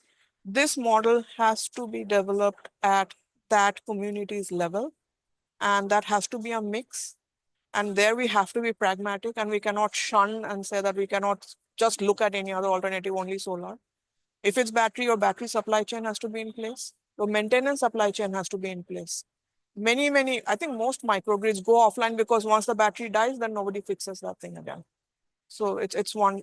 So access has to lead to security. So that security point also has to be considered as, let's say, a 25-year timeline. What are these people doing once you put up a system over there? So all of us need to go back to the drawing board on this. Yes, thank you, Shiva. I definitely agree. Access leads to security. And Vibhuti, I'll come to you. There is open access in some parts of India. How do you think that has facilitated clean energy integration, and what other financial and non-financial incentives has proven most effective in encouraging consumer adoption of solar energy systems? Right. So I think after hearing all the panelists, I think we have to understand the different countries are at a different starting point. So why I do hear, in Africa, we still have energy access problem. In India, I mean, the solutions would be very different because the state of development is very different. So we now have electricity grid access with most of the consumers, as I said. But where the green or the open access becomes very, very critical is for specifically more relevant for CNI, which is the commercial and industrial consumers. Primarily because, as I was mentioning, the way the Indian tariff system is designed, residential and agricultural consumers are highly subsidized. But on the other hand, the commercial and industrial consumers cross-subsidize the residential and agricultural consumers. So they have to bear the brunt of, paying very high tariffs, and so that the distribution companies are able to recover some part of the cost by charging CNI consumers, more. So open access kind of helps them in by not using the grid infrastructure laid out by the transmission and the distribution network through open access by directly power from the independent power producers. That helps in bringing them the cost down. But more importantly, most of the CNI consumers now have set up their net zero targets. So they want to buy renewable energy power. And how that can be facilitated is through, allowing them to buy directly from IPPs producing green power. Through DISCOM, they cannot differentiate whether that power is from coal or from green. There are now mechanisms through which they can ensure that, because India has introduced something called green tariffs. So the distribution companies now will ensure that they can supply renewable energy, but they do charge a premium for it. And that again makes the cost competitiveness of those consumers inefficient, because they have to pay over and above some other premium. Whereas even after paying the open access charges, they are able to procure power at a much lower rate. So open access has really facilitated, as I said, especially the CNI consumers, to ensure that they are able to meet their internal net zero targets, or are ensuring that they can buy renewable energy power. And India in 2022 came up with a green open access rule. And it's not only few states. So 28 out of 29 states have adopted those rules, while 12 of the states have not implemented in its full force. But the rules exist. But state being electricity being a concurrent subject, it is left to the states on how much they want to adopt.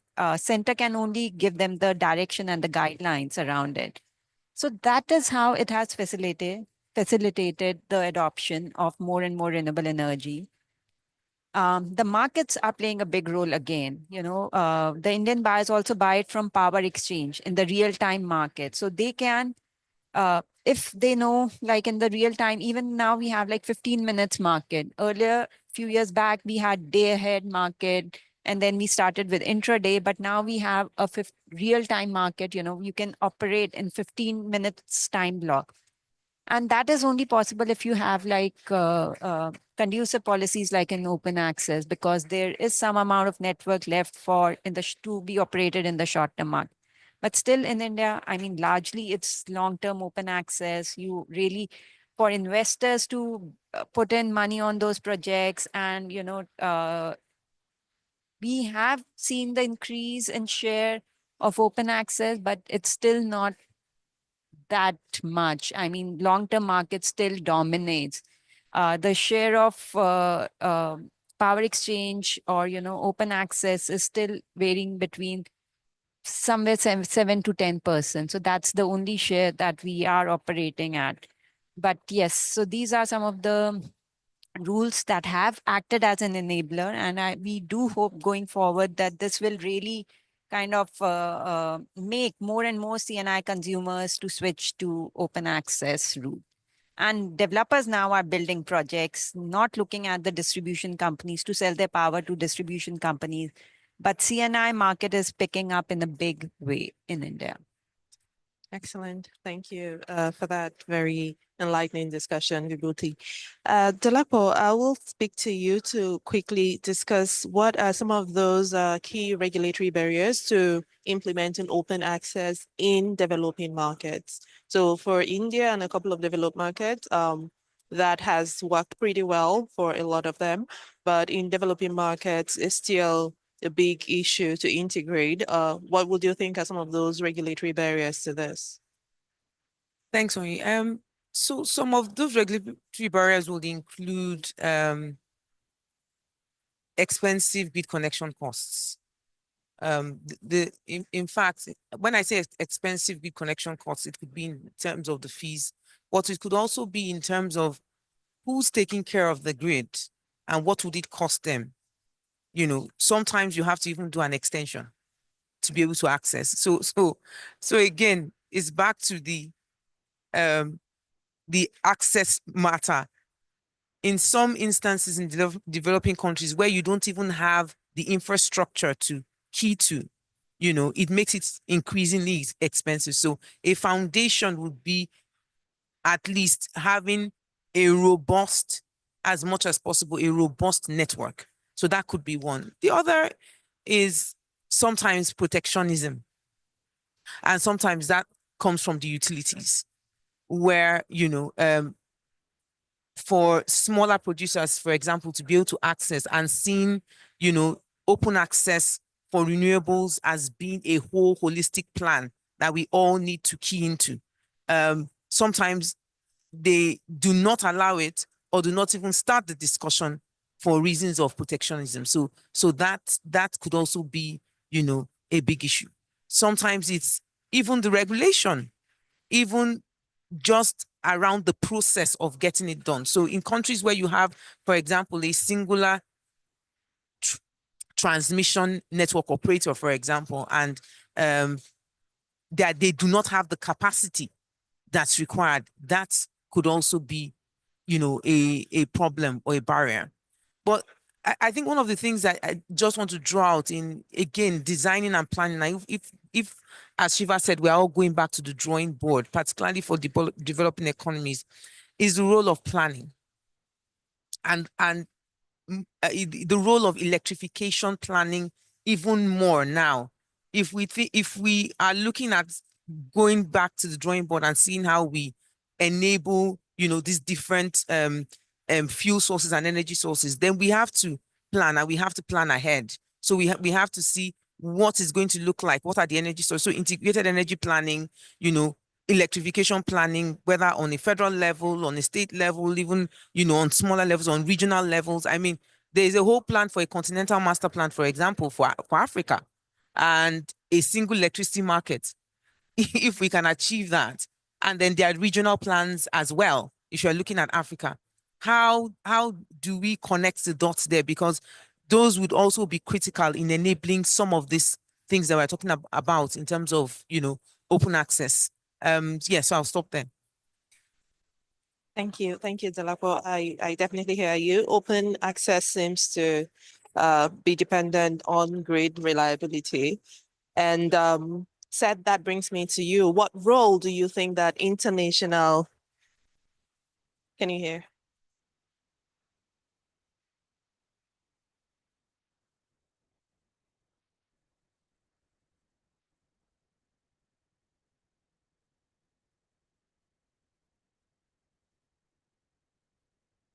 Can you hear? Okay, excellent. So yeah, I wanted to ask you, what role do you think that international collaboration can play in supporting governments to ensure this reliable grid integration and ensure standards for solar energy, saying that we still have a long way to go, and this has to be dependent on how strong the grid network is, the reliability of the grid. But single market systems, regional corporations also come together to play a huge role in this. What would you say that international collaborations can do in this respect? Thank you very much, Onyi. I think will play a major role in fast tracking the whole process to be able to have our grids integrated. We can have international collaboration in the area of capacity development, you know, and knowledge sharing. In this space, I would want to single out ISA for the role you are playing in ensuring that capacity is developed through international collaboration or cooperation by helping establish, you know, centers of excellence that are there to support research and development that are there to build the requisite capacity for member countries. So I see international collaboration playing a key role in developing the human capacity, you know, and also helping in disseminating knowledge across that space. Another very important area that we can talk about is using international cooperation or collaboration to promote financing of, innovations across the grid integration space and also the integration of solar energy. For example, many countries have issues with access to capital, and through international collaboration, we can have partners like the IFC, the World Bank, etc., the African Development Bank, bringing in concessional facilities like grants and loans that can be used to, accelerate the process. So it is very important that we really, really focus on international collaboration in that space. Another very important area that one can easily, identify as far as the development of the grid or integrating grid will be in the area of providing de-risking instruments. I've seen that with ISA coming out with instruments that can help countries de-risk investments, because sometimes it's so difficult getting capital to support certain interventions. But if there can be that collaboration, we can have a number of instruments coming on board to de-risk the market and help fast-track investment. Of course, international collaboration is also important in the area of incubating ideas. There are a lot of innovative ideas out there, but how do we get them into the marketplace? It is not easy to get private capital to come in immediately. And I see international collaboration playing a crucial role to ensure that we are able to get the needed support to turn some of these brilliant innovations and ideas into products and services that can help improve the grid infrastructure in general and also accelerate the integration of solar energy for that matter. Let me just touch base on some examples. For example, how can we work together with international partners, to help develop instruments that can drive things like CNI, net metering schemes, solar applications in other areas like irrigation, etc.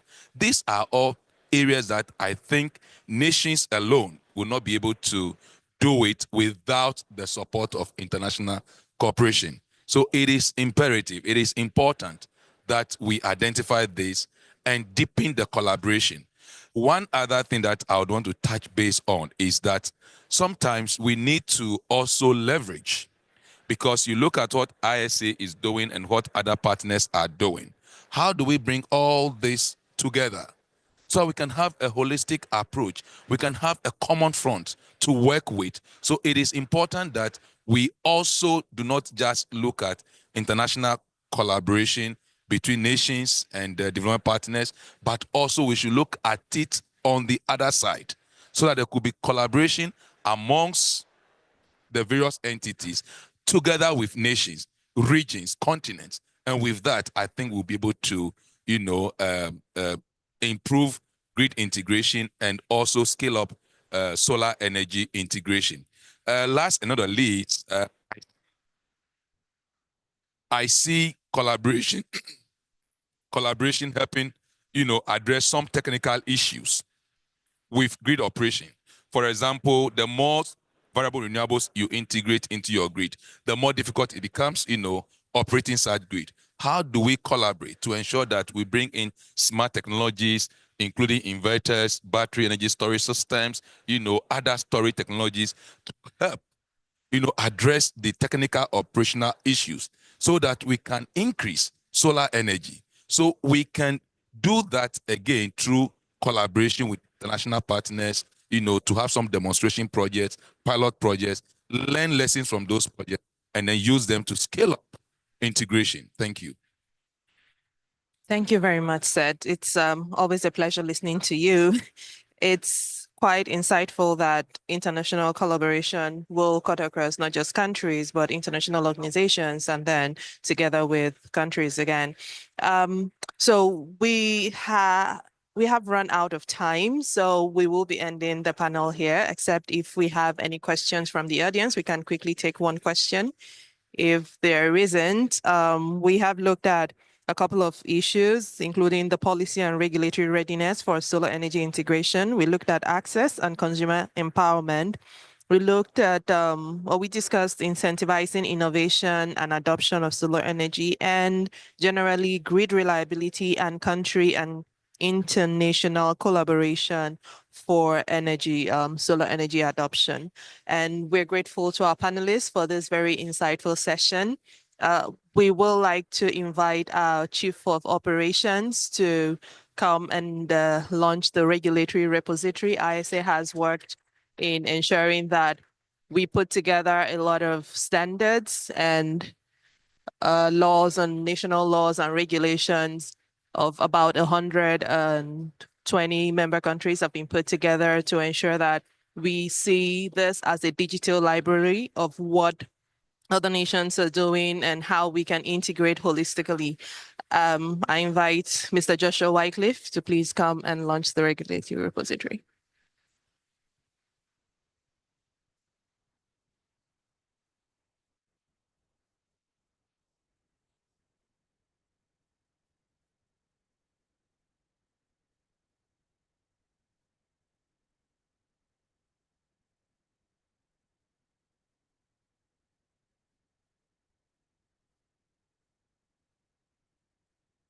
Thank you.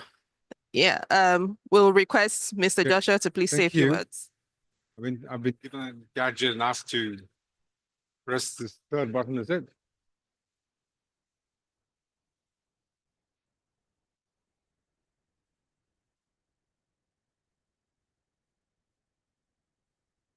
I've been asked to say a few words, and I'll just address the gathering. Please be seated, panelists.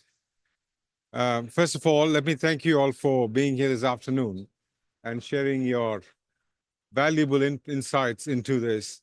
I was sitting there and listening, and a lot of what you've said makes a lot of sense, and not just sense, but a lot of meaning. And it's meaningful words that we heard from each one of you, the four of you. So thank you very much. Just wanted to update on some of the work that we've done. So there you see, we've just opened the regulatory repository portal. And this portal is the beginning of an answer to some of those questions and discussions, as the panelists said. I mean, I was listening to one of the panelists talk about data that's being shared and that being consistent across the regions. And so this repository is working towards that data. I don't know how many of you are aware that the ISA has an exclusive regulatory support unit within it. It houses a regulatory support unit, and it works across geographies, including Africa, in being able to assist with the countries in being able to not just tweak, but review the existing policy, regulatory mechanisms, and also, of course, the legislation itself. I'm aware of at least one or two countries where the Energy Act is under review, and thanks to Oni and her team who are working with these teams across borders. So the other thing that I also really appreciated listening in was financial collaboration and incubation. ISA has a special product called SolarX, which incubates. And recently we closed 20 startups from Africa. Each of them were given funding, $15,000. The top 15 of these organizations, we had about 200 applications that went in, and we successfully picked up 15. They got an award of $15,000 plus hand-holding acceleratory programs as well. So incubation is well and truly happening. We also do this across the Asia Pacific too. In terms of collaborative financing, ISA has its own mechanism called, under a blended mechanism, finance mechanism, where the de-risking happens across finances. We have successfully done a pilot where what we've done is we've launched this with an organization in Nauru for a 15 megawatt mini grid project. And that is based on the de-risking and also the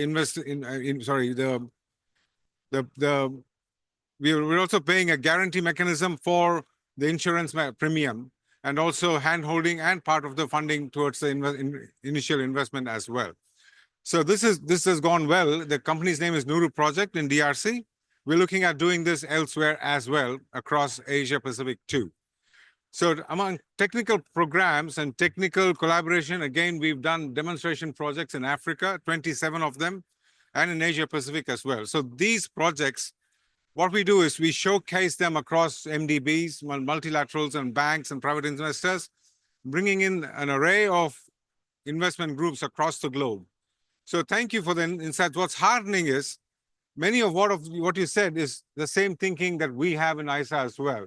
I was glad that all of you could hear these, so it just reiterates and reaffirms the direction and path that ISA has taken. I once more want to thank all of you for being here this afternoon, and I wish you all the very best for the rest of the COP. Thank you.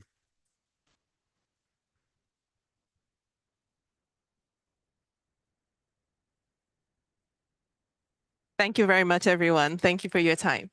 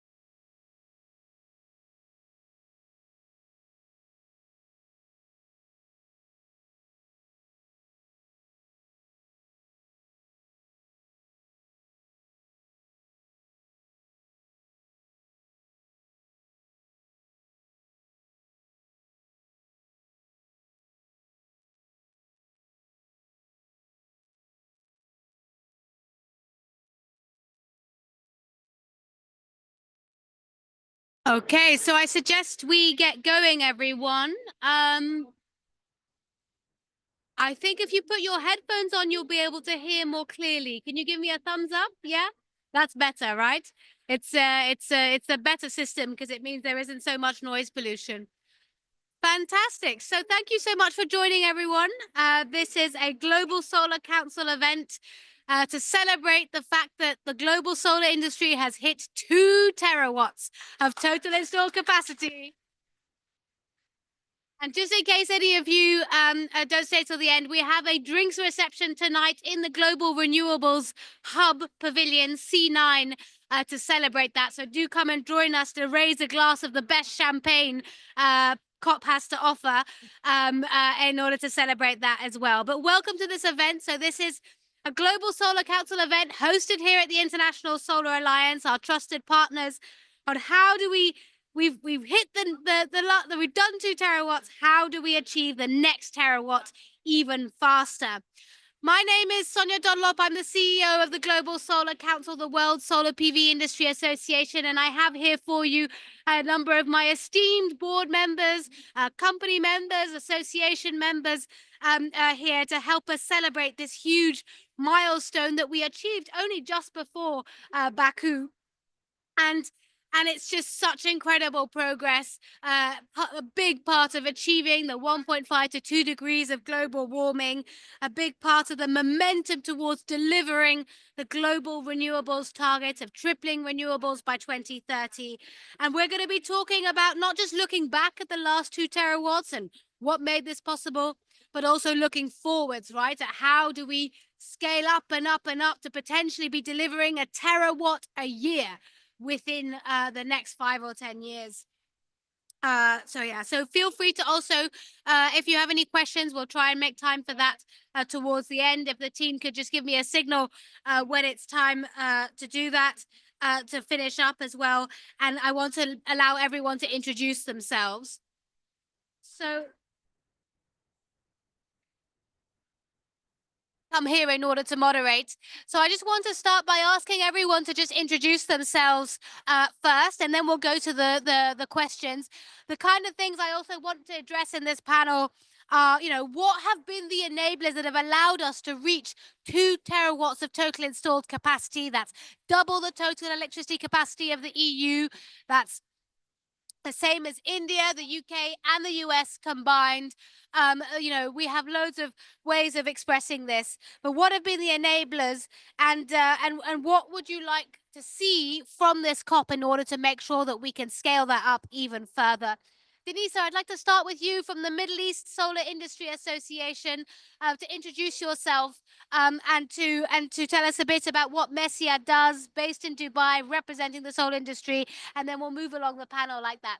Thank you. Denisa, over to you. Thank you. Good afternoon, everyone. Can you hear me? Okay, perfect. My name is Denisa Fines. I'm the Secretary General of the Middle East Solar Industry Association. I've been with the association for a bit over 3 years now.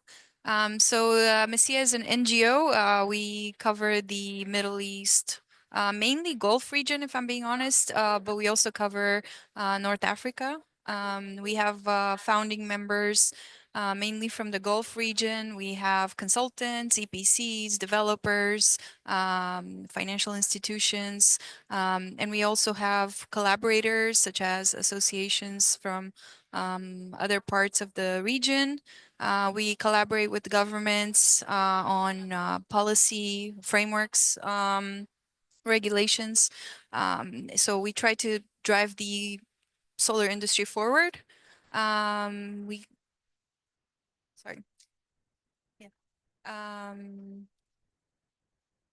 We can hear you really well. Okay, perfect. Really well through the headphones, so don't worry. Keep going. Sure.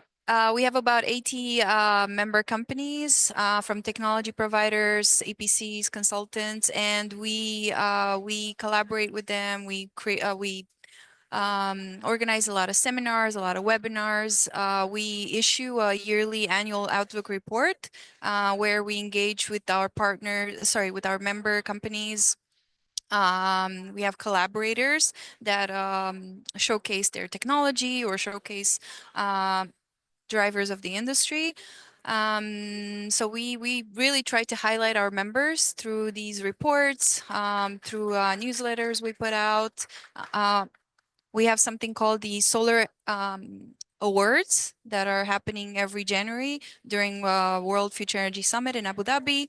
That's where we have different categories. And again, we invite member companies and outside companies to nominate themselves. Fantastic. Great to have you here. And we very much recommend that any companies active in PV in the Gulf should definitely join MESIA, the Middle East Solar Energy Industry Association. Kalpesh Kumar, you're the Director of Solar at Reflex Renewables. Tell us a bit about your business, about how you've been involved in delivering those 2 terawatts and your involvement in the Indian Association as well. Thank you. Thank you for inviting to the event and appreciate that. In India, we are the founding member of NSFA. NSFA is a National Solar Federation of India. It's the largest solar companies member in around the world. And India on a global scale, whatever commitment they have been doing on the renewable side, whether it's solar, wind, they have been achieving at a faster pace. In fact, sometimes overachieving. And the next target also are in the multiplication. It's not in the secular growth. It's like a 5 times, 6 times you have to grow. We have been doing 15-20 gigawatt of tenders every year for adding up the capacity. Now we have increased to 50. And the plan to go from 100 to 500 in next 6-7 years, 2030. Some of the government organization had put up a strict target for them that they want to be a net zero by 2035 versus the overall Indian government target is 2070. So within the government, there is a competition to reach at net zero at a faster pace, which is quite encouraging. On my company, I represent Reflex Renewables and Infrastructure Limited. We are based in Chennai, Tamil Nadu. Tamil Nadu, again, as a state, is having the highest amount of wind and the largest contributor to the solar. And majority of the company, which is in Tamil Nadu, which is also a manufacturing hub, are going for the RE100. And for us, we are the Indian Railways, our biggest client, and they have a target to become a net zero by 2030. So it's been lots of work, lots of things are happening in India, positive government, pushing government, and the change in policies are things going quite well. Indeed, EY has said you're the top solar market to invest in this year. So Right, congratulations absolutely. on that as well. Thank you. Great. If we can move to John Grimes, he's the CEO of the Australian Smart Energy Council. Really good to hear. If you could introduce your organization a bit and what you do, and then we'll talk a bit about the Australian solar success story as well in a minute. Yeah. Fantastic. Thank you very much, Sonia. And fantastic to be here. What an achievement, 2 terawatts. The Smart Energy Council is celebrating our 70th anniversary this year. Absolutely fantastic. I think we're one of the oldest renewable energy organizations in the world. We have about 1,400 members from right across the ecosystem that includes renewable energy, energy storage, renewable hydrogen, electric vehicles and transportation, that whole ecosystem. So it's a very exciting space to be in.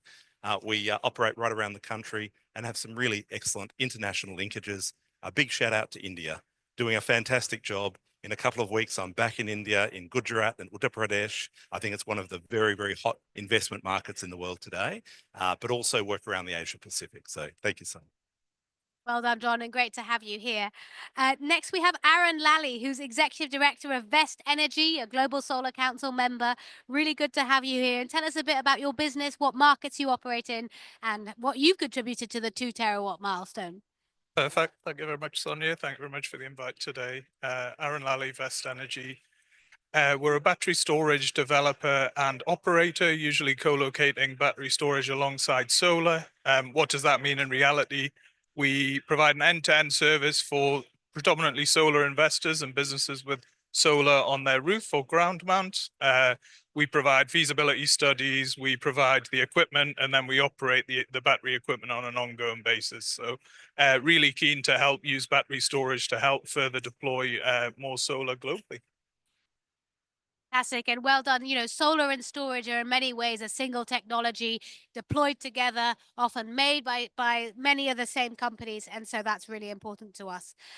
Next, we have Davis Chong, president of the Malaysian Photovoltaic Industry Association, also a solar entrepreneur of your own right across Southeast Asia. Davis, tell us a bit about what you guys have been doing in Malaysia and across the ASEAN region. Hi, thank you, Sona. I'm Davis. I'm president of MPIA.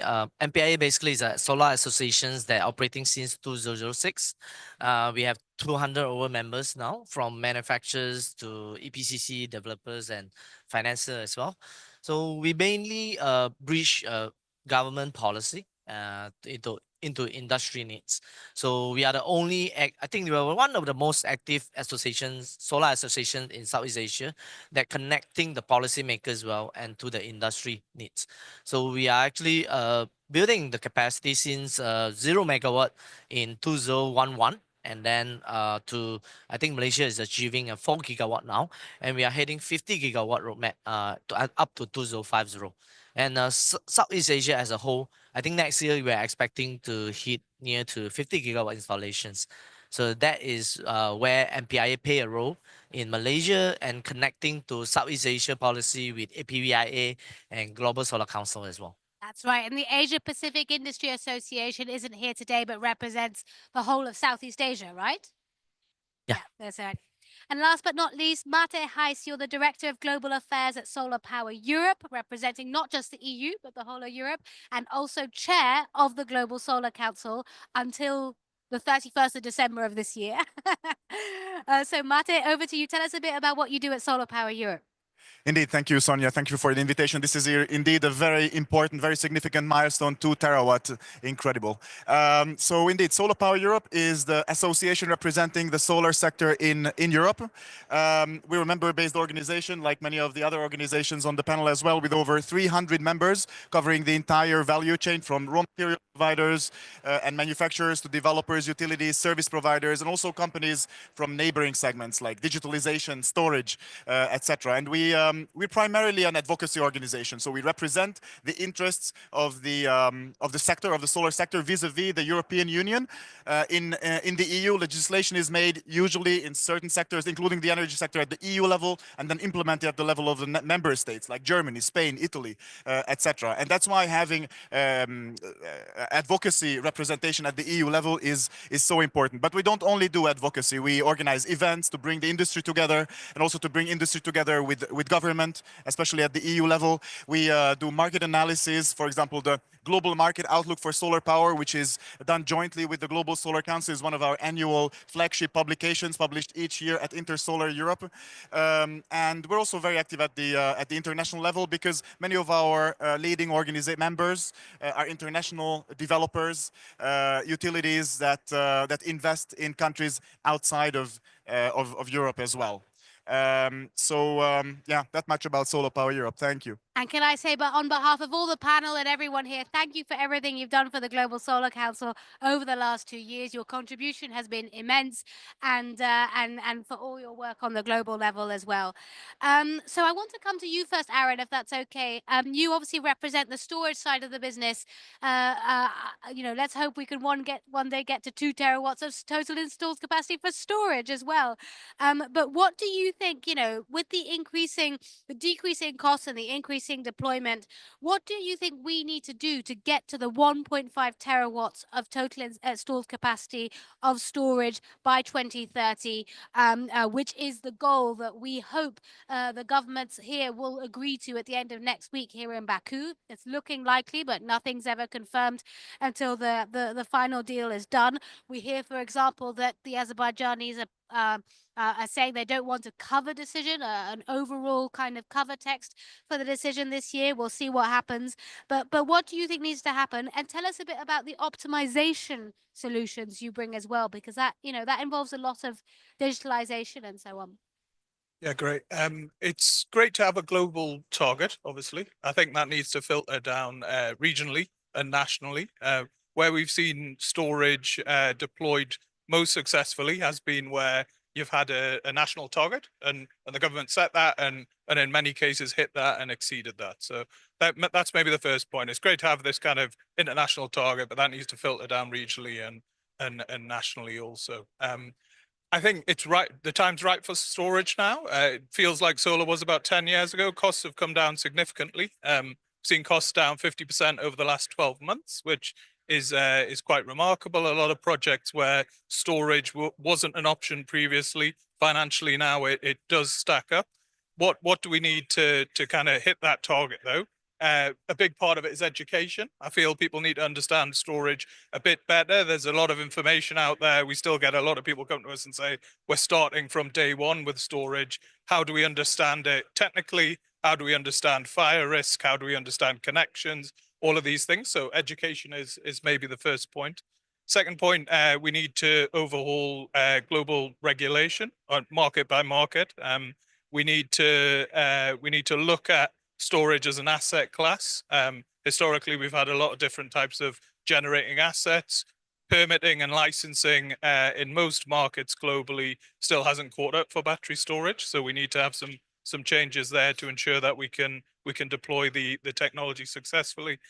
I think finally, and we touch on the revenue side and the digitization side, we need a further understanding of the business case on the investor side, which we're helping with and many other companies are helping with. But we need a lot more investment in digitization and AI algorithmic software, trading software, to allow storage assets to be monetized fully in each market and to allow investors to gain confidence that there is a good business case underpinning the asset class. So that's a flavor of what the future looks like, right? Using AI to better optimize a solar plus storage system for the consumer, if there is one, for that market, for the volatility in that market. And talking about volatile electricity markets, I want to move to Australia now because, you guys are such a beacon of residential solar. So exciting as well, all the work you're doing with the Pacific Islands. Tell us a bit more about everything you've achieved over the last 10, 20 plus years and everything you're planning to do over the next. Well, Sonia, really good news. Just yesterday, Australia passed a new milestone, 4 million rooftop solar systems in households across Australia. Really fantastic. When you think that we have about 10 million homes in total, that means over 40% of standalone homes in Australia now have a solar rooftop. That's the product of stable policy, a rebate scheme that is very certain. It's been in place for almost 15 years. Australia is a big country, so we divide it into 4 different zones according to the amount of solar radiation in that zone. And then we calculate how much carbon emissions will be saved from this solar system over a 15-year life span. Then we pay the householder an upfront cost, a bonus for making that investment, for saving that carbon emission into the atmosphere. So can you tell us, for a typical household, a typical solar install in, I don't know, the most populous state of Australia, how much would a householder receive? So bonus? to give you a sense, so say a 6.6 kilowatt system would be pretty typical, although the sizes are getting bigger every year, will cost you after the rebate about $3,500 American dollars fully installed. So this is a credit card purchase. It's something open to really all Australians. And we see that the highest take up is with low income communities. Actually, the further you get away from the center of the city, the more likely you are to have solar on your rooftop. The rich people live around the city, and so it's a really good thing in terms of equity, energy poverty, participation, comfort. The other things that we've done, very good training. We approve products to make sure that the right products are going in, very, very safe, long-term outcomes. That means there's very high consumer confidence in solar, and that results in a massive uptake. So I think there are definitely lessons for other countries. Where other countries built big, Australia went micro, and I think we can learn from that experience. Then tell us a bit about what you're planning in the Pacific Islands and all the potential there. Well, Sonia, my experience is that people don't have much of an imagination.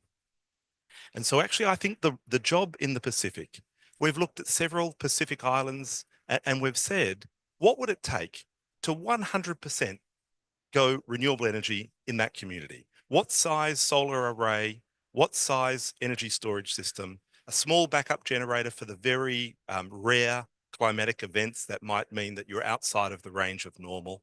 And for some of these communities, to electrify an entire nation could be as little as 10 million US dollars.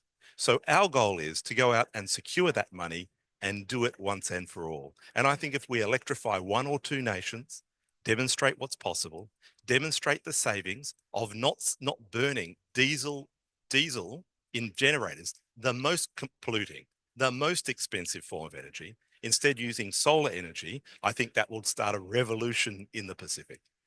Wouldn't that be an amazing thing? Those islands need this electricity so much, and that could really be transformational for them. So you have the full support of the Global Solar Council.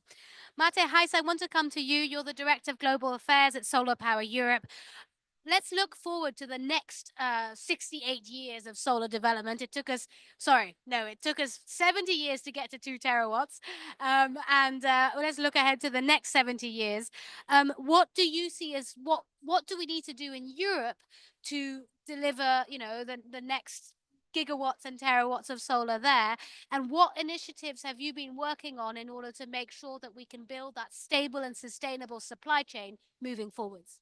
Yeah, thank you very much, Sonia. So indeed, maybe just to tell you where we are in Europe currently. So we expect that by the end of 2024, we will have 330 gigawatt of installed capacity in Europe. And this translates to an annual market size of about 60 gigawatt in 2023, 2024. That's kind of the size of the annual market that we've seen in Europe.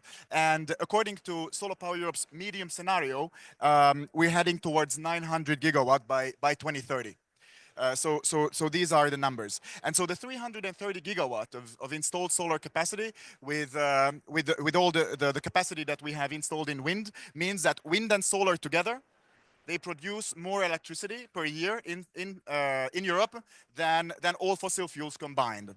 So this means that we're facing particular challenges because of the high share of variable renewables in the system. And so these high shares come with technical challenges and with financial challenges. Technical challenges such as curtailment, of course. When there is a lot of renewable electricity, variable renewable electricity in the system, we see increasing amounts of curtailment. And on the financial side, this means price cannibalization due to negative prices when there is a lot of variable electricity in the system. And so therefore, it's really important, very key to invest in flexibility. And when we say flexibility, there are need to highlight. And one of the things have been already addressed. Storage is very important. So we have to invest in storage and also grids, storage grids. And I know that there are ambitions to have pledges around storage and grids at COP29. And I hope that these pledges will be signed by the countries. But we're also talking about electrification, very important in Europe. And as Solar Power Europe, we're investing a lot in campaigns around electrification to make sure to move away, for example, in the transport sector, increasingly towards electric vehicles, in the housing sector towards heat pumps, for example. And the fourth element that I want to mention is something I forgot. Anyway, what I want to say is that we published a study called Mission Solar 2030 earlier this year to model the impact of investing in flexibility on the whole energy system. And it just shows that it's worth it. It's worth it because it shows that by 2030, we would be able to save total system costs in the amount of 30 billion euros in Europe. By 2040, this amount would go up to 160 billion euros. And so in addition to that, of course, we have all the climate benefits of solar, lowering greenhouse gas emissions, and of course, also all the benefits on jobs. Currently, in 2023, solar created, there were 826,000 solar jobs in Europe, and we project that by 2028, this number would reach 1.1 million. What is important to say here is that, of course, most of these, over 80% of these jobs are in the downstream segment. This is due to two reasons. First, as you know, solar manufacturing, the upstream industry segment in Europe is not as active as it was 10 to 20 years ago, but also because the downstream segment is much more job intensive. Yep, that's absolutely right. And I think what you pointed out also illustrates the point that it's really economics that's driving the solar boom, if I can call it that, and not so much policy. Of course, we need a stable policy framework. We need a good policy framework. It is our job as industry associations, those of us that are industry associations, to engage with governments when the policies are not right. But, you know, in a lot of markets, what's driving deployment and these big numbers is actually the economics of the project, the financials of the project stack up and make money and save money, right? And avoid costs and avoid emissions as well, of course. And so I think, are becoming whereas we used to experience something called the solar coaster as subsidies stopped and started in some markets, we're kind of becoming almost slightly more politically resilient as an industry. It doesn't matter who gets elected in the White House. It doesn't matter who gets elected in Argentina. Well, Argentina is a bit of a different case. You know, we are resilient to these things.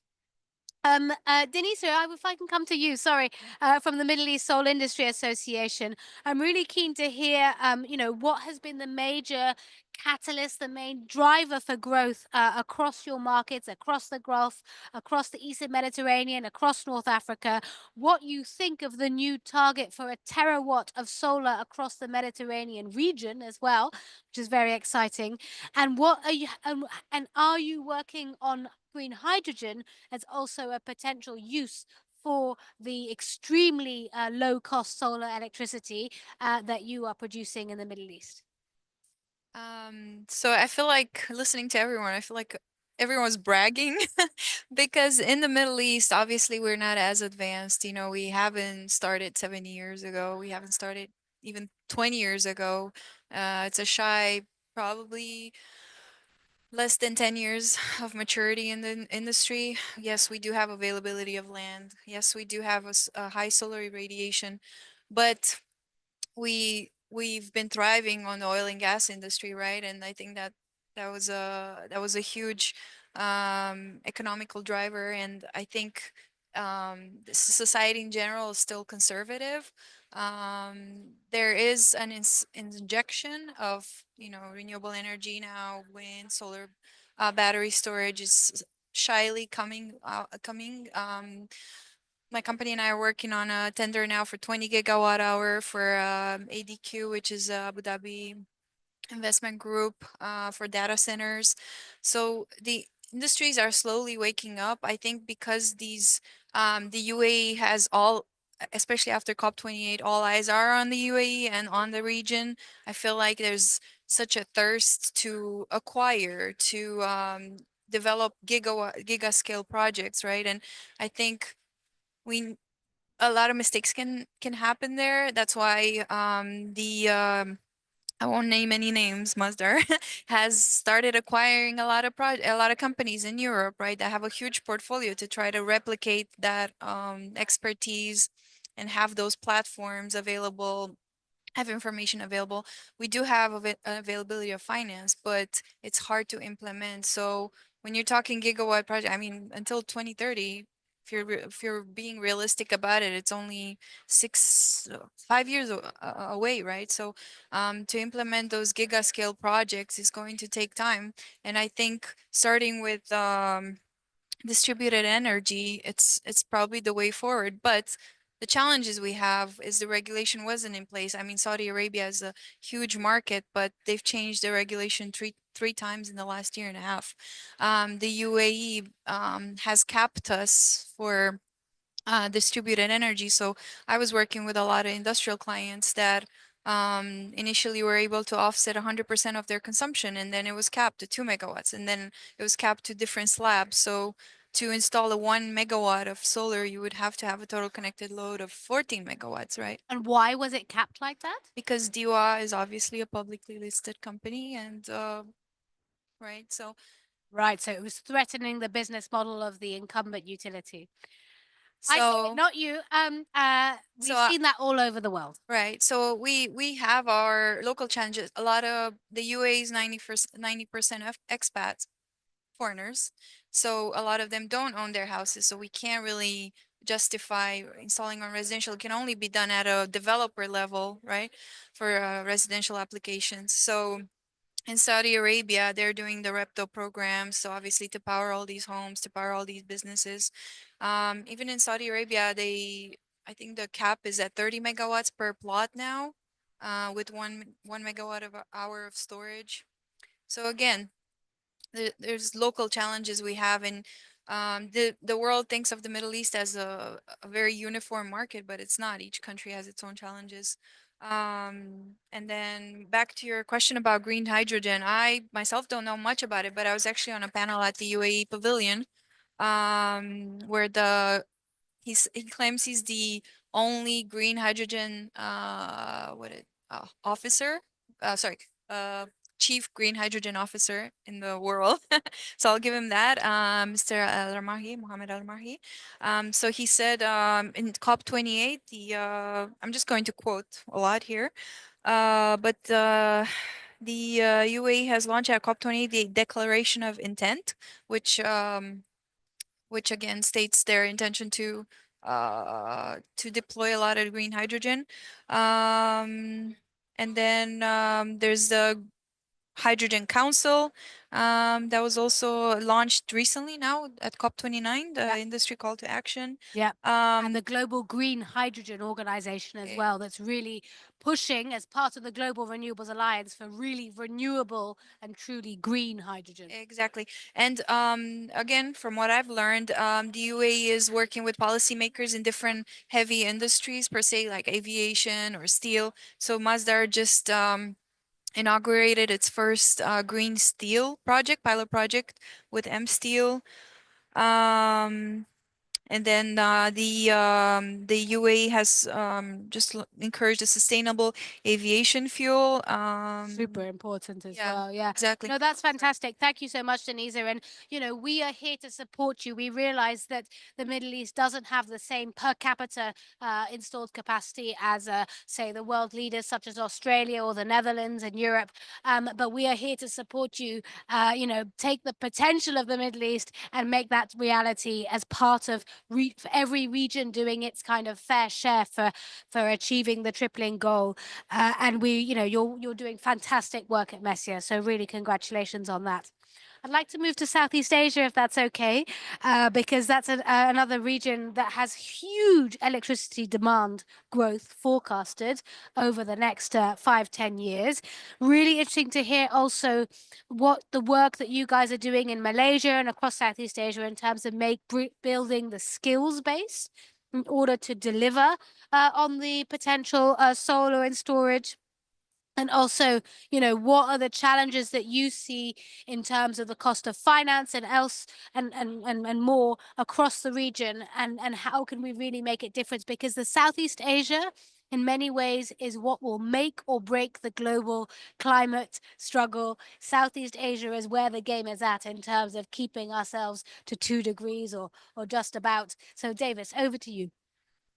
Hi, Sonia. If touching about the increased energy demand without considering the energy transitions, that we are actually forecasting Southeast Asia, or typically Malaysia, we have 3 times increase of energy demand towards 2050 with net zero year for Malaysia. And also this is not considering EV transitions and also data centers, increase of data center because of AI factories as well. So there are a lot of opportunity in energy transitions or even increase on energy demand.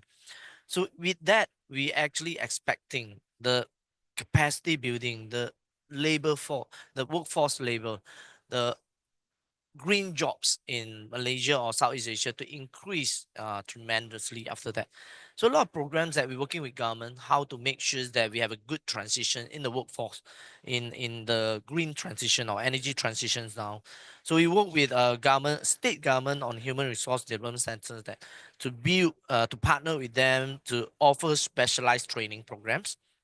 Like solar panel installations, maintenance, system design, energy management, or even digital platform building with software developers as well.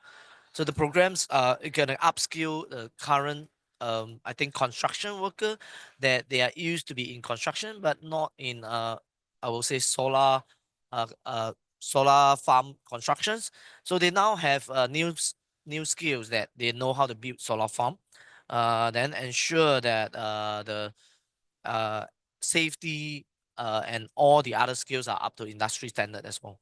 So the next, we also sign a MOU with local foundations to do collaboration in technical and vocational educations and training. We call it TVET program with the government to create green jobs and also to implement more community projects for the, I would say, underprivileged community, that to have them as well to participate in the just transitions, to not leave them behind of the in the energy transitions. So that we also building more capacity through solar program to serve as a practical training for all the students or the undergraduate as well, to generate more clean energy jobs. And lastly, we also do the industry academia internship to offer hands-on experience in terms of technology, project management, system design, and also enhance all the students on the practical skills in solar energy development. So we implement all these projects to Unisty, and through solar companies collaborate to offer internships and also practical training to the students. So that are all the programs that we do in capacity building to make sure that we have enough workforce for the energy transitions. And we're really keen that all of that work and all the similar work in other markets is integrated within the Global Solar Training Standards Initiative, which is a global initiative to standardize, to create training standards at global level for utility scale solar workers building and maintaining utility scale solar farms all over the world. And I know a lot of work has gone into that over the last year. So thank you for that, Davis. I might come back to you on Southeast Asia, but I just want to go to Kalpesh, if that's okay. Kalpesh from India. I understand in India, I mean, you do things on a big scale, in a big way. The International Solar Alliance knows that better than anyone. But you have a target for 10 million solar homes. Tell us more about that. Yeah, thanks for asking. It's an interesting case study. So India has been giving the subsidies to the residential people to go out for a solar and put up a solar plant. There's a 20%, 30% subsidy. Each states are giving subsidy, but the growth is not that much the way we have been thinking, or the government has been thinking. Now, what is the dependency though? When we thought and we analyzed that the solar which is coming, the energy which is coming to you at your home, there is no compulsion to replace it. You are having a daily adjustment. You don't want to waste that resources. You don't want to go change from a coal to energy or a solar energy. There's no thought process of those things unless you are quite visual about the environment and all those things. So government realized that there has to be something to push the people to go for it. And it happens like this to the human psychology also, that your neighbor is having, or the people who you admire more is having a solar, then you can copy paste it. So that's the thought process. So we have targeted 10 crore houses. That means a large amount of the India is going for solar. And then when you see every house is having a solar and you are not having, you'll also got to go to the post with the strict timelines. And with that scheme in place, we are able to go 3.5 times from the current capacity in just 12 months. Thanks. And tell us a bit about the commercial rooftop market in India, because I understand that what is that? Is there a lot of potential there? What are the barriers in terms of commercial rooftops, business rooftops, warehouses, factories? Are we seeing a lot of solar being installed there as well? Yeah, there is also growth depending on about cost. So when India is very cost sensitive market, when the Indian manufacturers are looking at the solar, it's definitely a cost saving from the whatever regulatory power or the green or the coal power they are taking from the DISCOM. It's definitely an advantage. But there are some challenges in terms of the capacity of that particular grid wherein you are giving the injections, the capacity or the shadow impact. Because if you are having a factory in the nearby the city area, then the next building can be higher than that. Those are small challenges are there for which we are working on it. But overall, the C&I customers understand very well that it's a cost effective. with that installation, you will definitely get the cost benefit analysis, cost benefits. And then the third one is that the availability of the funds for those schemes. So the Indian government has substituted the government bank called the State Bank of India to provide a cheaper rate of loan so that those in economy or those MSME can take a benefit out of it. Yeah, it's interesting how commercial rooftop solar is financed in very different ways in different parts of the world, very different business models depending on what the sort of ownership structure is of commercial buildings in countries.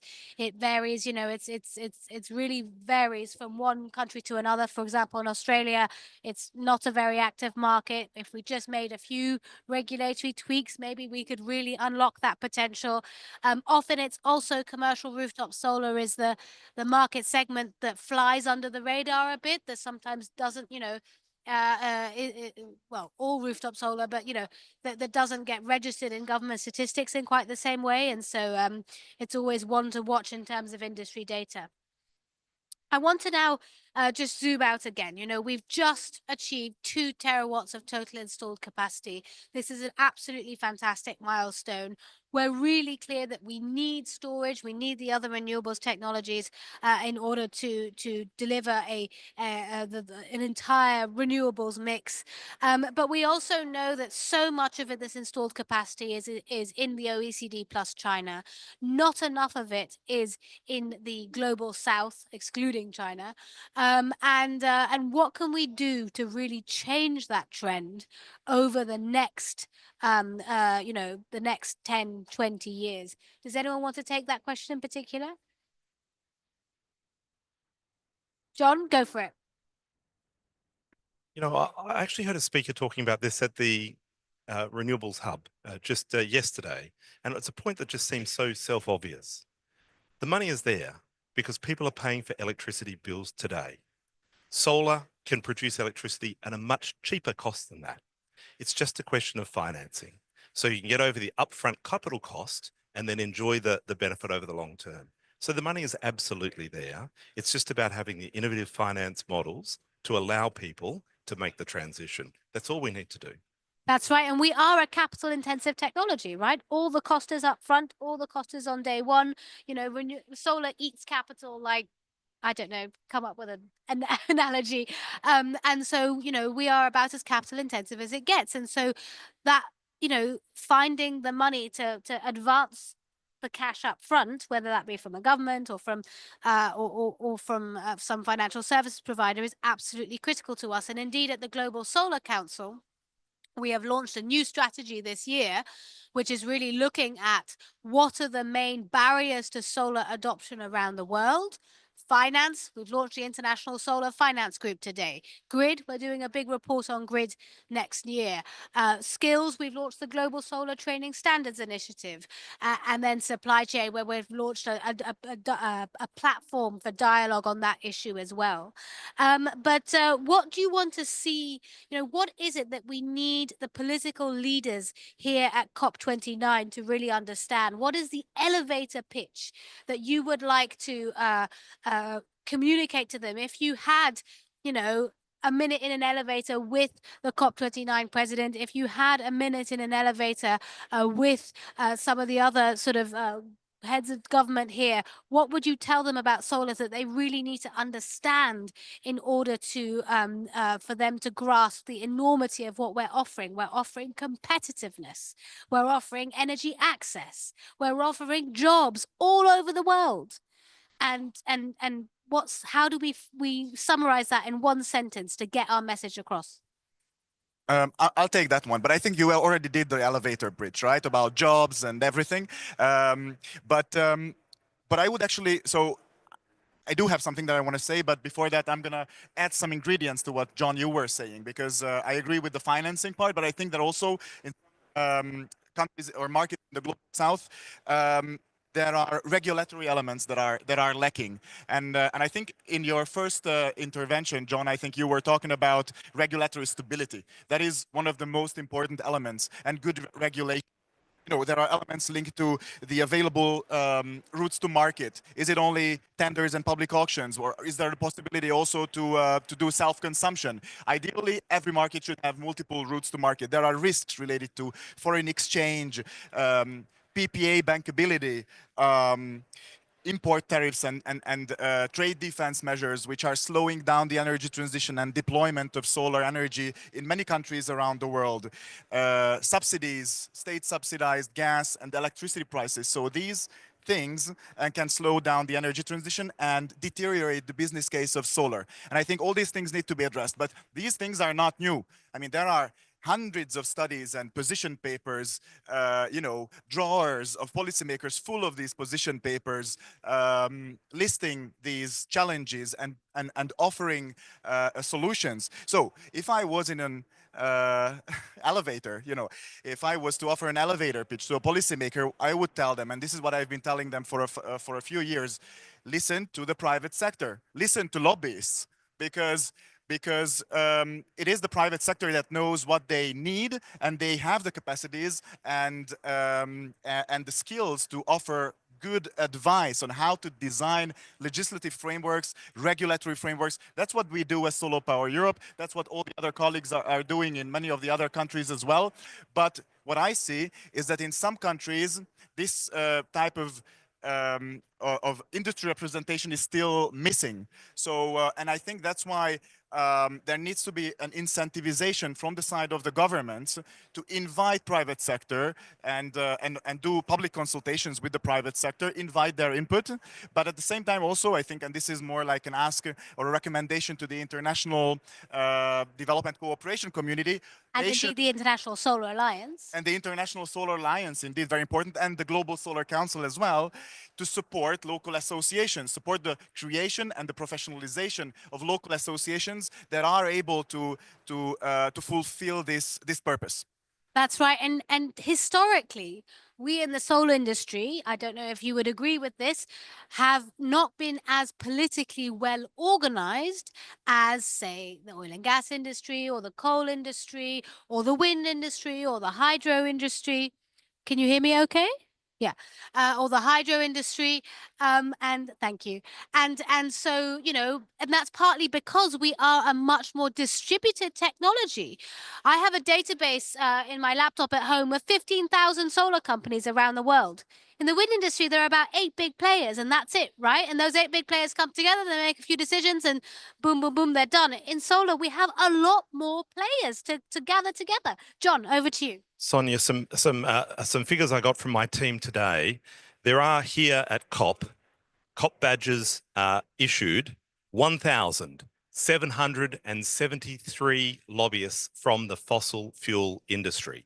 1,773. Now that's down on the peak last year, 2,400, but that is still a jolly lot of people. And you know how many people from solar?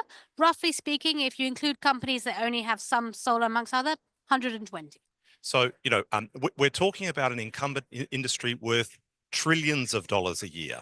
There is a lot to play for. This is like the tobacco industry of the 1970s. They knew that it would kill you, but every year they could keep you smoking was it more profits into their bottom line. And that's what's happening with these industry and they are well organized, well funded, sophisticated, and they are coming after us in every part of the world. And if we don't organize and unite and become potent politically, then we will be outplayed. But I think the opportunity is there because we have the people at our back. We have the communities right across the world who are desperate to see change. We've got to harness that, and we've got to be ruthless and effective political operators. We are the people's power. And I can tell you, we've done some research that the big oil and gas companies are putting 400 times as much money into their trade associations as the solar industry is putting into theirs. But I'm also very aware that from a policy perspective, you're absolutely right. And, you know, those badges, those blue zone badges here at COP represent that. But from a business perspective, we very much, you know, we're seeing a lot of big traditional energy companies moving into solar. And in many ways, that's a very welcome thing. BP has bought Lightsource and is, you know, going to take that to a new level. Total Energy from France, is one of the biggest solar developers in the world. So, you know, we are seeing that trend, and we just have to navigate this from a business perspective as well. We should absolutely reward good behavior. Those people who are genuine about making the transition require our support. But watch out for the greenwashing. Watch out for the green cloak with no intention in their soul of actually making the transition. So support the friends, but also call out those who are cynically in that business. That's right. Does anyone have any more perspectives in terms of what the other challenges are facing us? Obviously, trade, you know, we haven't discussed China very much. Yeah, please come in. Yeah, so few of the suggestion I was giving from the corporate side when we are onboarding a new vendor for whatever recruitment, whatever item we are planning to procure.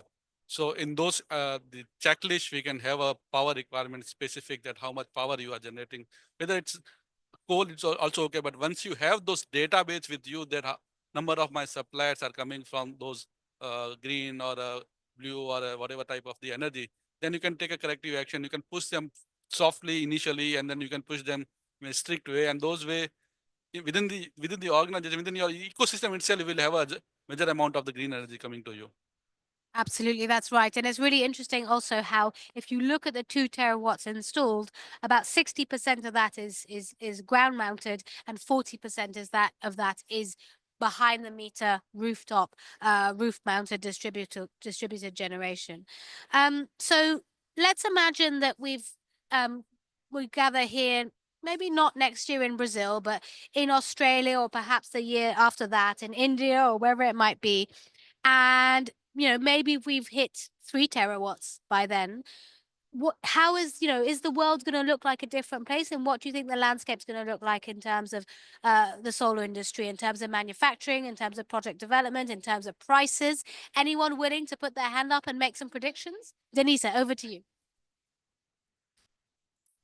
I was just reading recently that what was it, Brookfield? So when Mazda acquired Saida Yield from Spain via Brookfield facilities, Brookfield. Not only did they acquire the platform, but these plants are eventually going to need to be repowered, right? So you're creating business from just repowering existing plants as it is, changing the solar modules, changing the inverters, maybe changing the mounting structure. So I think it's not only creating new business or greenfield investments, but also acquiring existing plants and repowering. So I think that in itself, I work with a technology company. I'm with Huawei, and I think it's never going to be ending. You know, so I think you also have to think of the existing plants that have been installed maybe 20, 25 years ago. You know, those plants are going to need to continue running. And I'm sure they have challenges as it is, because they're already derated. They're already at the end of their lifetime. So we have to, I work with a lot of insurance companies, and there's been some natural phenomenon that required even plants in my region to be repowered and completely start from scratch, right? So you involve construction companies, again, you involve the insurance companies, you involve the Ministry of Rural Affairs, or whoever it is. So it's not just building new plants and powering or meeting new energy demands with the growing population, but also maintaining existing plants. So that's right. So the repowering market is going to grow and grow and grow as time goes on. It's already starting a little bit in Italy, because the incentives are structured in such a way that they have the incentive to already start repowering now. But we're going to see that grow more and more. And also, just to add to that, the recycling market. We're going to have to be building more and more facilities for the recycling of PV, and we have to make sure that that is financed now, not then, right? Pre-financed now, rather than at the point of these modules coming to the end of their life and being thrown away. We know that if you have the right facilities in place, 97% of a solar module can be recycled, which also over time will mean that our need for raw materials will decrease, but only if we have those recycling facilities in place. And so that's something else that we're going to see as an increasing issue over the next years. And those of you that are industry associations, with your long-term view, that your responsibility to look after the long-term interests and reputation of the industry is something that you will have to be working on as well, as we will in our sustainability task force in the Global Solar Council that we will launch next year. Denisa, do you want to come back on that? Yeah, I'm reading this book called Sapiens. I'm a bit late in the game, but it's basically everything is a figment of our imagination, right? So any government or any developer can throw in these targets, but eventually it's up to the Ministry of Land or whoever it is to assign those lands. It's up to the guy that does the grid impact study. It's up to the very, everything is. We need to create an ecosystem with consultants, with insurance companies, with EPCs. Everyone needs to come together and assign certain lands. I work with certain utility scale developers, and they have challenges getting the right amount of land assigned by the government. I mean, instead of 120 kilowatt square kilometers, they get 60, and then they're supposed to meet certain LCOE targets, right? So I think everyone needs to come together and leave the ego aside and, say, okay, this is our demand country-wise. How can we get there and work backwards? I worked with a project developer, and we had a financial model where we would reverse engineer the tariff. So it'd say, okay, this is our target tariff. This is all the inputs we need to get to that tariff, right? So same with at country level or maybe region level. We need to work backwards. I like that. Put the ego to one side, quit bragging, and just get to work and build stuff. I think we should start wrapping up the panel. So I don't know if there are any other messages that any of you want to get across, any other points you want to make. Yes, Davis, over to you.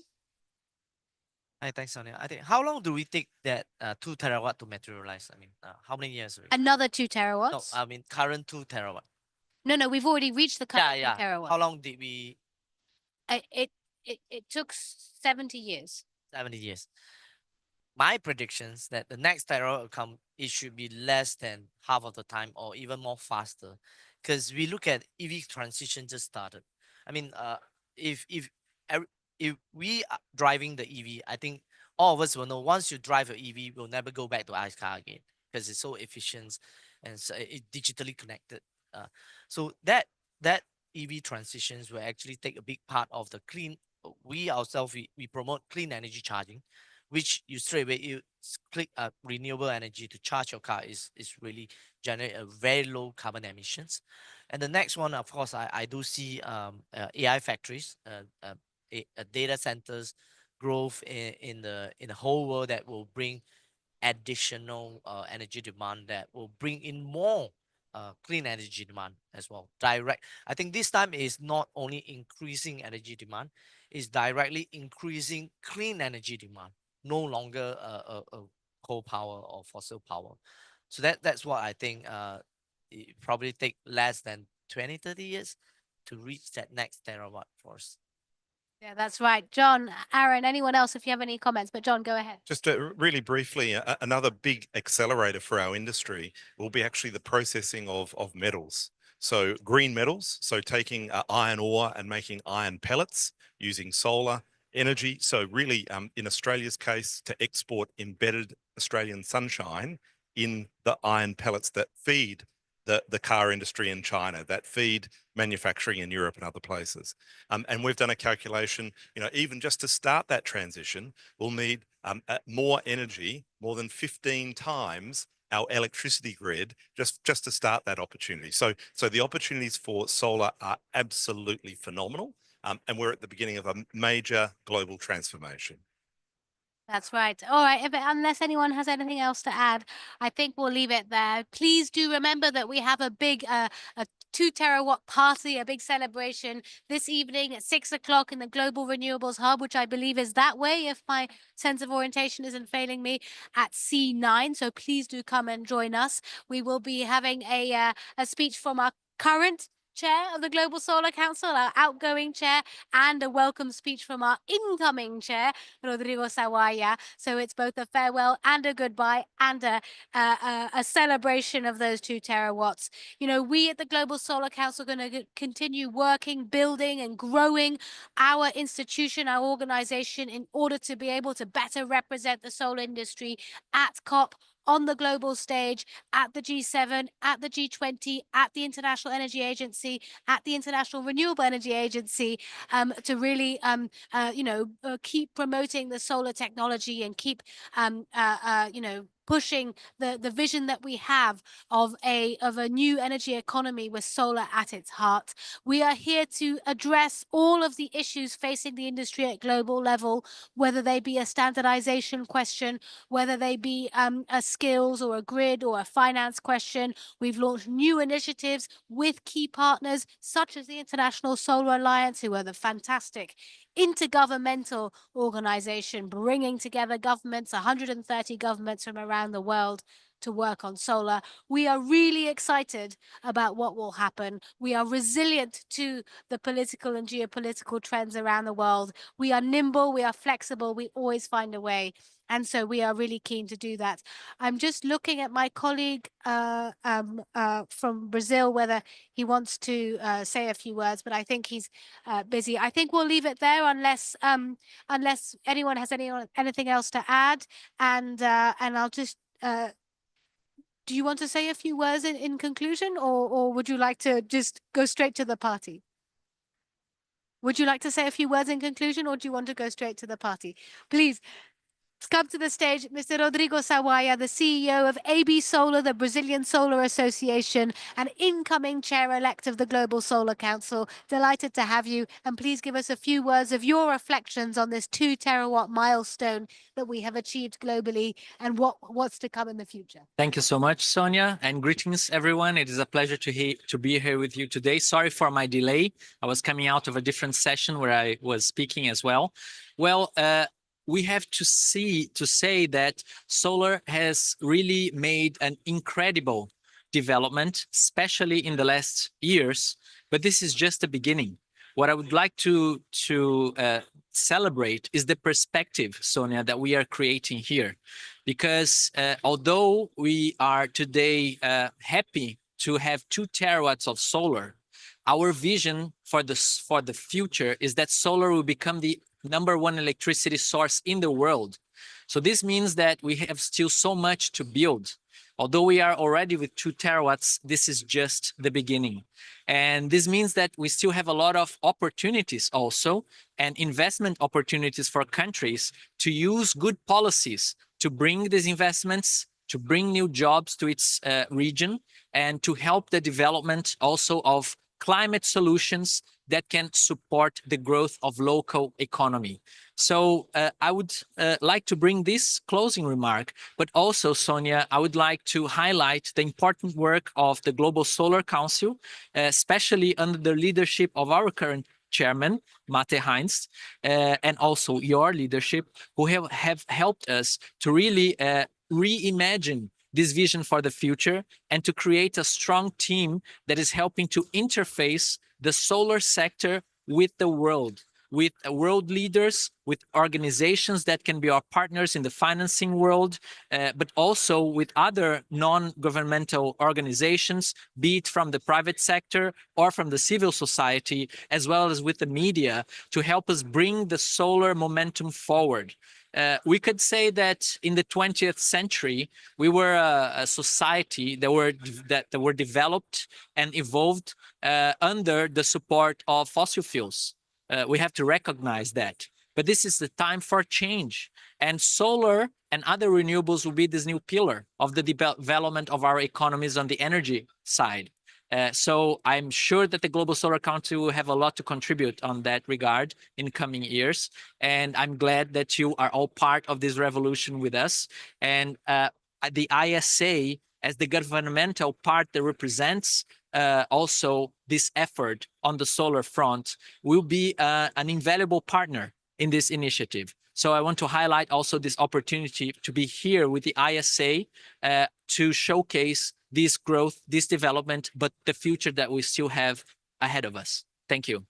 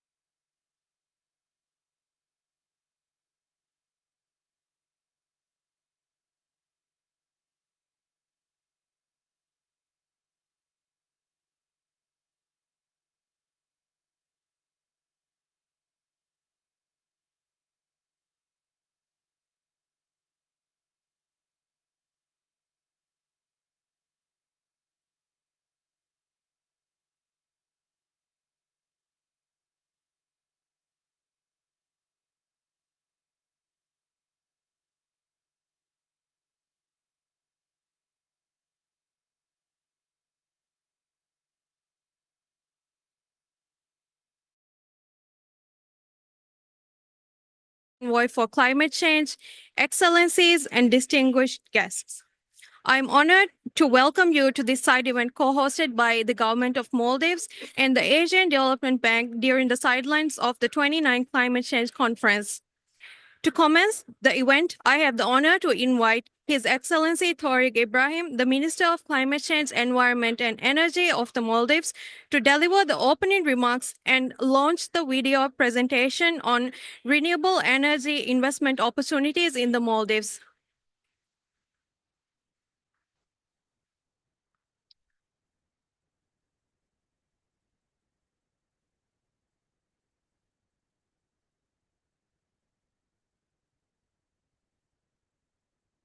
Excellencies, ladies and gentlemen, and distinguished delegates, good afternoon and welcome to this important gathering. It is a great privilege to have you with us today. I would like to extend my heartfelt thanks to the Asian Development Bank International Solar Alliance for their unwavering support.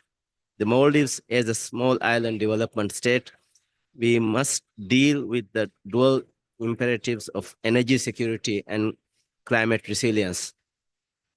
This is not an easy task, but we have been making progress on this. Maldives import fossil fuel currently account to 13.5% of our GDP. This is an unsustainable trend. We are determined to reduce our reliance on fossil fuel and move towards renewable energy. President Dr. Mohammad Muizzu has pledged to ensure that 33% of our electricity demand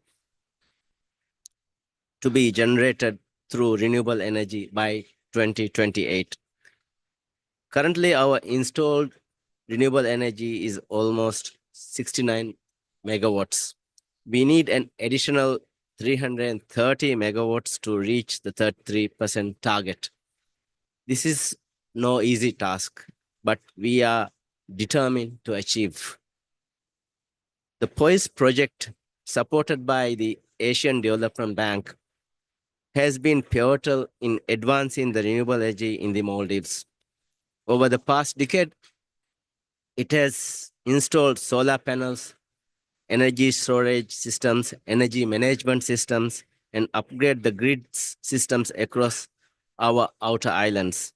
By the end of 2024, we will have deployed 28 megawatt of solar panels and 22 megawatt hour of energy storage systems across 126 islands. Building on this success, we launched the Assure project this year, aiming to further boost private sector investments in renewable energy while promoting social inclusiveness and gender equality.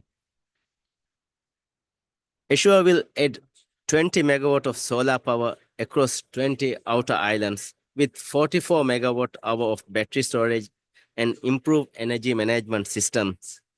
It also introduces financial mechanisms, performance activities, and insurance to attract private investments. Complementing to this, the World Bank's Aspire and Arise program foster private sector engagement, creating a favorable environment for private sector partnerships, especially in floating solar and marine energy projects.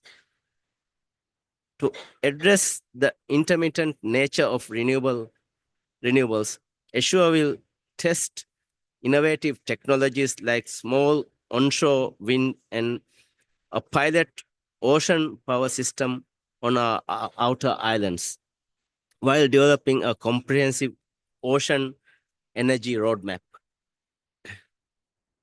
The project has also initiated the installation of 10 megawatt rooftop photovoltaic systems on residential buildings through the government's Mage Solar program.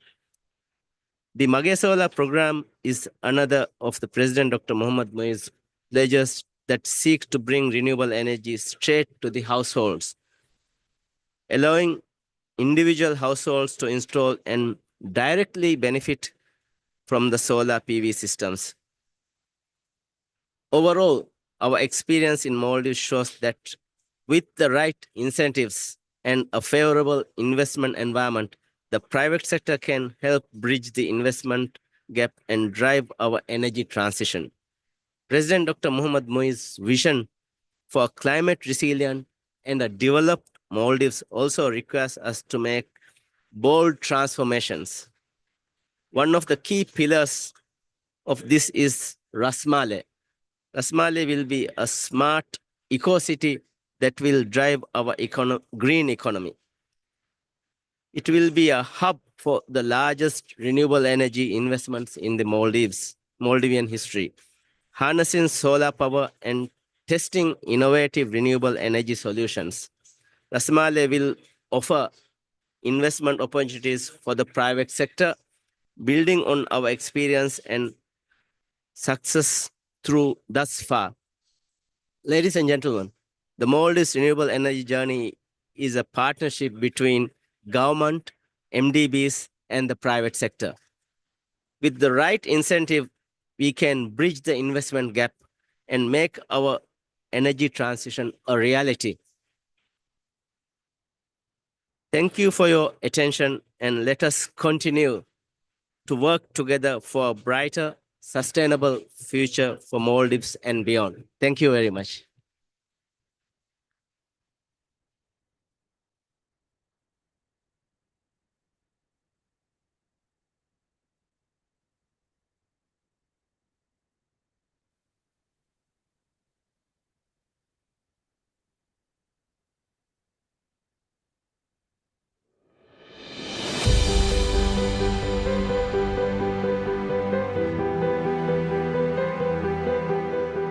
Across the turquoise seas and vibrant islands of the Maldives, a vision is unfolding.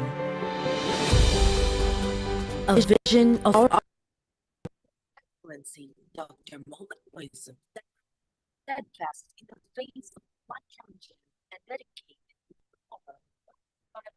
to energy and environmental resilience. A beacon of innovation and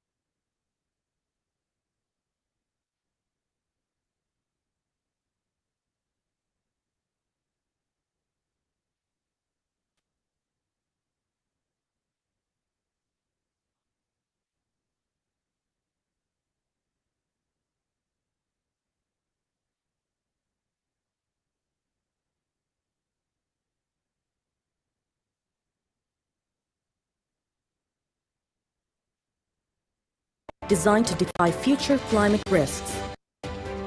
Promise resilient infrastructure, green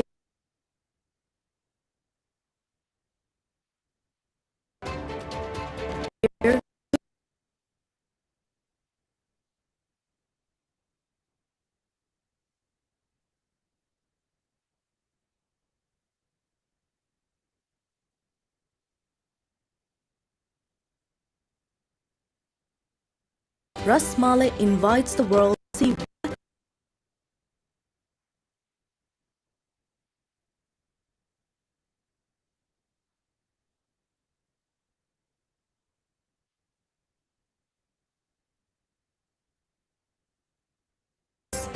to create thriving, sustainable in Ras Malek under our President, Excellency Dr. Mohamed Moises' leadership. The Maldives is pioneering sustainable development with climate action leading the way, a model for together. Let's embrace the power of renewable.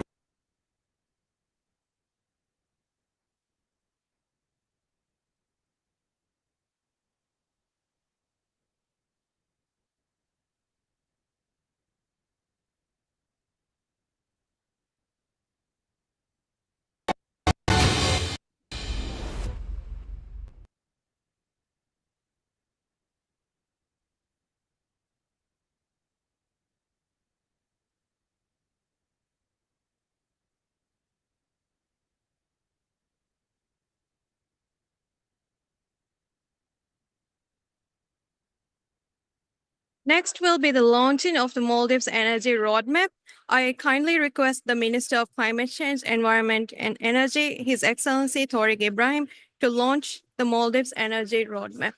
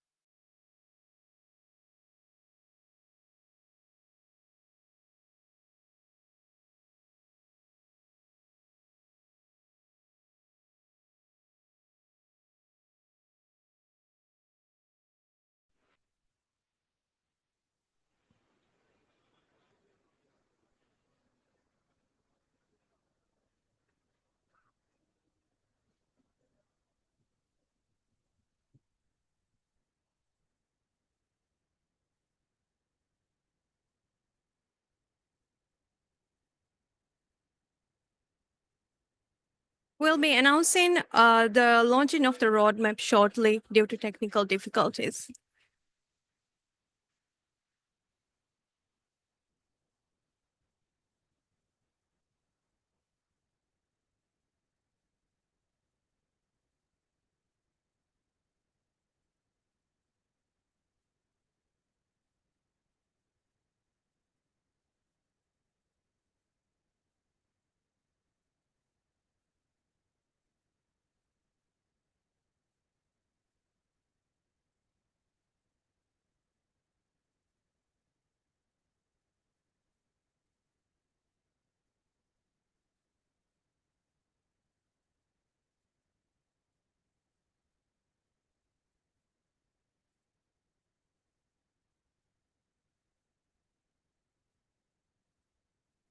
Thank you, Minister. We will now commence the panel discussion moderated by Mr. James Kolantaraj, Principal Energy Specialist at the Energy Sector Office of the Asian Development Bank. The speakers who will be joining today's panel discussion are His Excellency Tariq Ibrahim, Minister of Climate Change, Environment and Energy, Mr. Yutaka Matsuzawa, Vice Minister for Global Environment Affairs, Ministry of Environment, Japan, Mr. Ramesh Subramaniam, Director General of Group Chief, Sectors Group, Asian Development Bank, Mr. Michael Robert Ward, Senior Evaluation Specialist, Climate Investment Fund, and Mr. Ramesh Kumar Kurpat, Chief of Unit, Program and Projects Implementation Cluster from International Solar Alliance.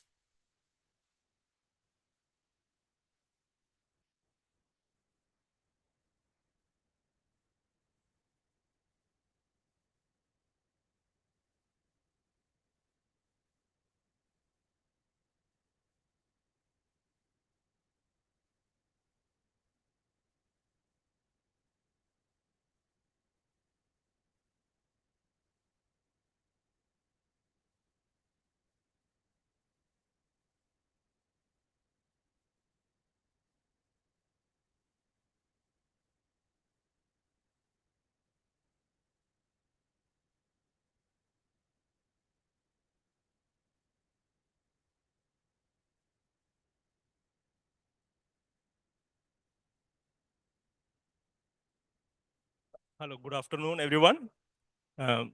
His Excellency Minister Tariq Ibrahim, Minister of Climate Change, Environment and Energy, and His Excellency Mr. Ali Sharif, Special Envoy for Climate Change, Maldives. Dear distinguished panelists, esteemed guests, and participants, it has been an honor and privilege for me to moderate this special event on behalf of Maldives and also on behalf of Asian Development Bank. And special thanks to International Solar Alliance for allowing to host this side event here. Before I begin, I would like to convey sincere apologies from my director, Ms. Sujata Gupta, who was supposed to join this panel.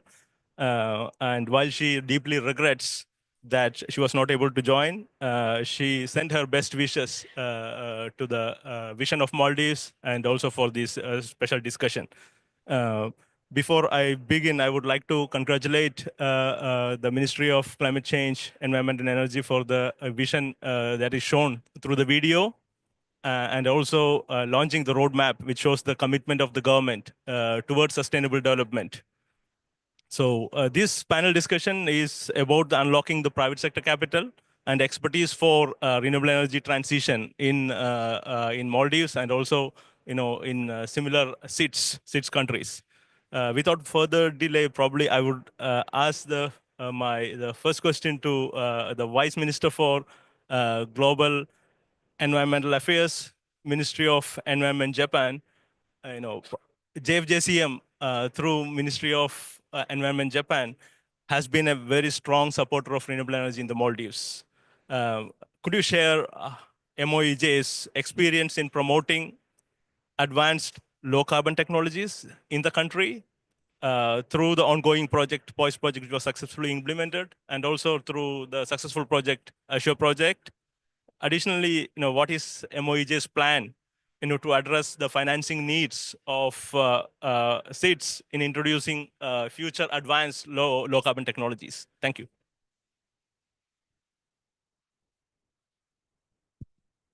Thank you. Can you hear me? Okay, thank you. Poised and Assure, two project is supported by the ADB managed Japanese fund, and Poised stands for preparing outer islands for sustainable energy development, and Assure stands for accelerating sustainable system using renewable energy. Both project is focusing on the renewables and batteries and energy management system, the advanced technologies. And the Poised project was the very first project approved for Japanese fund for joint crediting mechanism, managed and operated by ADB, and it is approved in the 2015 at the Ad city, the south part of Maldives.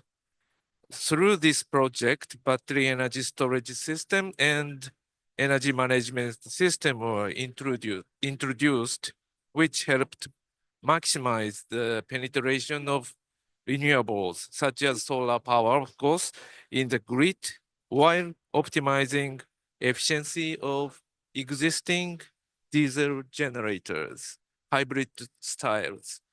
The Poised project showcased how energy system is in small island like Maldives and can transition to a more decarbonized system with advanced technologies.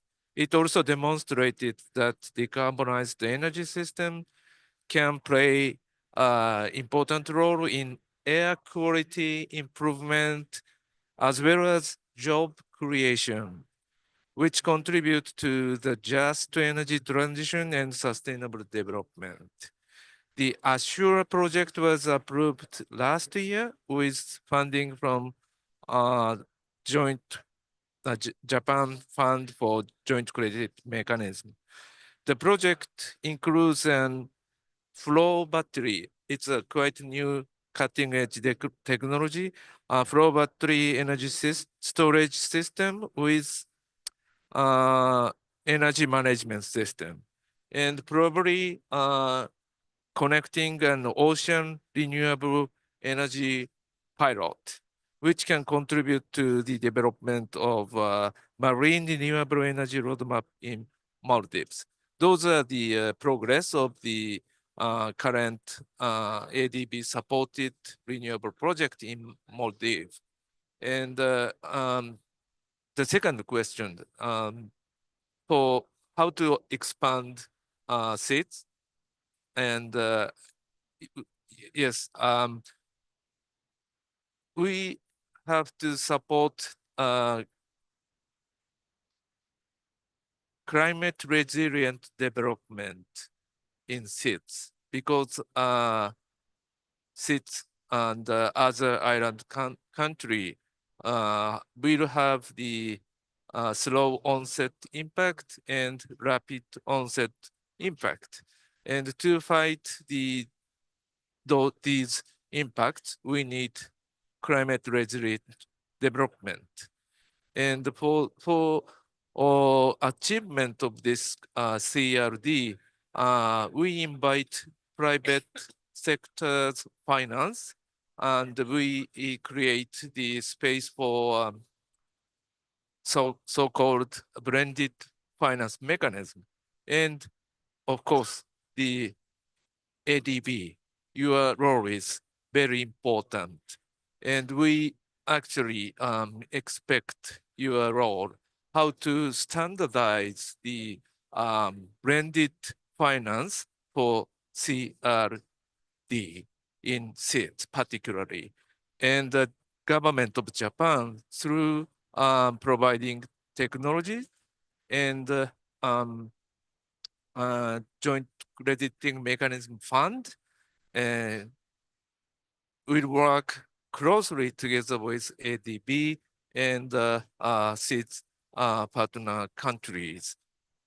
And I expect the other MDBs, such as World Bank and of course European Investment Bank, will work together and create the standardized concept or criteria for expanding blended finance.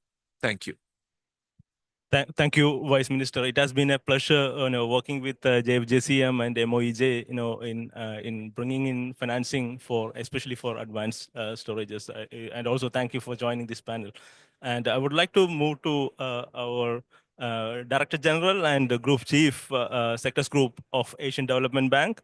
Particularly in the role of ADB, his role is major, projecting ADB as a climate bank, and experience from the region, what are the key factors, which we believe that ADB's intervention has been successful in the Maldives. And additionally, I would like to pose a second question. How can the governments further incentivize private sector participation to accelerate the growth of renewable energy development in Maldives and similar dispersed islands, considering its dispersed nature and small scale? Thank you. Thank you so much, James. It's good I'm seated next to you because there is something wrong with my headphone. Minister, first of all, heartiest congratulations to you, and huge thanks to the partnership. Your speech covered wide ground in terms of the progress made in Maldives, as well as the proposed Ras Malai project. It's really exciting, clearly visionary in nature, so we greatly appreciate the leadership. I'll just, Matsusawa-san already covered a lot of ground of the project, so I'll just mention a couple of points by way of, what is the background in terms of ADB's work and partnership with Maldives. First is a very long-standing partnership with Maldives in many sectors, particularly including in energy. And our focus in the last about, say, 10 years or so has been boosting renewable energy support and capacity in Maldives. Now, when you do projects of this nature in any country, the minister highlighted the long-term vision in terms of increasing RE capacity. Macro fiscal underpinnings are very, very important. And in the case of Maldives, clearly fossil fuel bill accounting for close to 13-14% of GDP. So that underpinning has been in the background of Maldives' own vision, as well as ADB's and other partners support working with you. And beyond macroeconomics, you also need to look at the overall economy-wide potential. So clearly, what are the other underpinnings? In the case of Maldives, nature is very, very important because tourism is a major revenue earner.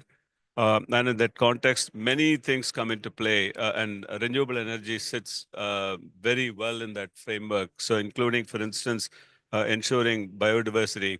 I won't go into the technical aspects of or what the POIST and the Assure projects cover, because that has been mentioned by the minister as well as the vice minister from Japan.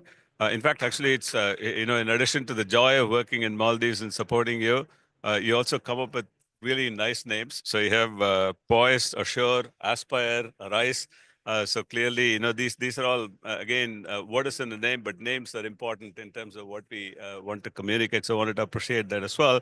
Now, as the Vice Minister from Japan mentioned, the POIST project is designed uniquely with smart hybrid systems, looking at 160 habitated islands. Let me mention a few of the cross-cutting issues which are very, very important in an economy like Maldives. First is, how do we achieve social inclusion through a project of this type? Gender equity, developing sustainable tourism, as well as how can we, along with the RE provision, how can we promote also the agriculture and fisheries sectors? So the main lifelines of the economy. And POIST project has also included solutions for sustainable maritime transport through piloting a renewable energy-based passenger ferry system, which we are very, very happy about. Obviously, this can be extended later. And in partnership with the island councils and the Women Development Committee, POIST is also installing solar-powered ice-making plants in 4 islands to contribute to food security and thereby to support also in parallel fisheries industry and expand women's income earning activities. I thought it's very important to bring in these inclusion dimensions also, in addition to the other technical features which other speakers have spoken about. And the Assure project, on the other hand, also aims to promote innovative farming and renewable energy-powered efficient irrigation systems, both aimed at boosting income generation activities, particularly for women. And in both projects, and as well as I understand in the World Bank projects, bringing in gender diversity in energy planning and management have also been, critical features. And I wanted to particularly also appreciate the partnership that we've had with others, including, SIF support has been there. Japan support has been invaluable. EIB support has been quite critical as well. Last point I wanted to make is, what do we, in projects of this nature, as well as in terms of long-term planning, the roadmap that has been released, Maldives also stands to share the knowledge that you have experienced and the knowledge that you've gained with other SIDS countries, which is very, very critical for us. In the ADB environment, we support a lot of SIDS countries. And in that regard, we will be sharing the knowledge from other SIDS countries, as well as sharing what Maldives has learned in this process. So in that, in that context, what we are discussing today is very critical. Let me pass it back to you, Jay. Thank you, DG.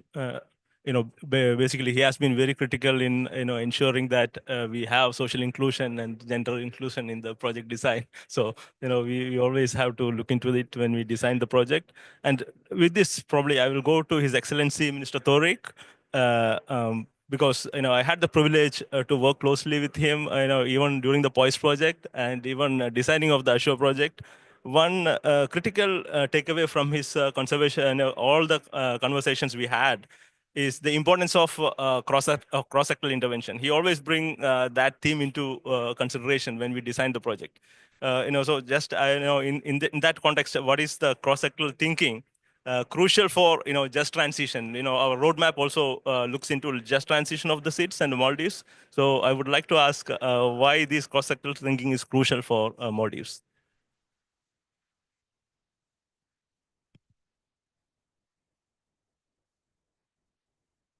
Can you hear me? Yeah. First of all, let me thank the panelists for being part of this gathering and then sharing your knowledge. Maldives always welcomes the new thinking on the, especially on the area of renewable energy, and we welcome the specialist on, and then we really move forward with the advice of the specialist and people who work in this area. So let me thank everybody here in the panel. And I've been working with James for a while, as you said, and I've enjoyed working with you as well. Really, the sectorial thinking is the on the just energy transition in small islands, especially in the Maldives. Why we think is that is important is that we think beyond reducing emission. Our emission is 0.00035% of the global emission. So we think beyond our emissions. We think it's not just reducing emissions. It's about not only mitigating climate change, it's improving the improving the living conditions of our people and create income opportunities of our people, and also to have to link into the tourism sector, agriculture sector, and fisheries sector. These are the main industries in the world. So everything we do with the renewable energy, that needs to be have a cross-cutting area that is linked to all these areas. So we have been thinking on all these areas when we design this with James, and we have been doing this as Director General just now said. We have been working with the ADB for the last 10 years, and I happened to be the minister at that time as well. So I think it's going well. So the projects like we have mentioned, Poised and Assure, they are very important and very successful project, I would say, because it has been promoting the social inclusiveness, gender equality, and then also the sustainable development areas. Example of renewable energy for sustainable marine transport is included in the Poised, and we discussed about the marine solar boat that is going to come, and it will start its operation hopefully, if everything goes well, by the end of this year, and we will start the first operations and see how we can improve that on the next project. So that's a benchmark project that we are going to start, and I think it would be the first solar operated boat without any diesel used in the Maldives. I think in a large scale it will be a 50-person ferry boat that will be used. So and then we also go into ice making, and then also we have we support the project supports fishing industry, and especially the income opportunities for women is catered for. And the next project is the Assure project. It promotes the sustainable agriculture and solar powered desalination irrigation systems. We are doing that, and I think that is very important that when the farmers go into their field, there's no excess of electricity there. So we need to find them the proper energy systems, the irrigation system that is that needs power. And we are with this program, we are trying to have desalination systems plus irrigation systems through solar powered. So it will improve definitely the livelihood. If we have not got into this solar powered system, it may take several years for them to have the electricity grid up to there. So I think this is assisting them directly. And then these efforts foster equitable, sustainable energy transition in small island development states like Maldives. And we wanted to spearhead this, Maldives, we want to spearhead this and then show the world, show the small island development states that we will spearhead and we will assist the other small islands that this can be done. So I think right now what we can say is since this is a finance COP, eventually at the end of the day, if we get the NCQG right and the finance right, we have the right technology and the right people within the nation, and with the help of you, we have the blueprint of what we know what to do right now. We have been doing this for the last 10 years. The only thing is the finance. So I hope this COP will be there to finance us to do this, and then with the help of blended finance through yourself and other MDBs, we should be able to do things that we wanted to do on the field of renewable energy. And the one important thing that what I really like to do and I believe is that we need to train people, we need to have our own people to take charge of what we are doing. So with this program, we are trying to train our own people to have the renewable energy areas and take the lead in the future.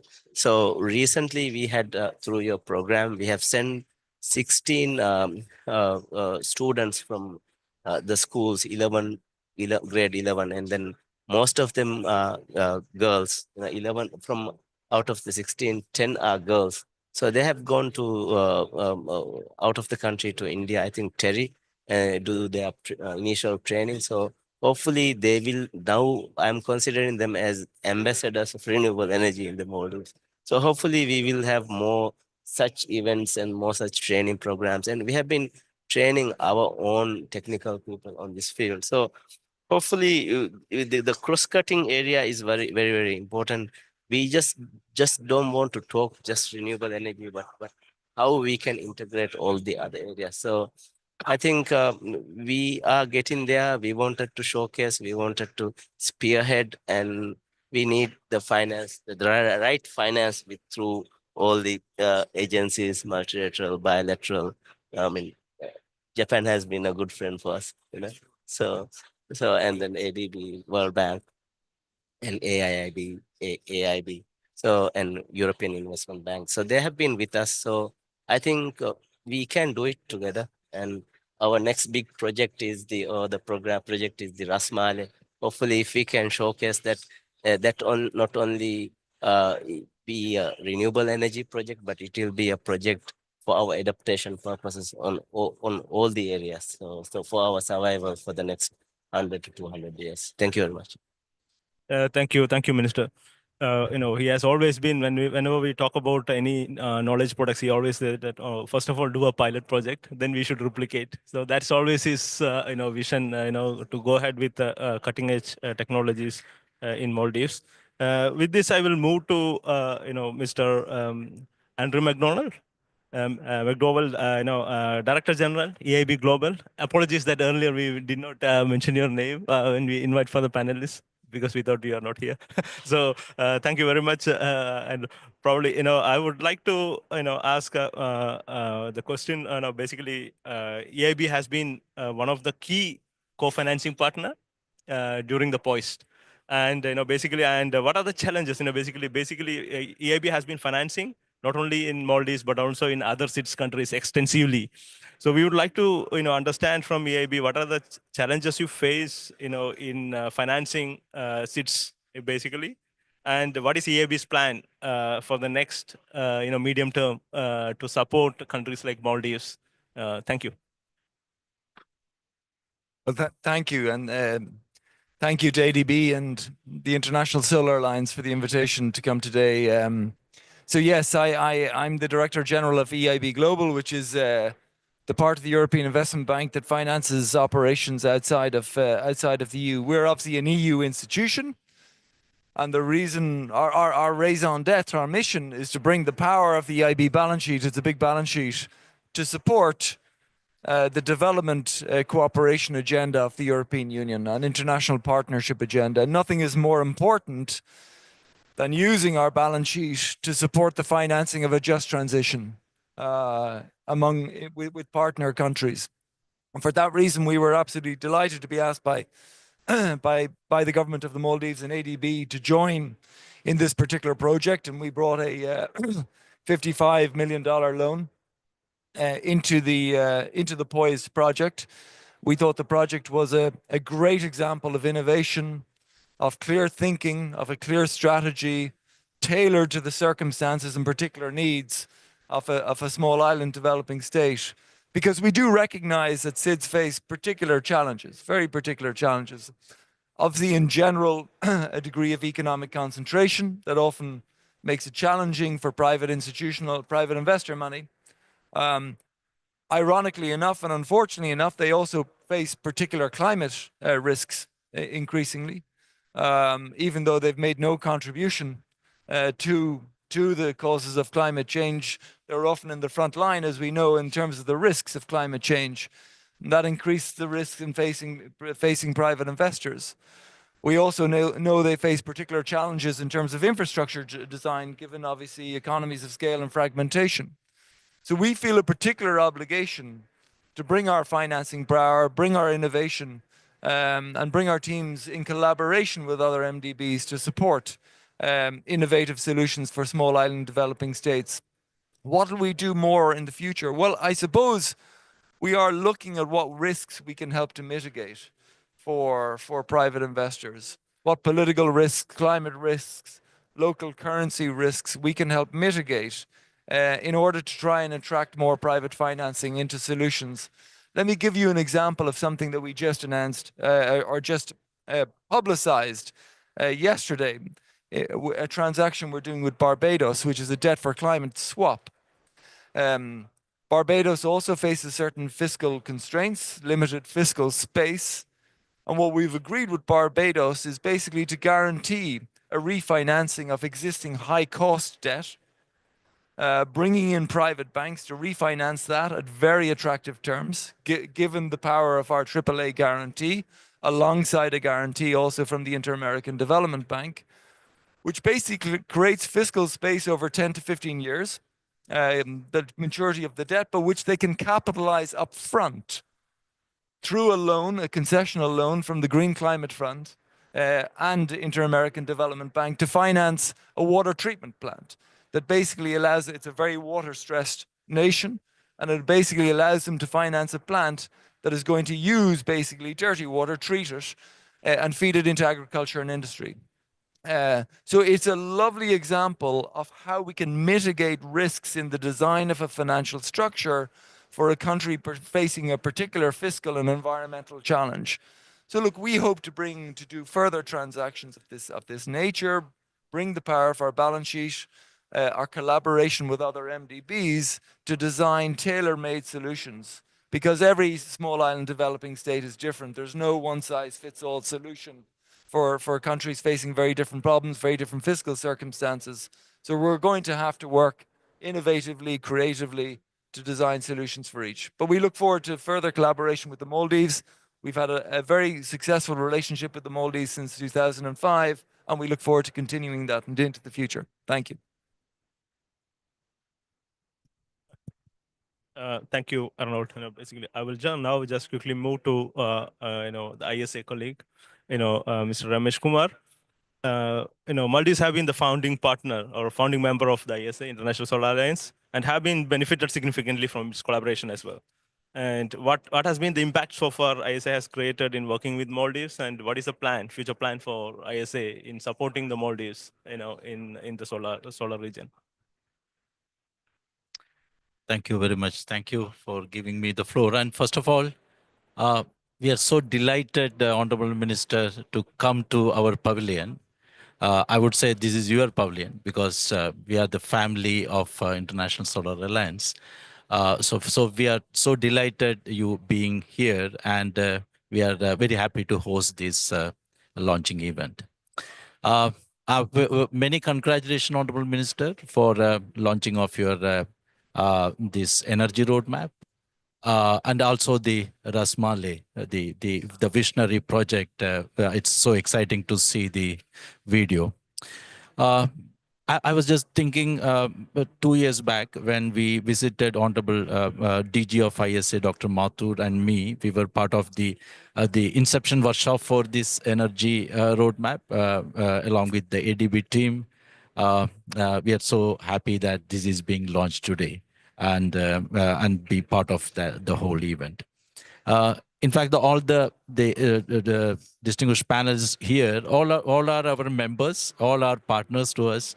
So that makes it very important that we all partner and share our vision so that each country is able to become sustainable by encouraging more and more renewable energy.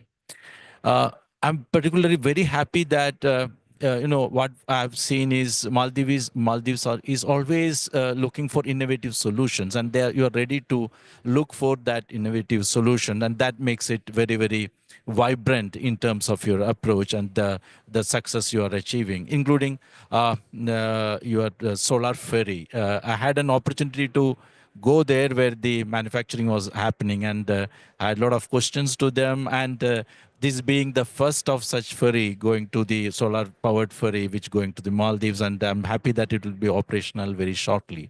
So that also is a very, very important step in the waterways we are able to use more solar.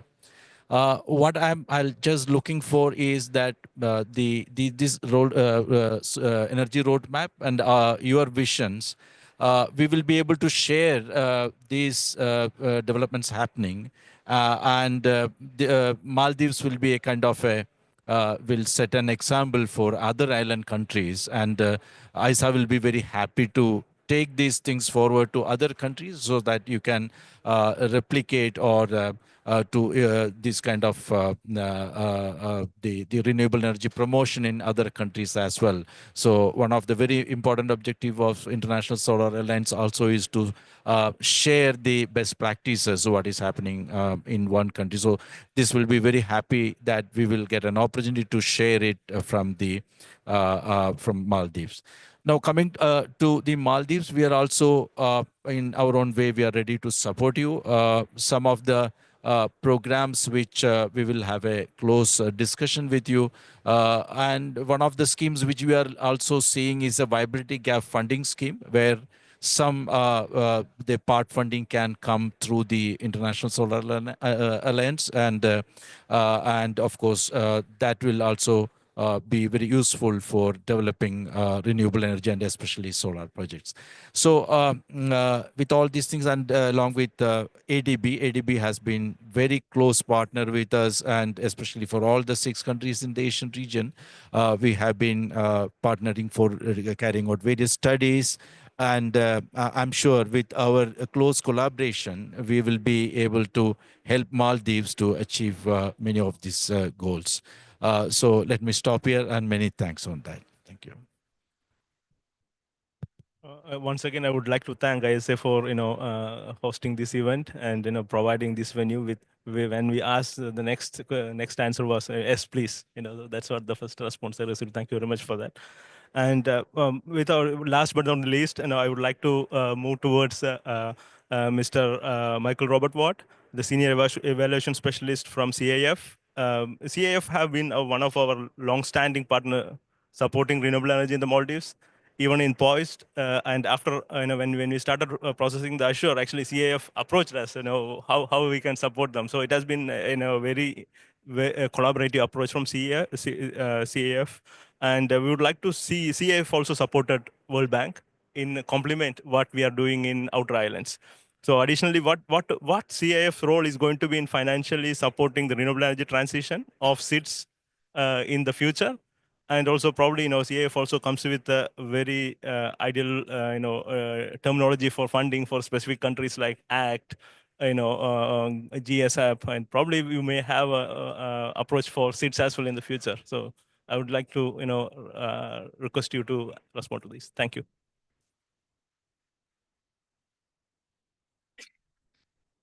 Thank you very much, James, to the ISA and ADB for inviting me here. And of course, to the Honourable Minister for the launch of this new roadmap. I think it's very exciting. I think that the Climate Investment Funds, as a multilateral fund with about $12 billion US committed to working in these kinds of sectors, has been very proud to be a partner of the Maldives and the Maldives government, as we've supported through the scaling up renewable energy in low-income countries program, so SREP, putting in $30 million US early on in this process as grant and highly concessional loans. Has really kind of supported the startup of this work. And we've learned a lot in that process. We conducted a large external evaluation of our support for SREP that concluded 2 years ago. And Maldives was used as a kind of detailed case study in that evaluation, with many insights emerging. And I'd like to just share a couple of them with you now that I think are significant, both in terms of what has happened so far, and particularly as Maldives and other SIDS think about scaling up this kind of work. So I think one of the important findings was that these kinds of grant and concessional loan finances needs to be large enough. In other words, they need to be right-sized, large enough to kind of have a significant impact in these areas. And Maldives, certainly we saw that with the SREP program being early on kind of conceived almost as the sort of national energy program in the Maldives. In other words, it kind of kick-started this big process, with the World Bank and the ADB being incredibly well coordinated. In other words, kind of deciding where they were going to work. The ADB working with Poised, largely public sector, largely working in the outer islands. The World Bank with Aspire, very kind of private sector orientated and working around the Mali region. I think that also the importance of technical assistance in these processes, streamlining procurement standards, putting in place many guidelines for private sector procurement, building capacity of utilities and the island councils, and developing new standards and regulations have really laid the fundamentals for this kind of expansion of renewable energy in the Maldives. I will say that despite all of these successes, there are challenges in this kind of work. Certainly risk perceptions amongst the private sector investors needs to be acknowledged and continually work to kind of overcome. There are off-taker and currency risks to be dealt with. There are issues around procurement and how particularly large MDBs manage procurement processes, lots of findings around that. The geographical disbursement of the islands, obviously a challenge, and I think an increasing challenge we're going to see coming up is going to be a shortage of land. And we're already hearing around innovative solutions, floating solar, other kinds of energy production coming up. So I think that despite those challenges, there are huge overall successes. And the evaluation noted the importance of an integrated programmatic approach, trying to kind of develop this large country vision for what needed to happen, and then many partners clicking in within that large programmatic approach. And we're seeing the reemergence of that around the discussion on country platforms. And I think we're going to see a lot more work on country ownership and how that's driven. I've mentioned the right sizing, delivering it at a national scale. And then I think also the importance of this kind of work was to give the government confidence in communicating and taking forward its net zero and power sector decarbonization together. Just very briefly on some of the potential going forward with the climate investment funds. On Thursday, we launched the CIF capital markets mechanism, a new bond that will provide finance at concessional rates. And I think it will be really important to have a look at how we can work together with small island development states and others to mobilize that kind of private sector funding into these kinds of renewable energy initiatives. I just want to say one small word around the notion of justice in these just energy transitions. I think that the just energy transition is going to take both the kind of acknowledgement of negative impacts and mitigating them. Not a massive issue in Maldives compared to some countries. But there's also this possibility of looking at benefits and more equitably distributing the benefits. We've spoken about gender considerations, really going to be important. I think training people to work in these new sectors will be important. And so the need to think through procedural justice, who's going to be involved in these discussions, distributional justice, who's going to get what in terms of the distribution of the goods and bads. And I think restorative justice as well, as we look at previous marginalization, exclusion of particular groups, and how this energy transition offers a possibility to overcome some of those issues. So I think with that, I will hand it back to James. Thank you very much. Thank you very much, Mike.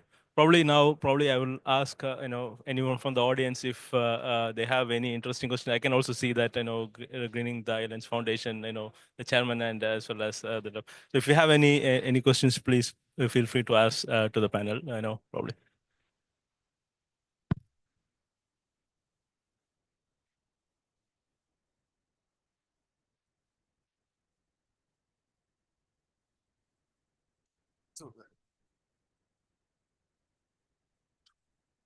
Hello, good afternoon, and thank you very much for inviting us to this very distinguished panel and conversation, and congratulations to the Honorable Minister and all the parties involved in this great project. We're part of Greening the Island Foundation, and we start up this kind of projects worldwide, in not only in the seeds, but also in subnational and also islands worldwide.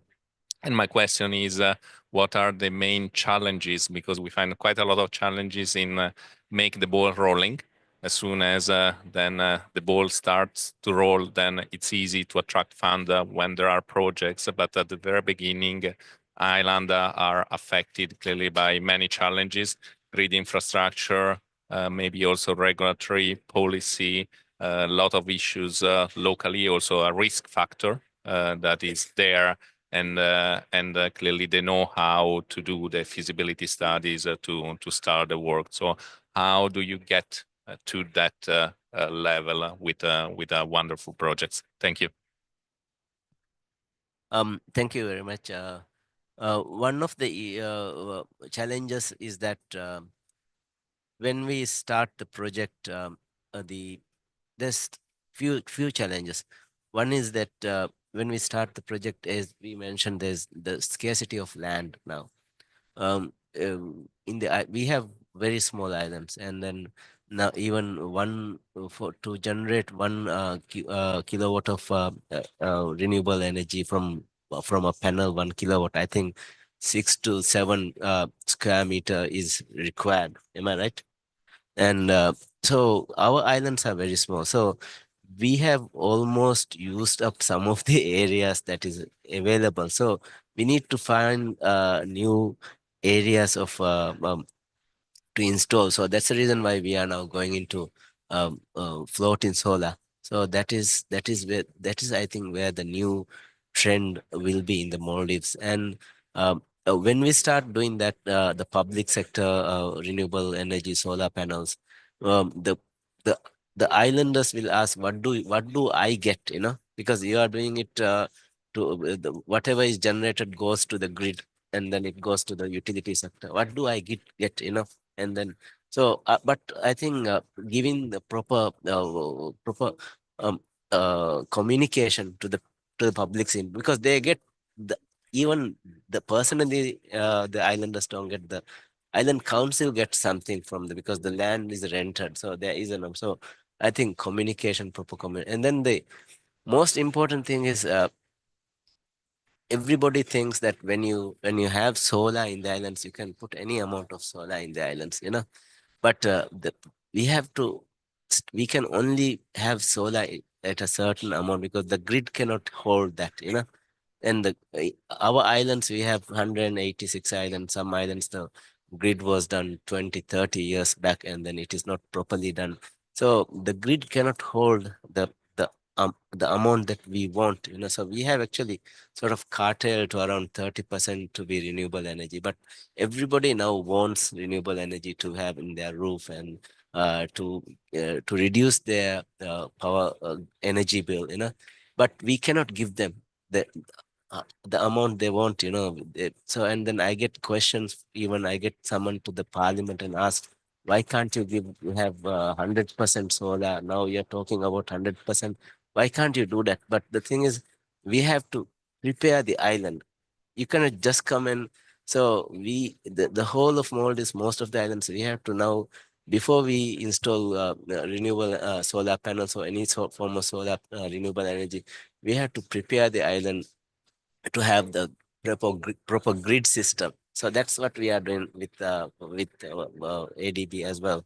And we cannot do it on all the islands. We have to find a way that the private sector and the banks, especially the private sector investments for the grid, how we can get the private sector to invest in the grid, so it's a whole new thing that we have to find.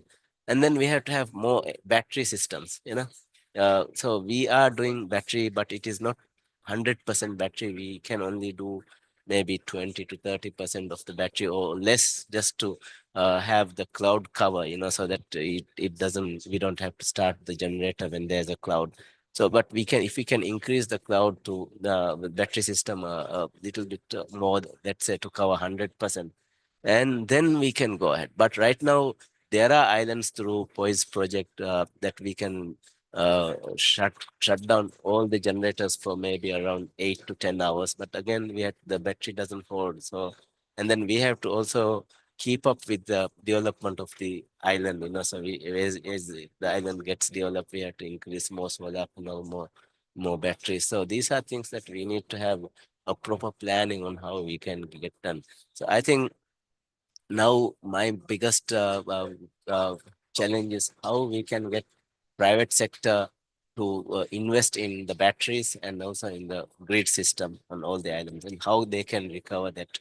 So we need to find alternative thinking, whether the grid has to be owned by somebody else, and then they get paid back later. So these are the things that we are thinking aloud. So hopefully we will get there. So thank you.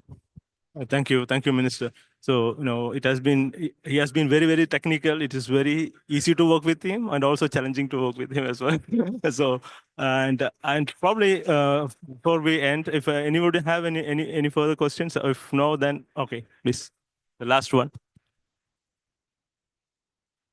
Hello, this is Niaz from the Maldives Space Research Organization. Kind of building upon the gap that Minister just highlighted, I think a way to really inspire confidence for the private sector to invest in solar is a very clear understanding of exactly how much energy can be generated and how much return could be generated over time as well, right? And for that, maybe something like remote sensing and Earth observation I can imagine some of the ways where the data sets could somehow supplement that use case, and we are ready to support them anyway. Thank you very much. I think space research and studies to do with space is very important for us, because we need to see and focus on what are the areas that we can actually really pinpoint on, have the space that we don't want to also cut a lot of trees, to have solar panel. It doesn't work that way. I think in the future, even now we are open for all these kind of discussions, because without that, we will not move forward. We need to have very open mind and have everybody's input to do that. So I think we are willing to work with you as well. Thank you. Thank you very much for this comment. And probably before we close, probably I will ask for final remarks from each of the panelists. I'll probably start with Mr. Ramesh. So once again, many thanks, Honorable Minister, and the panelists here and the great audience. And the ISA is already there. You are part of ISA, and the Secretariat is ready to help you in whatever be the way you would like to have, including the capacity building or some innovative projects. We are there to support you, the Maldives. Many thanks. Well, thank you. And having seen the video, I look forward to coming and seeing the project. Great one. I will add myself to that as well. And regional cooperation and integration is in ADB's DNA, and one of the key aspects of RCI is sharing of experiences and knowledge. So Maldives' role as a SIDS country in terms of what they've learned, sharing that with other countries, as well as collaborating with other SIDS countries would be very critical, and ADB would act as a bridge. Thank you. First of all, I'd like to thank all the panelists, everybody who has worked for this for over a month or maybe 1.5 months for this to happen, especially the staff at the Ministry of Climate Change, Environment and Energy, my ministry, and then particularly the Energy Department. One of the key person is not here, Mr. Ahmad Ali, so I would like to thank him as well. And everybody who are here, who have worked so hard to get. So I feel that this is a very very successful event, and hopefully we will be able to do this in a better way in the next the upcoming next events. But I think we need to these kind of events will actually, we can do it. The outcome should be that we should be able to implement things at our islands, you know. So hopefully this will go into action, and we can actually have more fruitful projects in the Maldives. So I think basically I would like to thank everybody who has spared their time, busy time for this, and we hope that we can showcase better projects in the Maldives that will actually assist small island development. And by the way, the project is now ongoing. You can actually, if you want, you can go there and then at least walk on the sand right now. Thank you. Thank you for inviting me here. And again, the critical thing is how to scale blended finance through leveraging private finance. And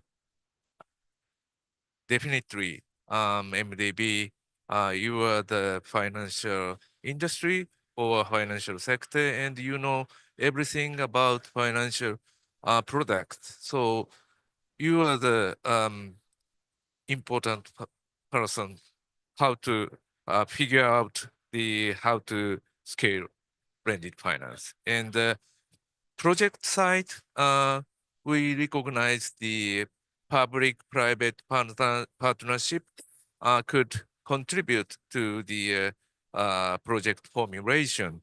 And the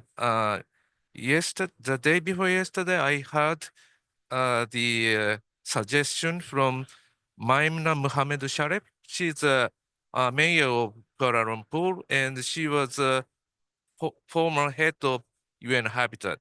Yes, Rising Star, Madam Mohammed. And she said, public-private people partnership.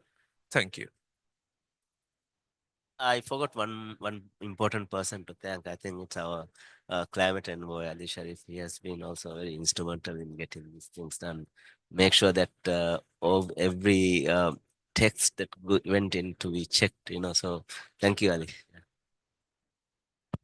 Thank you. And very quickly from my side, you know, almost 15 years ago, when the Climate Investment Fund started to work with the government of Maldives, with our MDB partners, there was a need to kind of draw up this broad programmatic approach to create a kind of integrated way of working together.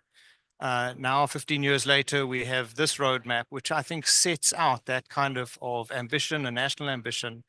And certainly we look forward again to getting behind and working with the government of Maldives, with our partners, the multilateral development banks, and achieving this vision of a just energy transition in the Maldives. So thank you for involving me.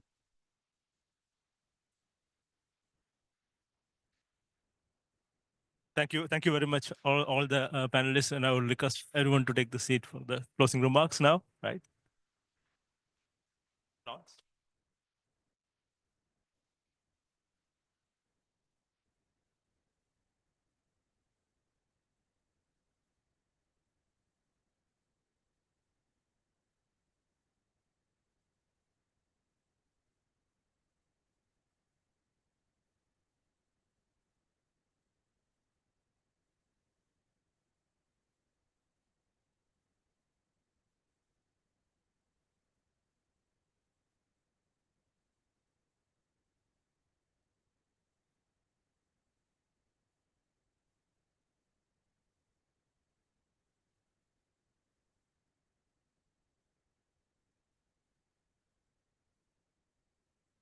Thank you, Mr. James, and thank you to our distinguished speakers for the enlightening discussion. To bring our event to a close, I have the pleasure of inviting His Excellency Ali Sharif, Special Envoy for Climate Change, to deliver closing remarks.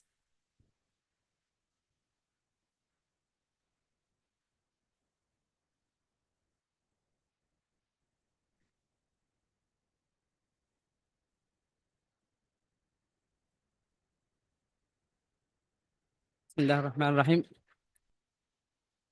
Minister of Environment, Tariq Ibrahim, and the executives from the various banks and distinguished participants here.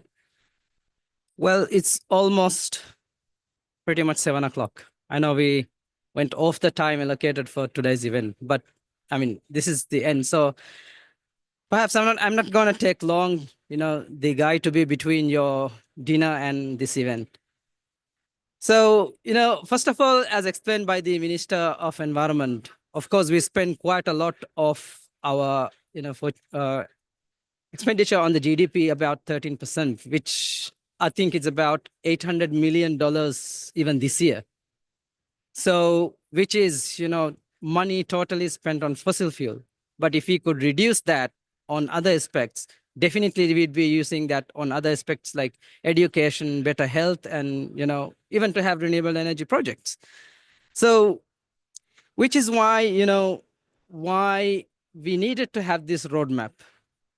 We have to have this roadmap. Very quite often the question that I used to get from people is, hey, Special Envoy, what's your government policy and what's your strategy on energy? Well, now we have this. Special thanks for the minister, for your far-sighted vision, actually, to get this roadmap. So now at least we have this document which we could provide to the investors or whoever comes that, to tell them, okay, this is the government policy and this is the strategy that we want to achieve the targets that we have been specifying.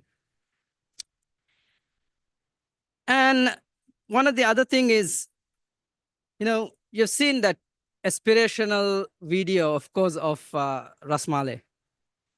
Yes, that's very aspirational, very ambitious, but it's not something, non-achievable, I would say. When we began even Hulu Malay, people, even we had the same thing. We were talking, that's not gonna come up, that's gonna be, this X amount of years, but eventually we are there. So even for Hulu Malay, it's just a matter of time. And the president's vision is, not only to release the population pressure out of Malay, but of course to have a bigger city, but not to have this energy burden while we have the next bigger development. The Hulu Malay is, Ras Malay is going to be something like, I think it's going to be like approximately thrice the size of Hulu Malay. So which is going to be really big. And imagine about the energy demand that it would have actually. So the whole idea of the president himself is to, not to get that energy burden into the future generation while we are going to come up with that. And of course, all of this is not going to happen without the financing. And I think that was a very fruitful discussion, which, I got some very fruitful points, especially from the intervention from the European Bank, that you guys are working with the Barbados, especially on the debt for energy swap, the debt for nature swap. And of course, that particular project, the particular example which you have put, I think that puts the example that, for debt for nature swap, it's not only the conservation and preservation which is going to work. The energy projects also could work, which would actually be much more favorable for those who would be, partnering in that. Because for them, if they can have a renewable energy project to be part of that swap, then they would see the money flowing out, the return coming out easily than a conservation project. So that's a very good example, I thought. And then, of course, the other World Bank project that we are having, Maldives, we have proven that, multilateral banks, if you guys can really provide that risk guarantee for the private sector, they are really more than willing to work, and it is working. So that blended financing model, and rightly you have said in the panel, that needs to be rightly sized. So with the right size, not only the project installation size, but the monetary size has to be right as well. So that could really work. And yeah, so like I said, not to take much of the time here, I would really, first of all, thank the ADB for your kind assistance in developing this roadmap, and the ISA for sharing this space to host this event. Really, thank you, Excellency, for that and for this opportunity. And of course, Minister, for your far-sighted vision. Shouldn't you have this? This roadmap wouldn't be here. And I would, give a big applaud to I would really request for a big applaud to the hardworking staff who work behind this energy roadmap to come in place. I know I gave you a hard time, but really sorry, energy colleagues, if I have given you a hard time to come up with this, but that was remarkable work that you guys have done. And lastly, taking your time from your busy schedule here to come up here and share your experiences, especially for the panel and for the participants here. And thank you very much, and good evening.